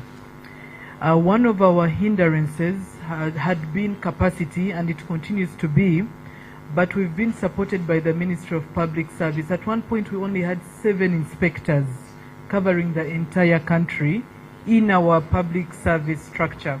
But we are happy to report, with the support of the public service, we have grown those to, we've added an additional 16, and we should enhance our inspection. But we have seen improvement. I know at the time Auditor General reported 63%. With the additional capacity, we expect that our inspection levels will improve to more than 90%. Because we've already inducted these inspectors. We are also deploying them within the regions so that they are region-based and they are not in Kampala waiting to come to the regions for inspection. So, Honorable Chair, I want to provide that comfort that with these additional inspector numbers and additional enforcement, we should see great improvement. So it is not going to come as an audit query next audit session, right? It is our commitment. Thank you. Thank you, Honorable James. You've done extremely well. Honorable members, I want her to respond to Doreen's query. Then we see if James has something else left. Let her first, then I'll check on that. Yes, Honorable Doreen Katshabe had a specific query under the parish development model. What activities did we implement, etc., based on the budget allocated? We want to clarify that the way we implement and support the parish development model is through the same interventions. If it is electricity access, we go to the parish level and we support through electrification. Then if it is, that one we are sorting out, Honorable Minister, Honorable Chair. You can't do procurement and you take services into the chair. I think that is politics. We are sorting out. On that one, do you respond to the priority of the Parish Development Council, or how do you intervene? So under the parish development model, we belong to what we term as the infrastructure pillar. So we sit and through coordinated planning under the program working group, we integrate. We work with agriculture. Yes. You know why I never wanted you to go there?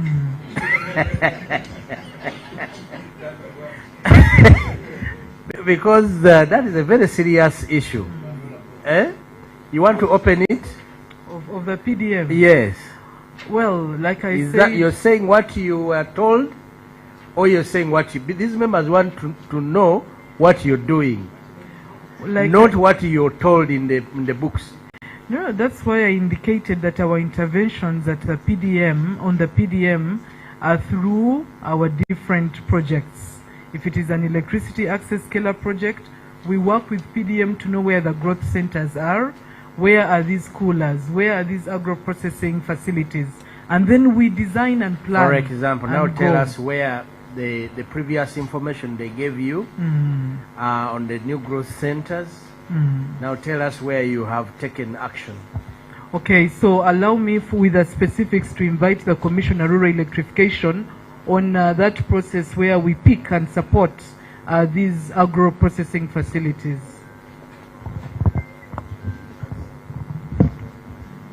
Chair and honorable members, through my PS, the way we implement PDM is that we capture growth centers, and indeed we have, and we have developed 4 projects to address this issue, and we call these projects grid expansion to support parish development.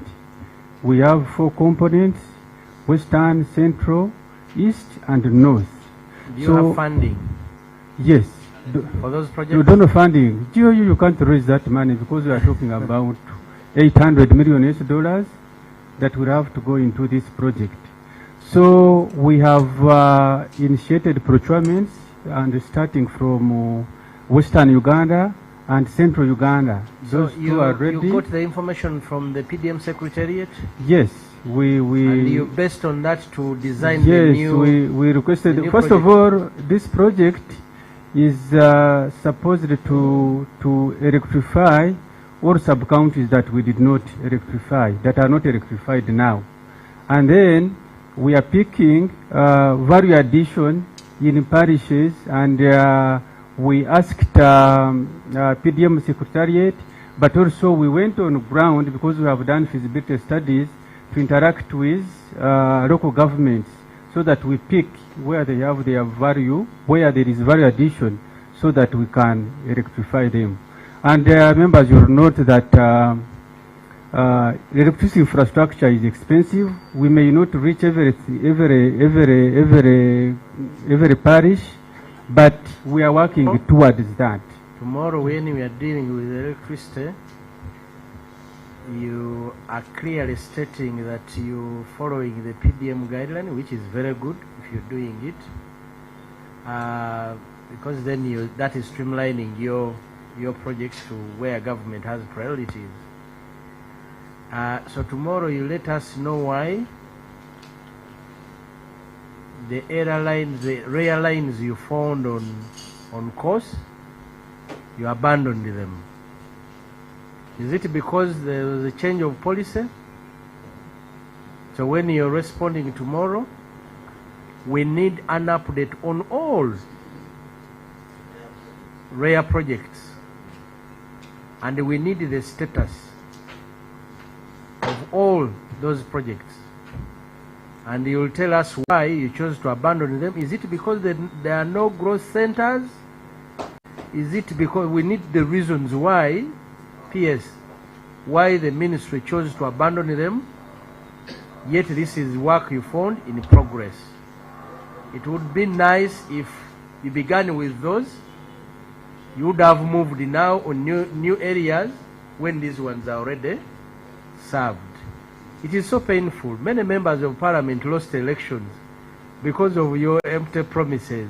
Very many here.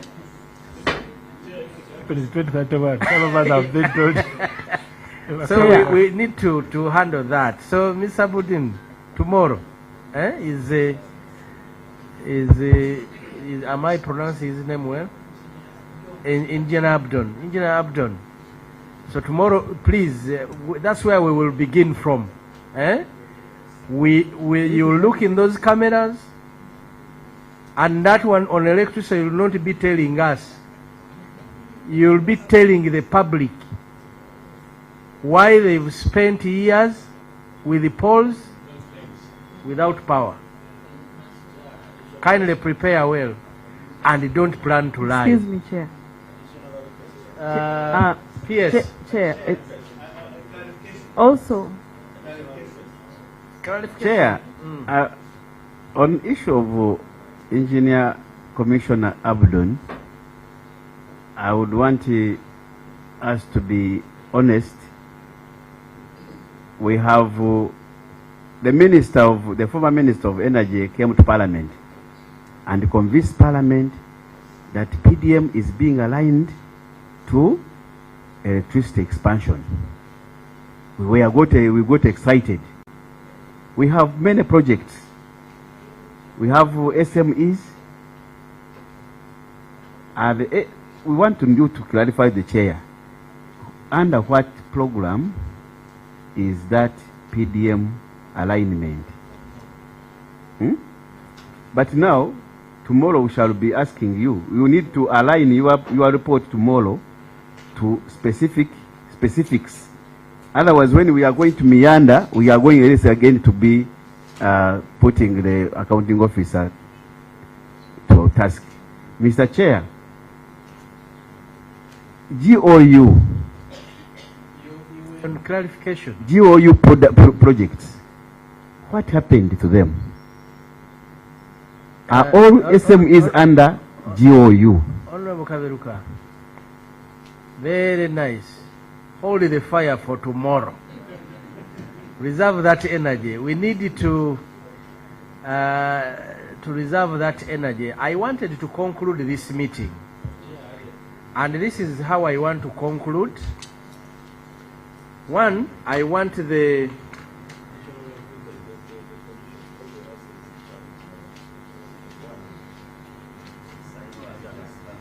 you've been here. Yeah, you mean?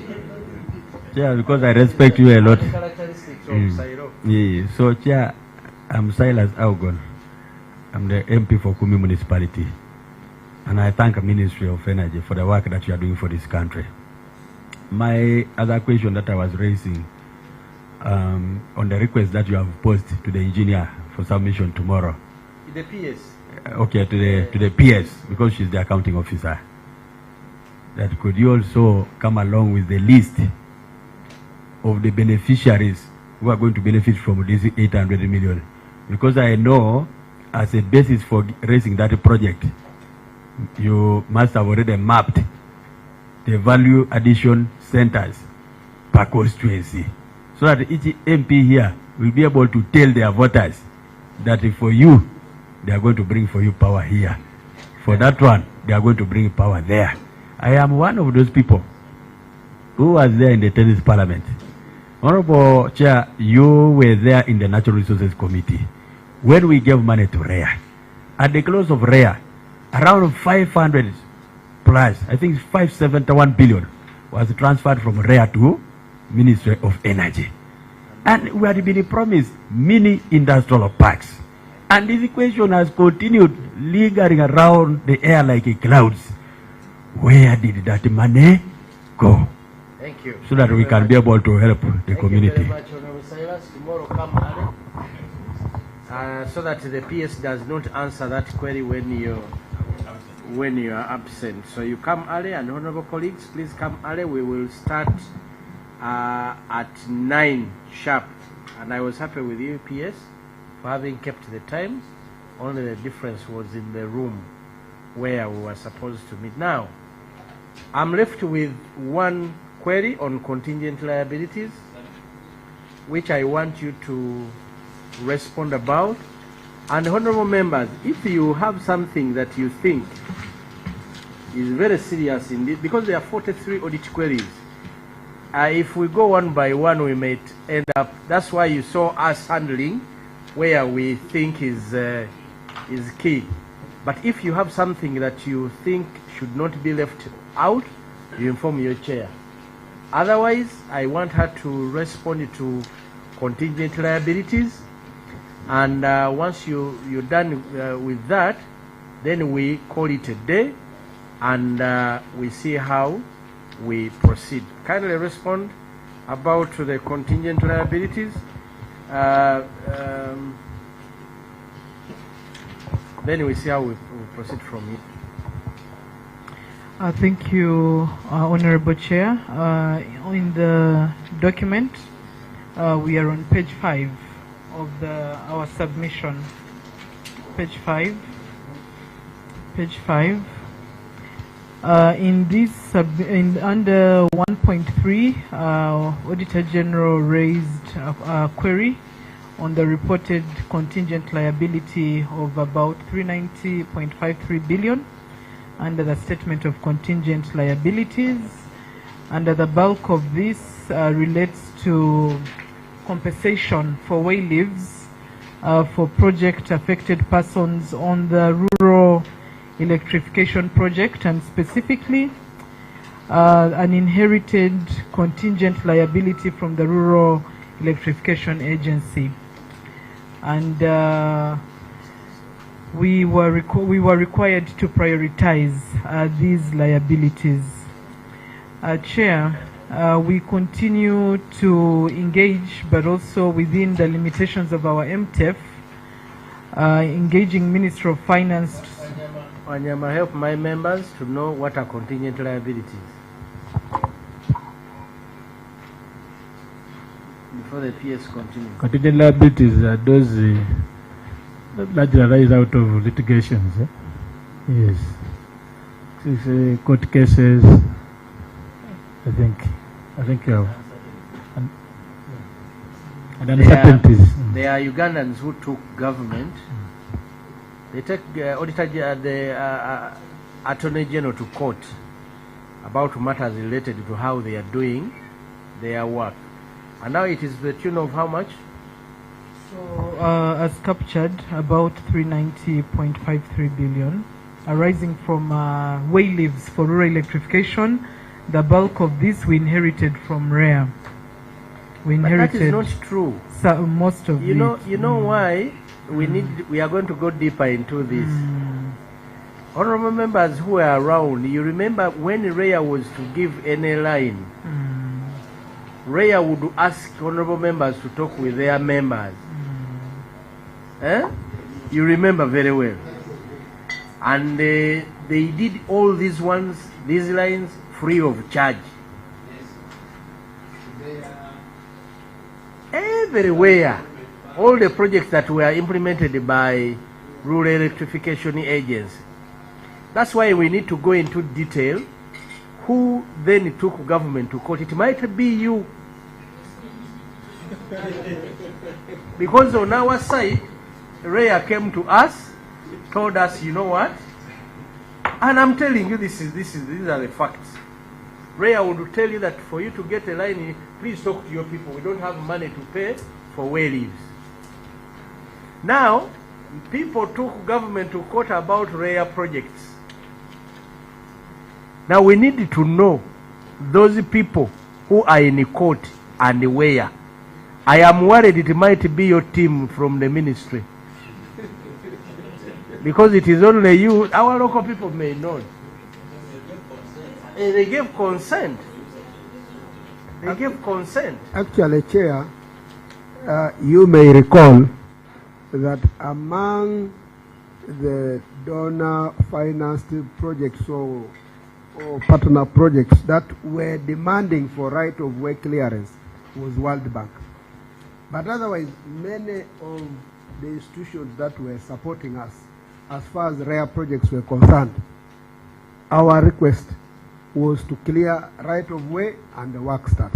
But also accounting officer, for the future, because we are yet to do much more, talk to these development partners of ours. For us, we are ready to get right-of-way, especially for distribution.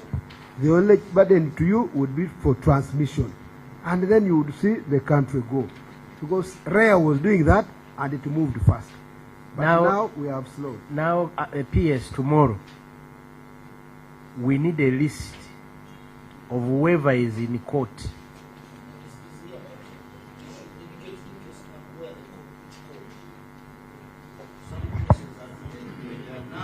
And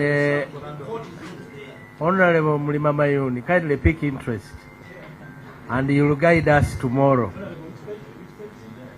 Pick interest in that line, and you will guide us tomorrow, because that is very serious. 313 billion when people gave out their land free. Who is in court? It means, and when Ugandans hear this, it implies that all those ones we pleaded, please give us free where lives. And we mark you all those guys. P.S. They have never been served, most of them.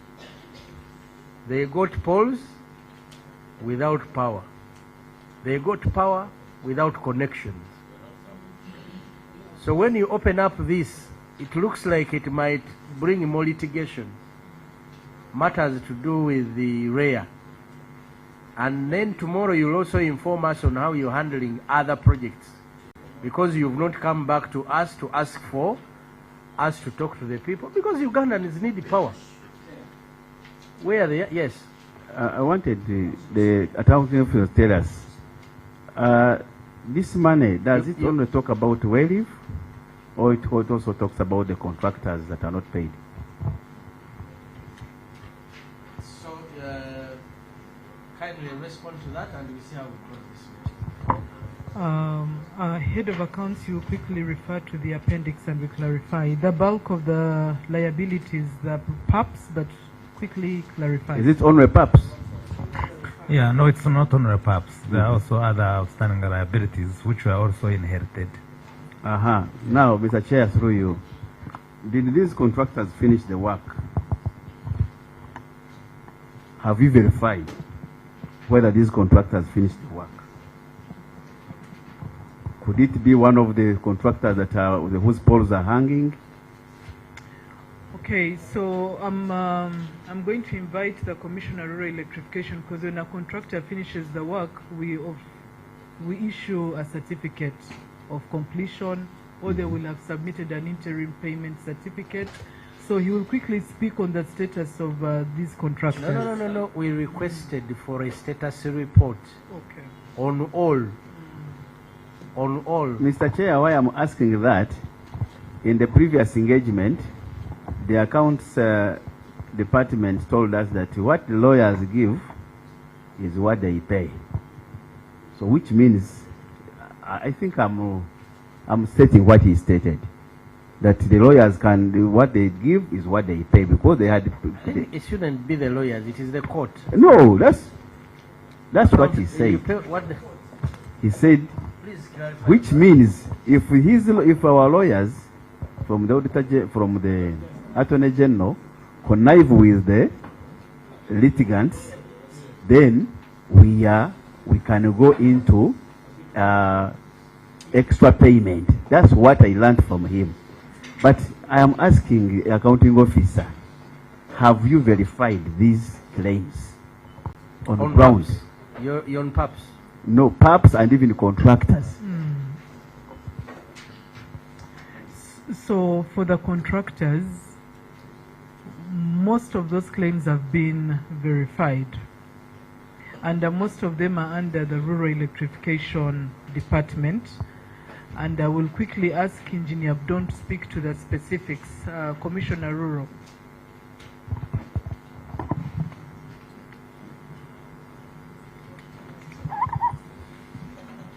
Thank you, Chair, and through my PS, let me start with PAPs.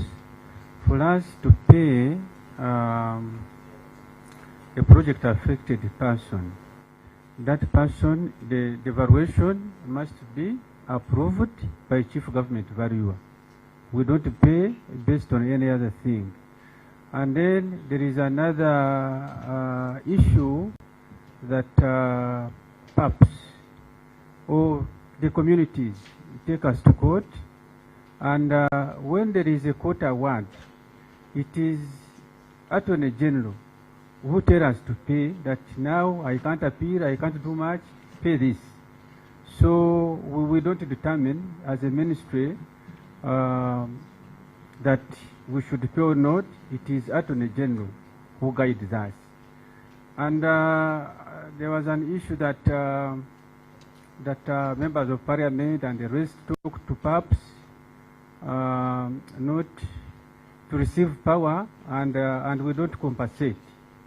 Probably it happened, but what we see is that the entire public, for those projects, I think most of them which were done around 2015, 2020, they are coming back to government. And specifically that Islamic Development Bank, where there was no compensation at all. The majority actually who are coming to court are from that project, Islamic Development Bank. We have another issue that we have not resolved, Tibeya. When Tibeya was implemented, it closed the ministry, Ray and the ministry valued. Would you like to begin with that tomorrow? Okay. Would you like to? No problem. Because I see where you're going, and it will end up in a very serious another meeting. Yet I wanted to close this one. Yes. Thank you, Mr. Chair. I had for quite long restricted myself to the audit queries, but with your permission, allow me move out to the audit query and ask these members. In my constituency, I have seen people have been paying money. Constituency, sir. Introduce your name and the constituency so that I had they record introduced you properly. myself, but for record purposes, my name is Kahima Moses Mugabe. I represent the people of Rohama East in Ntungamo district. I have seen people paying for one poor service, and this facility has been there for over 2 years. People have paid, but they have not been given meters, and they have not accessed electricity. I wanted to bring it to your attention that when you are coming back with your responses, you could also update us on what? To update us on the status of that project, because many people paid a lot of money and they have not accessed any services in respect of electricity access. Thank you. Thank you very much, Honorable Haima. Now, PS tomorrow, prepare beyond the audit, the first 1 hour. We shall give you the first 1 hour to brief the country on which projects are running currently, which projects stalled, and which projects are ongoing. We will give you an hour for these members to, before we go, it will be run into audit queries. Okay? You'll use it as a time to build the confidence that purely power is coming. That surely power is coming for those people in Mubende, Kagadi, Jinja, and so many other places. I don't want to talk about Kasanda because you much know the problems in Kasanda, where you're remitting a lot of minerals and you refused completely to supply power there. I want to appreciate you for the effort you have done. For those audit queries that you have failed to respond to, feel free tomorrow to begin with them if you want, but also feel free not to, because at least for us we've done our part. We've picked the information we wanted to pick. But if there is anything you want to clarify on procurement, if there is something you want to clarify on the monies, they have been stating them. the 241 billion, the mischarge of 20 billion, the 160 million, the 29.5 billion, and then all the misstatements done in your accounts, because your accounts looked so ugly. I want to state, and feel free. If you don't want, we have no problem. For us, we will not push in that angle. We've asked our questions, and what we are left with is to make our recommendations. But we will give you opportunity if you want to make good of the time tomorrow. We can give the first 30 minutes for you to deal with that, and we will not do a further interrogation unless the people who have been, like Honorable Masaba can come in, or Honorable Kaberuka can come in, those that have been leading the team. You have been a good client today. Kindly be good tomorrow. You'll be updating us. We will deal with all the projects. We will try to do as much as possible on the project, especially those on electricity. Isn't it, Clark? Access to electricity tomorrow. And we will try as much as possible to reach out to most of them, especially those that have a national outlook, because there are so many other projects. We can handle them by your responses, but mainly those ones. Yes.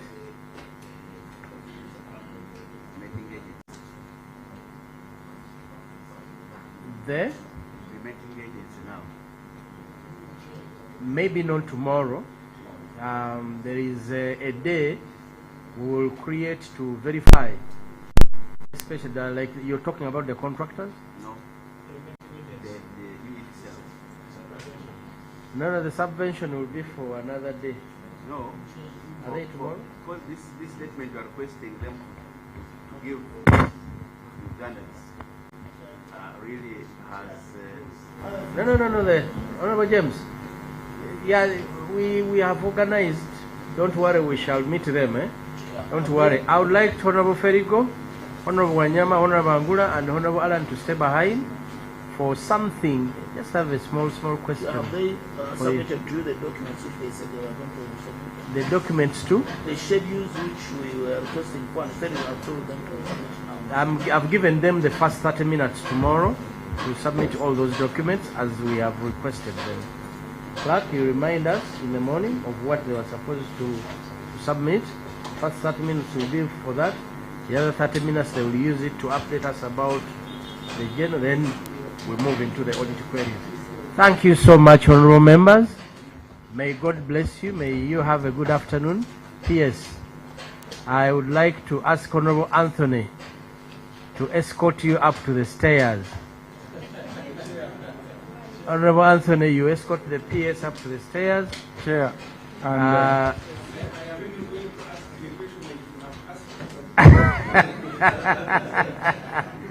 Yes, thank you so much. See you tomorrow.